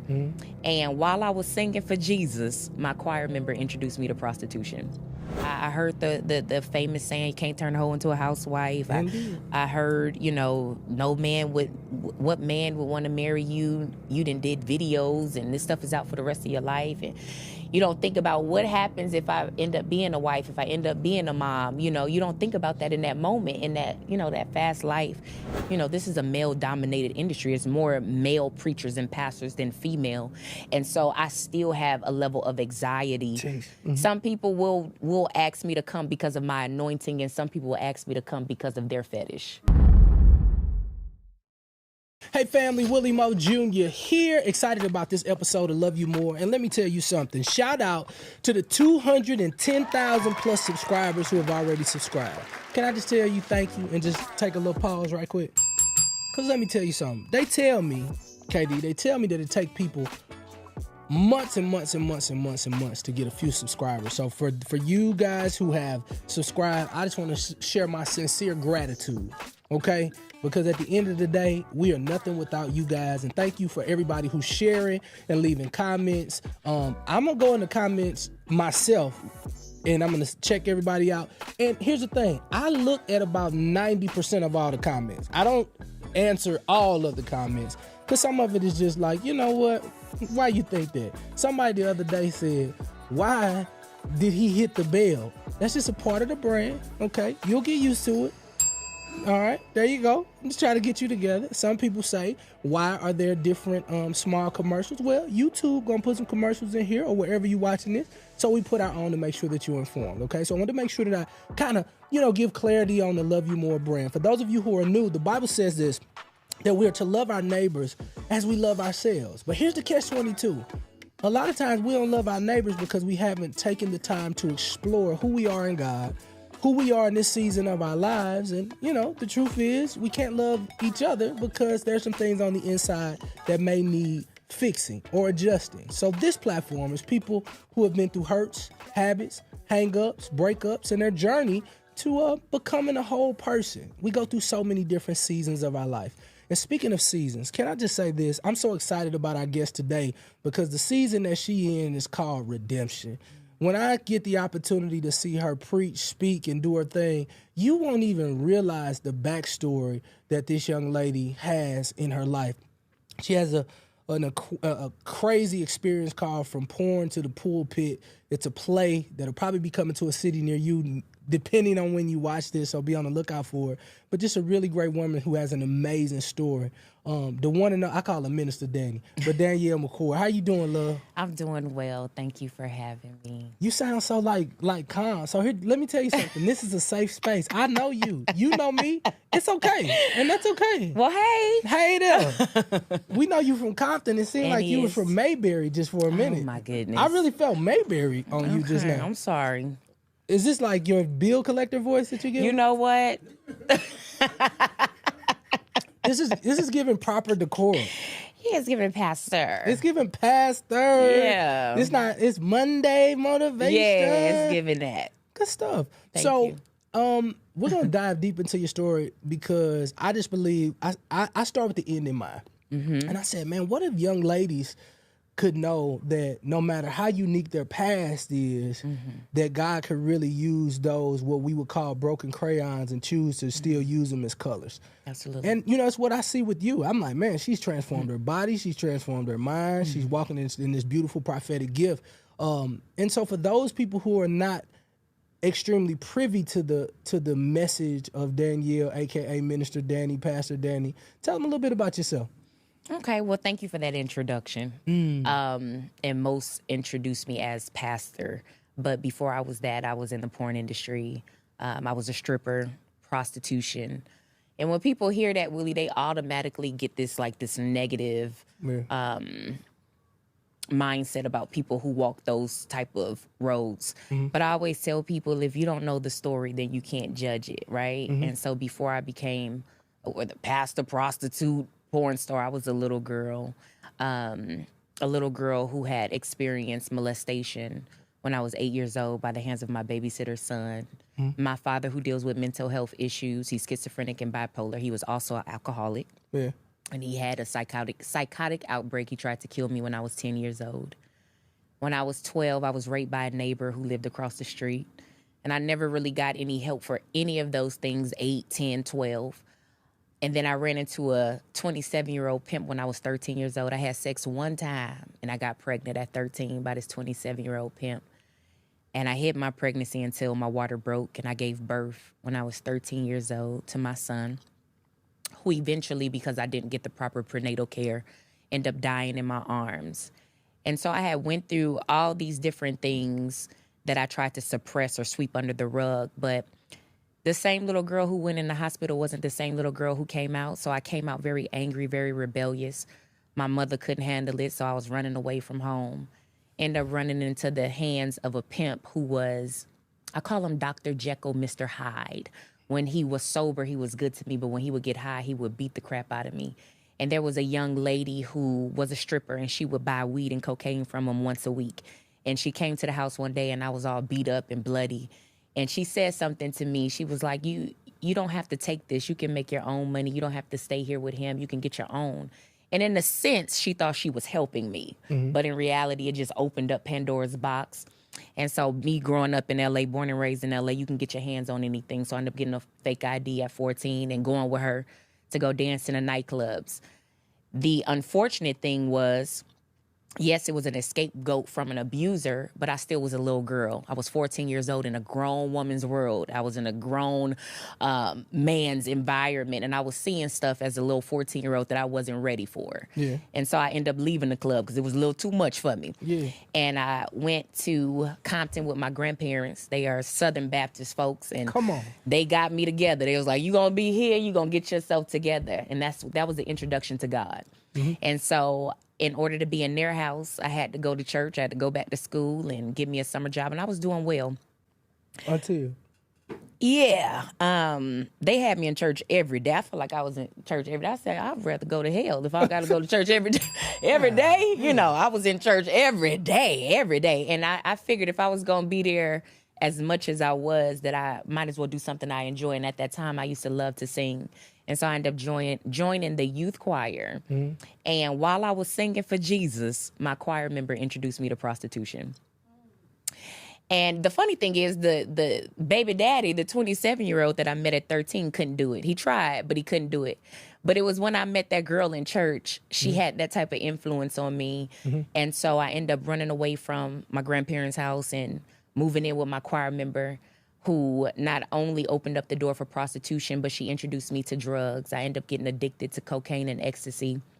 And so from 15, 16, 17, I started stripping. I started prostituting. I was selling dope at this point, and I was addicted to it. And if that wasn't bad enough, while I was in the nightclub, some porn stars came in. And I knew who they were. They were famous, very well known in the Black community. Mm-hmm. And I thought I was just going to say hi, but that conversation ended up changing my life. And one of the young ladies said, "Have you ever thought about doing porn?" And I said, "Absolutely not. You know, I seen it a couple of times. You know, I watched it. You know, the Saints be watching porn. But I've seen it." That's what they say, allegedly. The Saints be watching. Hey, wait a damn minute. The Saints be watching porn. So I seen it. But I didn't want to do it. You know what I'm saying? Praise the Lord. I definitely saw it and knew who they were. Never imagined, even though I was already in that lifestyle, I never imagined taking it that far. But she said something that just kind of changed my world. She said, "If you think you're making money now, you haven't seen anything yet. I made $30,000 in 1 month just from doing porn movies." And back then in the early 2000s, $30,000 a month was like $1 million. It's still good today. Yeah, 30 still a good amount of money. Still a good amount of money today. So imagine then. And so she was right. I ended up getting into the porn industry, and I made money that I never seen before. But what she didn't tell me was all the stuff that I would experience. End up getting flued out and traveling and meeting celebrities and living my best life. But I was dying on the inside. You know, I was miserable. It actually reminds me of the scripture that says, "What profit is it to a man to gain the whole world and lose his soul?" Because I had everything materialistically. Mm-hmm. I had bags. I was in these celebrity arenas and parties and traveling and just living that lifestyle. But it was an internal battle. Even though it was hard, I still had no plans on leaving it. Mm-hmm. I kind of was forced out of it. Mm-hmm. And how I was forced out was I ended up being contacted by a man online. And he flew me from LA to New York, which was normal for me because men would fly me out all the time. I would go do my thing and come back home. And so I thought that was going to be the same scenario, but it was not. Mm-hmm. The man got me there, and he wined and dined me for the first couple of days. And then after that, things just kind of took a dark turn. And he ended up taking me to this old abandoned house. And he took me in a basement. Now, I'm from Cali. We ain't got basements. I had never even seen a basement before.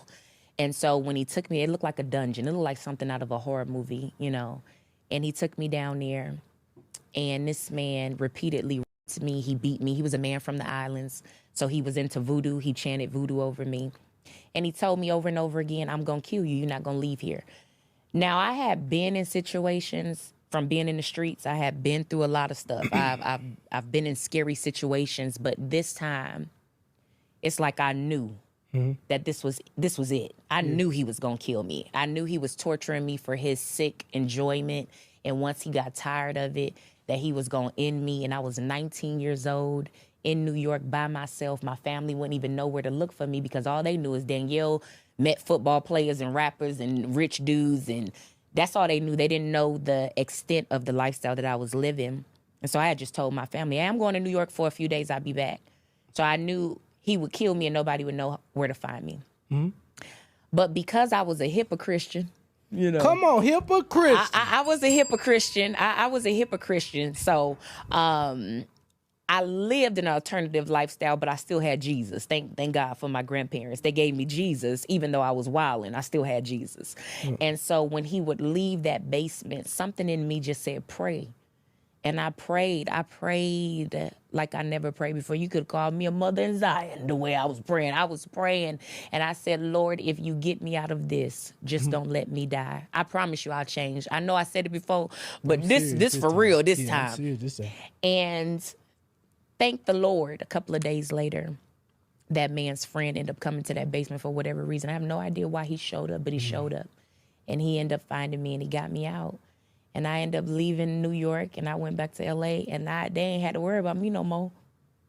Ever. The strip club, the porn, the prostitute, whoever, they had to see me no more. Yeah. After that. So that was the beginning of my rebirthing. So I mean, I just feel like we supposed to put claps right there. Goodness. This time no icebreaker needed. You know, when I'm thinking about that entire journey, it seems extremely like traumatic. You know what I mean? I often like to be a bridge of information, like coming from the neighborhood. Like I seen people do some very violent things, from 7, 8, all the way up to about 15. Like I seen a lot of treacherous stuff, and I didn't know how much that stuff affected me. People still can't come from behind me, touch my neck, all that other stuff. You know how your girl supposed to hug you, kiss right here. Hey, don't do that. It's just because I'm dealing with, different traumas or whatever. So with all the things that you had to endure, besides the opportunity to surrender it to God, did you try to go through therapy, counseling, or anything like that?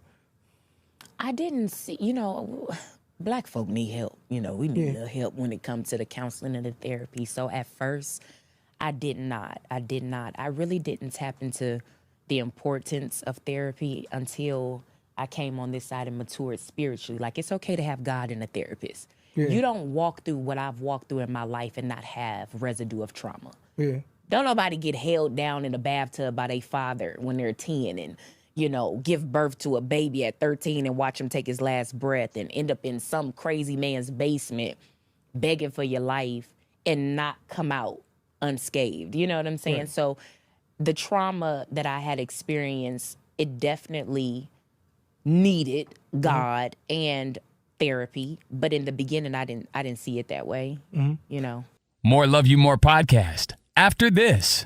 The mothers at the Baptist church may not receive this. I know that old school or traditional saints don't always receive me because I look different, I speak different. Yeah. But Apple Bottom and Cinnamon and whoever else at the club, come on, Apple Bottom. You know what I'm saying? Come Mercedes. on, Apple. Love you more. Do you ever feel like, I think it would be a little tough to make you feel safe if I was a man, because your dad and your mom, do you ever kind of look back, I actually know you, so I know you and your mom have a pretty good relationship, and it's cool, you let her be a part of your son's life, and she's, doing her best to be the best grandmother or what have you, but do you ever look back at those times and say, hey man, I wish somebody would have, protected me a little bit better? I always say that, and that's why I've become the type of pastor, leader, advocate that I am, because I'm trying to be to women and even some young men what I wish somebody was to me. Mm-hmm. I wish somebody would have came to the club like I do. I go into Magic City. I go into all the Atlanta clubs. If I'm somewhere else, I'll go into the clubs, not in the parking lot. I go in the clubs and I talk to the girls and I let them know that God still loves you even in the midst of this, and there's another way if you want it. Mm-hmm. And I wish somebody would have came to me early while I was in the clubs, while I was in the streets, while I was on the porn sets, and nobody ever came, What could somebody have told you during that particular time that may have kind of woken you up a little bit? Was there a particular, way that somebody could come to a person like you? Because, money your God. You trying to move how you got to move. What could somebody do to interrupt the conversation you have going on in your head? No disrespect to those who have multiple degrees in psychology and human rights and all that type of stuff. But for me, I feel like experience trumps education in certain situations. Kinda. So in order for me to have received you, you can't tell me unless you walk through it. Right. Don't give me the Bible, show me the Bible sometimes. You know what I'm saying? And I think a lot of people, even when I deal with young ladies here in Atlanta, they say people come to me and they want to beat me with the Bible, or, they have all these degrees and come from an educated standpoint. But when it comes to you, I'm able to receive you because you understand. No book will really give you the understanding unless you really walk through it. So for me, if somebody who had been through it and survived it and triumphed out of it, then I would have used that as my ticket out. But nobody came. To share their experiences. So people are overcome by the blood of the Lamb and the word of the testimony. So a bridge between the person who's going through what they're going through is just a simple testimony. That's it. Like, man, I done been there before. Let me tell you something what went when. When God pulls you out of something, it's for you to go back and pull somebody else out. And so that is the basis of my ministry. Some people do not agree with me. I don't look like no pastor. I don't talk like one. I don't move like one. That's okay, because I know that I'm called to a certain group. I'm not looking for platforms, because God already told me your platform is in the pit. I'm going to always send you back to places that you came out of. And so for me, the mothers at the Baptist church may not receive this. I know that old school or traditional saints don't always receive me because I look different, I speak different. But Apple Bottom and Cinnamon and whoever else at the club, Come on, Apple you know Bottom. what I'm saying? Come on, Apple. The ones swinging and twerking, the Instagram models receive it, and that's who I'm called to. You know what I'm saying? So I was talking to BB. He said, man, he just knew who he was. At 16 years old, he understood who it was. And I think you understand who you are. Absolutely. I want to go back to, that primal wound, though. I just got to kind of get in it just a little bit, because I just feel in my heart like, there are so many men and women who didn't have the best childhood. Like, what was your relationship like with your dad before this traumatic incident? Did you all ever have a relationship? Because I got a daughter. Man, when I see that little bitty girl, man, sometimes it just melts my whole heart. So I know there had to be some type of moment. Was there any type of relationship besides the trauma? So sometimes I had wished that I didn't have one versus to have one and then it ended like that. If you look up the definition of a daddy's girl, you would have saw my picture. When my mother and father divorced, normally when couples divorce, normally the kids go with the mom. But in my situation, I went with my daddy. Okay. He said, you could go, but she stays here. And so I was a daddy's girl. That was my ride or die, was his. So when he started, I guess when his mental health took a turn and his alcoholism picked up and he did what he did, it hit harder because this wasn't a stranger. I wasn't estranged from my father. He wasn't a in and out daddy. He wasn't a weekend daddy. He wasn't a child support daddy. He was there, comb my hair in the morning, get me dressed for school. That was my best friend. And so for it to have taken the turn that it did, it broke me. I remember it was times where when I was in the streets and I was on drugs, I had to stay high in order to do what I was doing. But when I would come down, sometimes I would just call him. Like after I had a long night or a long weekend and I done came down off a binge, I would call him and I wanted him to just say, come home. Even after he did what he did, I wanted him to say, come home. You ain't got to be out there. You don't have to, just come home. And he wouldn't. And it altered my view of men. Not the men that I had sex with or I engaged with. It started from my daddy, how he did me. I felt the spirit of rejection because even after he wronged me when I was 10, I still wanted my daddy. You couldn't tell me nothing about him. Police got involved, social workers, all of that. My mom got full custody, but you couldn't tell me nothing about my daddy even after he did what he did. And so when we became estranged and I finally got in contact with him, I was out there and I forgave him. I still loved him and I wanted him to tell me, come home. And I never heard that.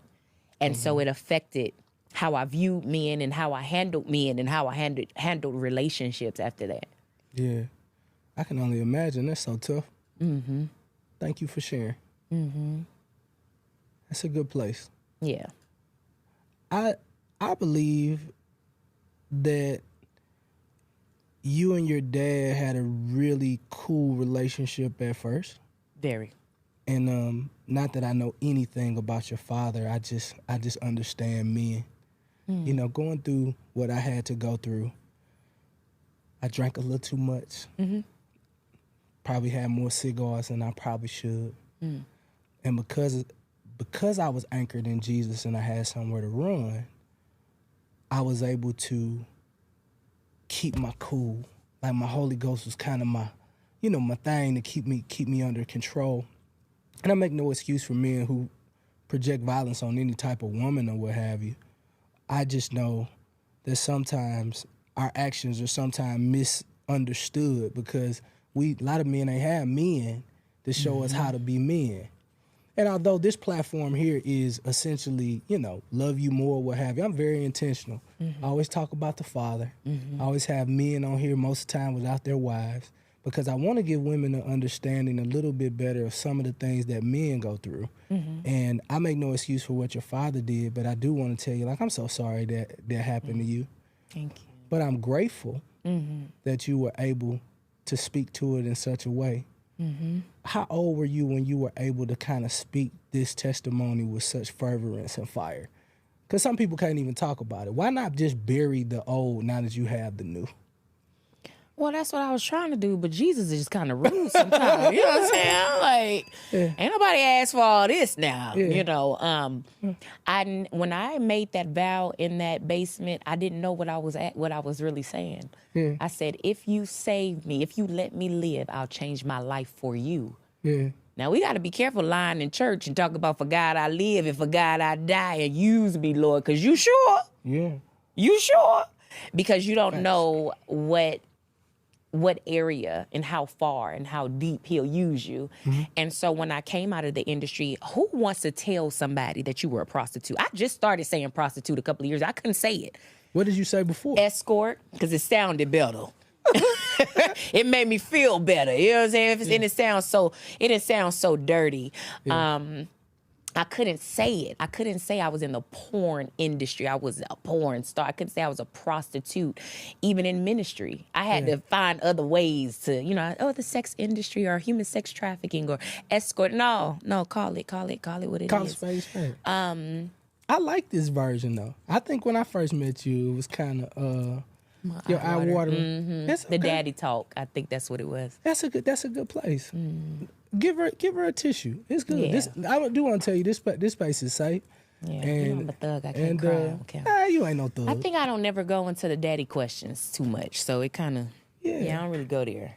I understand. Yeah. Why don't you go to the daddy question? Because he was your hero. Yeah. And your hero let you down. Yeah. Yeah. So I don't really. I see the little girl. Okay. That's really cool. I don't think I ever met her. I think the world never met her. I think the world desires to meet her. I think your platform that God has for you, she's necessary. I was talking to my friend David Shands, and I talked about that seven-year-old boy who found out he was adopted. And instead of asking questions, I just said, okay. And so I just built on top of a foundation that just wasn't necessarily strong. And when I made it to the mountaintop, I failed horribly because that little boy needed something. He needed to be acknowledged. He needed to be free. He needed to know that the man in me would protect him. He needed to know that he didn't have to come up with his own protectors. And I just figured maybe, with some of the stuff that you've been through, I've seen so many people celebrate me for my adoption story because I gave them the version that could make them celebrate, and I enjoyed that. But now I give them the version that said, hey, man, that sick little 7-year-old who wished that things were different, he also has a voice too. And that little 7-year-old, when I get on stage and I talk about him and I can just feel that little 7-year-old like, that's right, we don't need these other protectors to protect me. The man in him is now doing it. And I think it's okay. I think it's okay to say, you know what, I was freaking afraid of my dad. And I'd never seen that version of him. And I think it's okay to explore how that made you feel. You may realize that 10-year-old girl has the answer to this now 21-year-old woman. Yeah, you better clock it. You know what I mean? Yeah. But I thank you for sharing that part. So when you look now at Danielle McCord, Pastor Danny, Monday morning. What's your tagline? Monday motivation. Monday. And when you do the little neck thing. Hit him with the shoulders, you know yeah, what I'm you hit saying? him with the shoulders. You now are out of the industry. Yes. And you working at the post office. Yes. And you starting to work and you doing your thing. How do you transition? Because it was tough. It was tough for me. Like transitioning from that neighborhood guy who seen people do a whole lot of unique things, and now it's like, okay, man, maybe I get a little job. I'm like, nah, I think I did that for like 3 days, and I was like, we throwing parties. That's the closest thing to what Jason is making. How easy was it for you to go from making a possible $30,000 a month to now having a 9-to-5 job? That transition was extremely hard. I had never worked. You know, I started hustling at 14. I didn't even know what poverty or financial issues look like. You know, I grew. It's a difference between growing up in the hood versus growing up in poverty.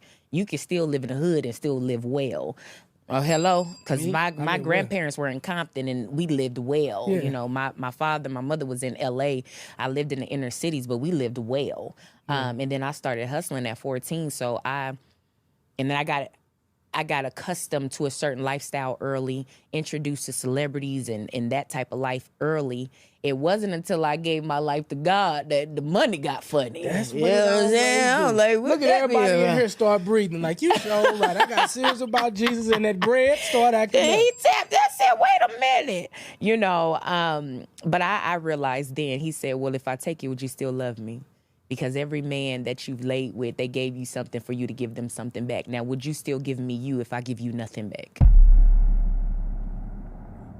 Yeah, that's real. And so I feel like when he took my finances, when he touched my finances, it was a real test of my yes. Because I wanted to go back. You know, folks would get up here and be like, oh, once I got out, I was walking with Jesus. No, I was looking for numbers. I said, where that phone I threw it away? I need to call somebody. Somebody done emailed me. I got to find it, you know. Because times had got hard. All I knew how to do was hustle. You know what I'm saying? If it wasn't selling my body, it was selling dope, selling clothes, selling something. I sell you. You know what I'm saying? I'm a pretty big price.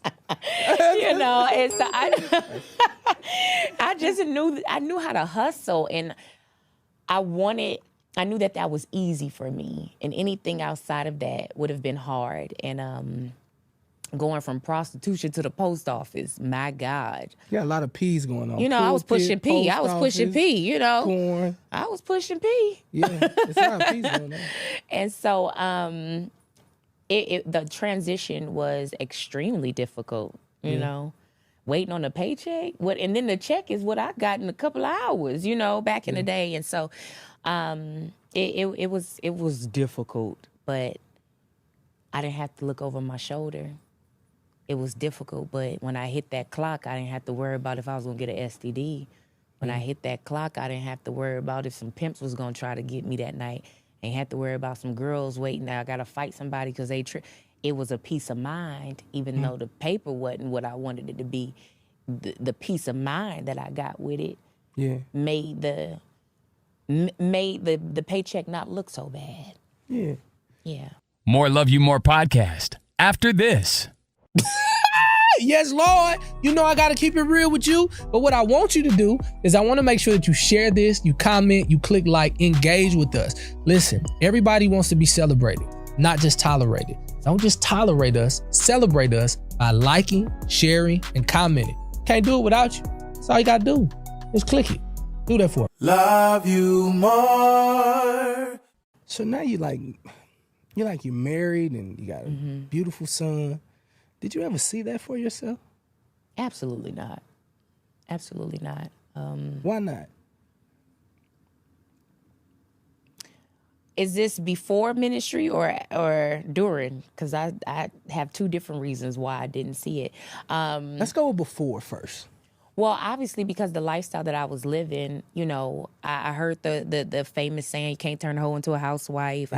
I heard, you know, what man would want to marry you? You done did videos and this stuff is out for the rest of your life. And you don't think about what happens if I end up being a wife, if I end up being a mom. You know, you don't think about that in that moment, in that, you know, that fast life. You don't think about the latter consequences. And so I just, while I was hustling, I didn't think about marriage. That wasn't, and everybody I know was married. I know some people, they don't never see married couples. They don't never see healthy relationships in this generation. But everybody that was around me was a wife or a husband. But I didn't see it for me because of the lifestyle I was living. Nor did I desire it then. Then when I came out of it, I didn't feel like I was worthy to be a wife. You know, sometimes it's not the inner enemy, it's the inner me. And I was my biggest op when I first came out. I had to forgive me. I had to get delivered from me because I was once I became sober-minded, because I was high from 14, 15 to in my early 20s. And so when I finally came to and became sober-minded and looked back on all the things that I did and the lifestyle that I lived, I was disgusted with my choices. And so I beat myself up a lot, and I didn't think that marriage was going to be my portion because I didn't think that somebody would see the value in me, you know. And I told God, I said, look, I desire it because it's the right thing to do. I desire it because people say it's not going to happen for me. I had the wrong reasons for it. I wanted to show them that you said it wasn't going to happen, but let me show you that it did. Sound familiar, audience? That sound like somebody else say all the time. Right? I needed to show you that it could happen. So my warning and my reasons for doing it was just it was out of pocket until God had to show me that I was worthy of it. That you are a wife, you are a mother, you know, and don't allow nobody or yourself to make you feel any less than, you know. So yeah. Yeah. That's good. So now married with children. On children, I'm one and done. Would y'all speak that over me, Prophet? With child. Well, all right. You done. One and done. So you don't want any more children? No. You just got your body all the way you want. Yeah, I didn't snap back finally. It took me 5 years. What if God wants you, you know, what if God says? Next question. He's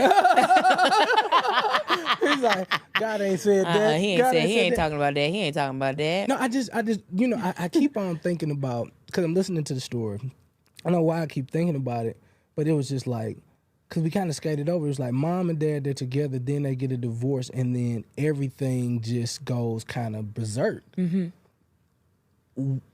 Hypothetical scenario, where children are going through that, what do you wish somebody would have gave you in that decision that your parents made during that time? My parents were extremely toxic towards each other in front of me. I seen them fight. I seen them yell, scream, cuss. I've seen it. Now, I didn't see a bunch of women my daddy, but with my mom, she's been with my stepdad as soon as the day she walked out the door. So I didn't see that. My father, however, had a lot of different women around, but their interaction with each other was just so toxic and unhealthy. So just a healthy relationship between two parents? If they would have parted ways in a more mature way, you know, like, hey, mommy and daddy are no longer together, but we love you, we're here for you. You know, you can still co-parent in a very healthy way because your love for your child has to outweigh your hate for each other. And a lot of parents, when they divorce or when they break up, they can't stand each other, and they will allow that to override what's best for the kid. You gotta love your baby more than you hate your ex. And my mom couldn't stand him and he couldn't stand her, but they forgot that I was the common denominator. Any brothers and sisters? I am my father's only daughter. So between your mom and dad, you the only child? Between them, yeah. And my mom had my brothers, yeah. Later on, so you're the older sister. So I'm the oldest, firstborn, and the only girl. And the only girl. Yeah. Wow. So you were the special baby, the only girl. If you say so. That's good. I mean, I'm just really getting an opportunity to like learn a whole lot more because you've told your story like you have it down packed from pouring the pulpit like it's a play, you know, book. You ready to roll and do what you do. But I just like to really unpack that thing to see where, you know, things may have been extremely unique. And now I see a decision from parents not being able to get on one accord after divorce kind of forced this young lady to be in a house with a man who later gets very overwhelmed with the responsibility of being a parent, still trying to date a little something, don't really got the tools, end up getting on some bottles, and mental health stuff started going on. He makes a very horrible decision, doesn't have the humility to come back and say, I'm sorry, because the truth is, he probably went through some of that behavior too with his father, who never probably said, you know, I'm sorry. She chooses her own way, finds love in all the wrong places, only to be yielded back to Jesus in a very unique way. But the question really becomes is, like, what now? Like, how do we still think that there's something on the inside of you? Because you saving people. Because that's your anointing. That's the mantle that you have on there. But do you think it's important for people who've been through something so traumatic to continuously get help throughout their lives?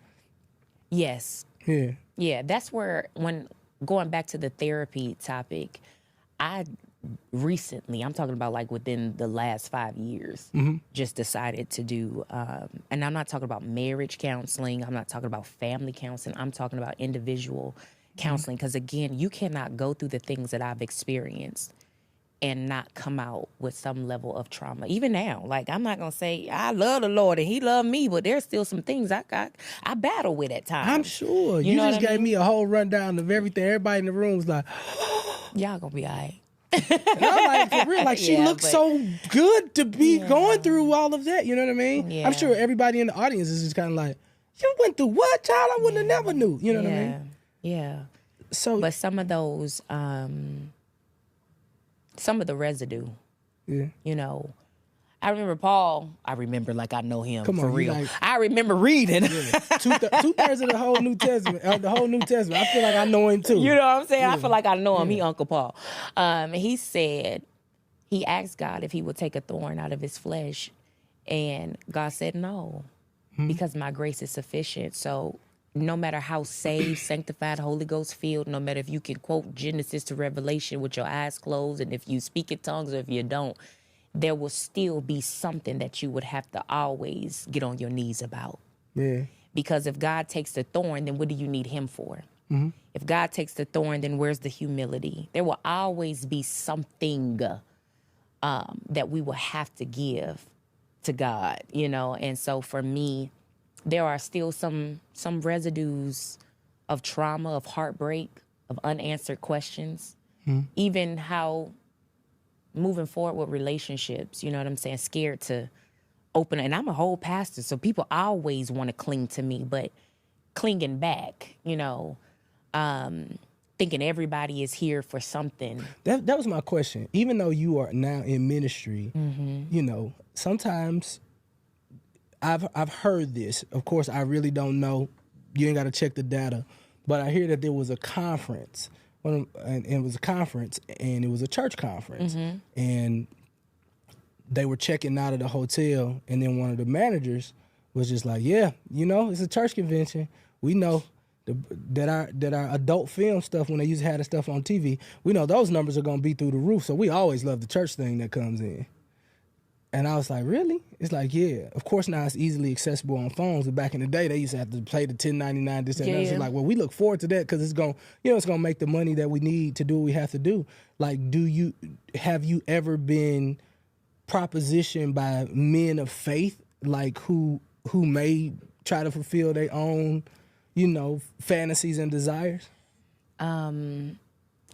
So when I was in the lifestyle, a lot of preachers were my clients. A lot of men in the church that had positions, powerful positions in church, in politics, whatever, were my clients. When I came out of the industry, and this is before ministry, this is while I was going through my transformation, just my deliverance. I would be lifting my hands in worship, and a dude would tap me on my shoulder that I had been with. I'm trying to worship Jesus, and you tapping me on my shoulder. You know, I've been in post ministry. this is why I don't travel by myself. I remember I was traveling by myself in the beginning because I was just telling my testimony. At first, I wasn't a preacher. I was just sharing my testimony. And I remember a pastor had contacted me, and at first the conversation was going well. Like, yeah, we want to get you here. We want you to tell your story, and we're excited to have you. And before we hung up, he said something that just disrupted my whole spirit, my soul. It was just so... He said, I'm really looking forward to having you here, but can I tell you a secret? And I say, sure. He said, you were my favorite porn star. The pastor, you think I'm finna come to you and preach in your church? You probably get me in the office and take my little sugar cookie? You know, why would you say that? You know what I'm saying? So I've had situations. I've had a pastor, we were praying, and while my eyes was closed and my head was bowed, he kissed me in my mouth. You know, so I've had situations with men of God that would, if your foundation, your faith and your foundation in God was not as strong as mine, I would have left a long time ago, you know? I still fear that because, you know, this is a male-dominated industry. It's more male preachers and pastors than female. And so I still have a level of anxiety when, you know, someone that I don't know, that I never heard of, that wants to book me. I have all my people come with me because of the experiences that I've had. Jeez. Yeah, I think that's gonna always be. Some people will ask me to come because of my anointing, and some people will ask me to come because of their fetish. Wow. How does that 10-year-old girl respond to that type of trauma? Does she ever show up? Does she feel so sad when stuff like that happens? What happens to Danielle? Let's call her Danny. What does little Danny do when things like that happen?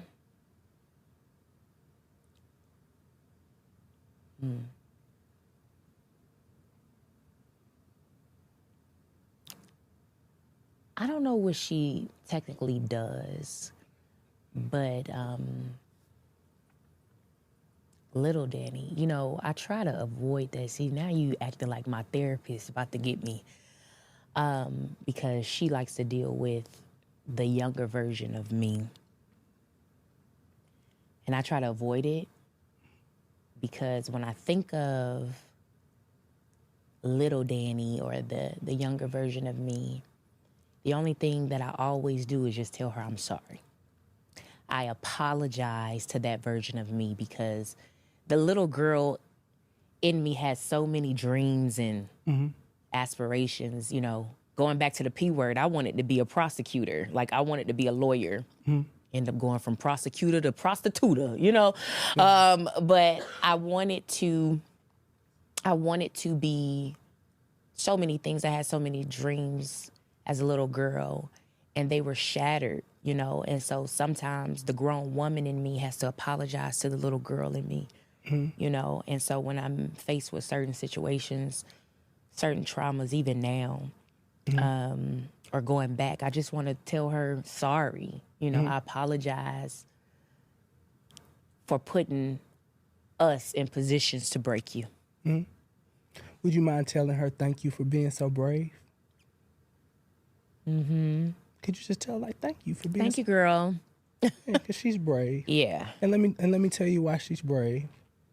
Because I see that her bravery brought us to this moment. Absolutely.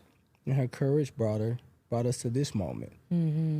But the reason why you have to deal with that 10-year-old girl is because you'll keep living below the line.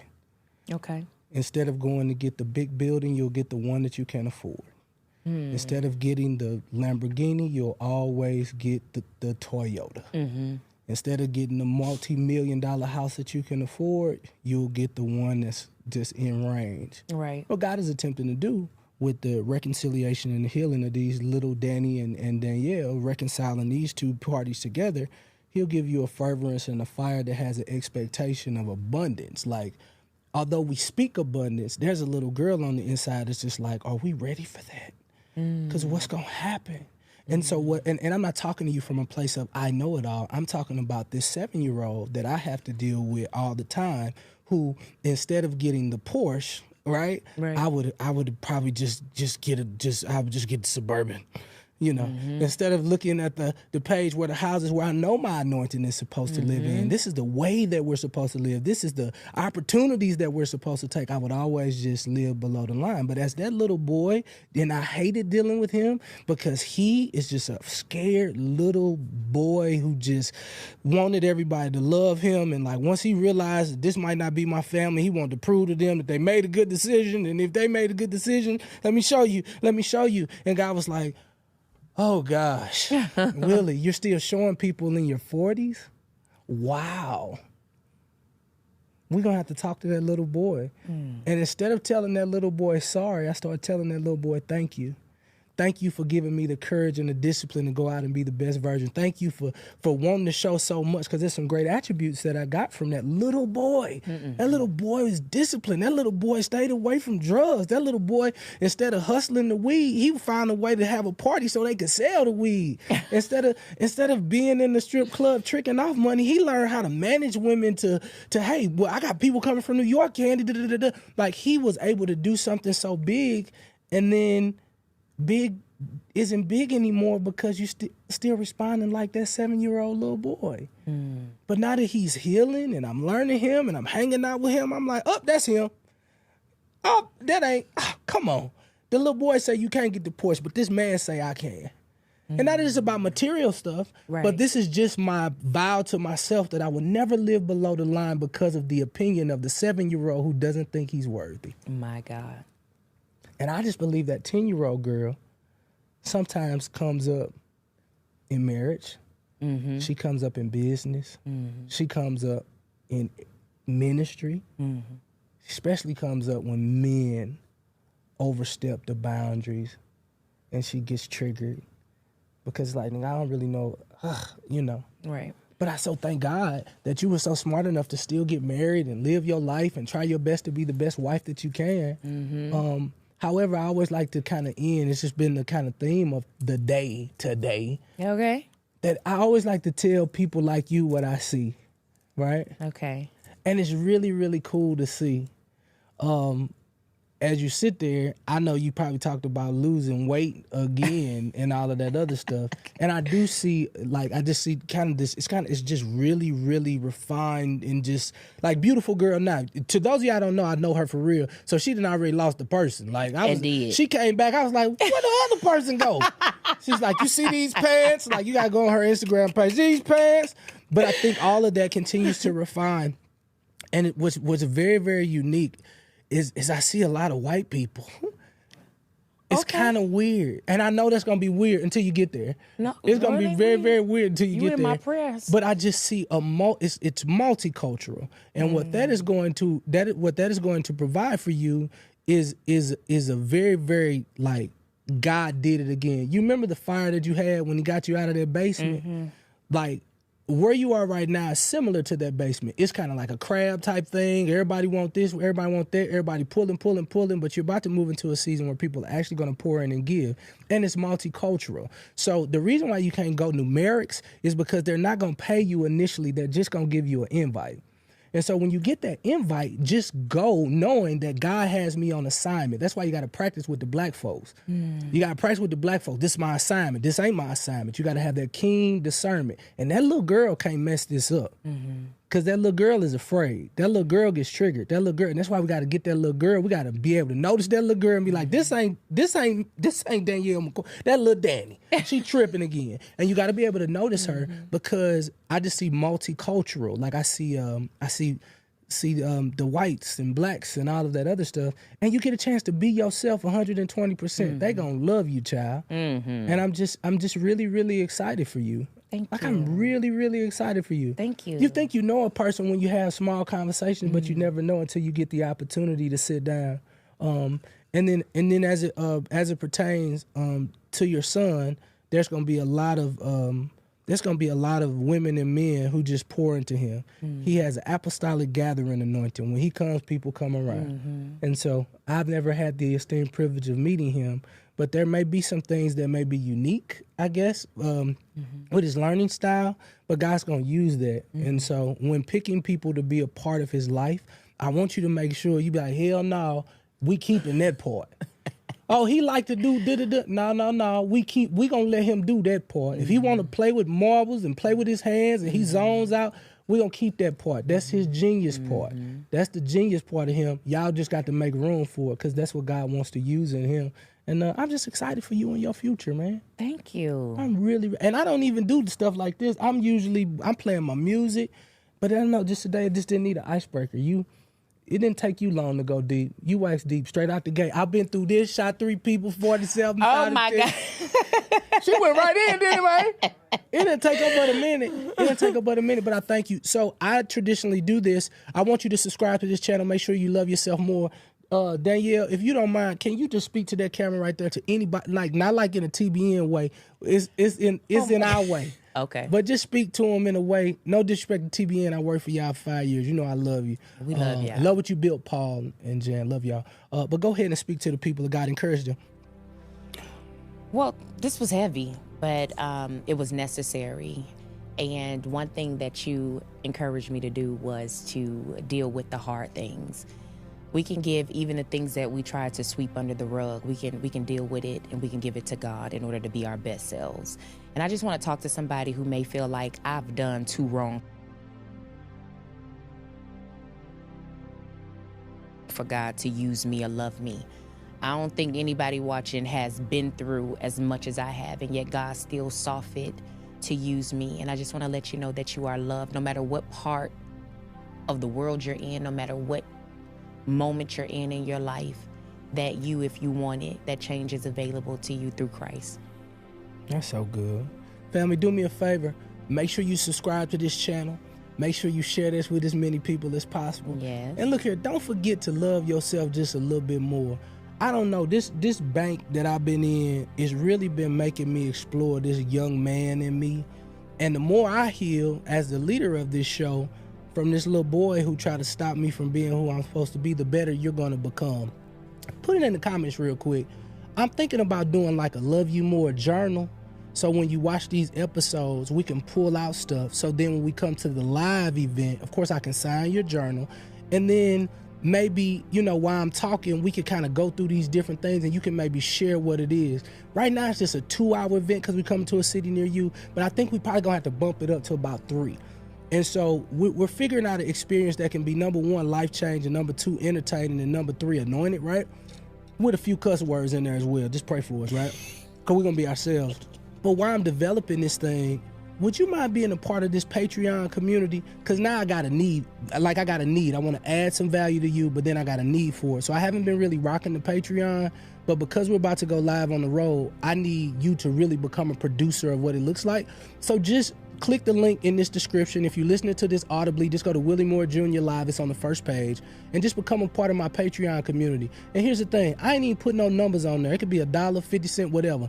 Just be a part of that because I need your help now because we about to take this show on the road. You feel that in your shot now? You do? Share, comment, subscribe. I love y'all flat out. Love yourself more. That's good. That's good. Love you more. Love you more.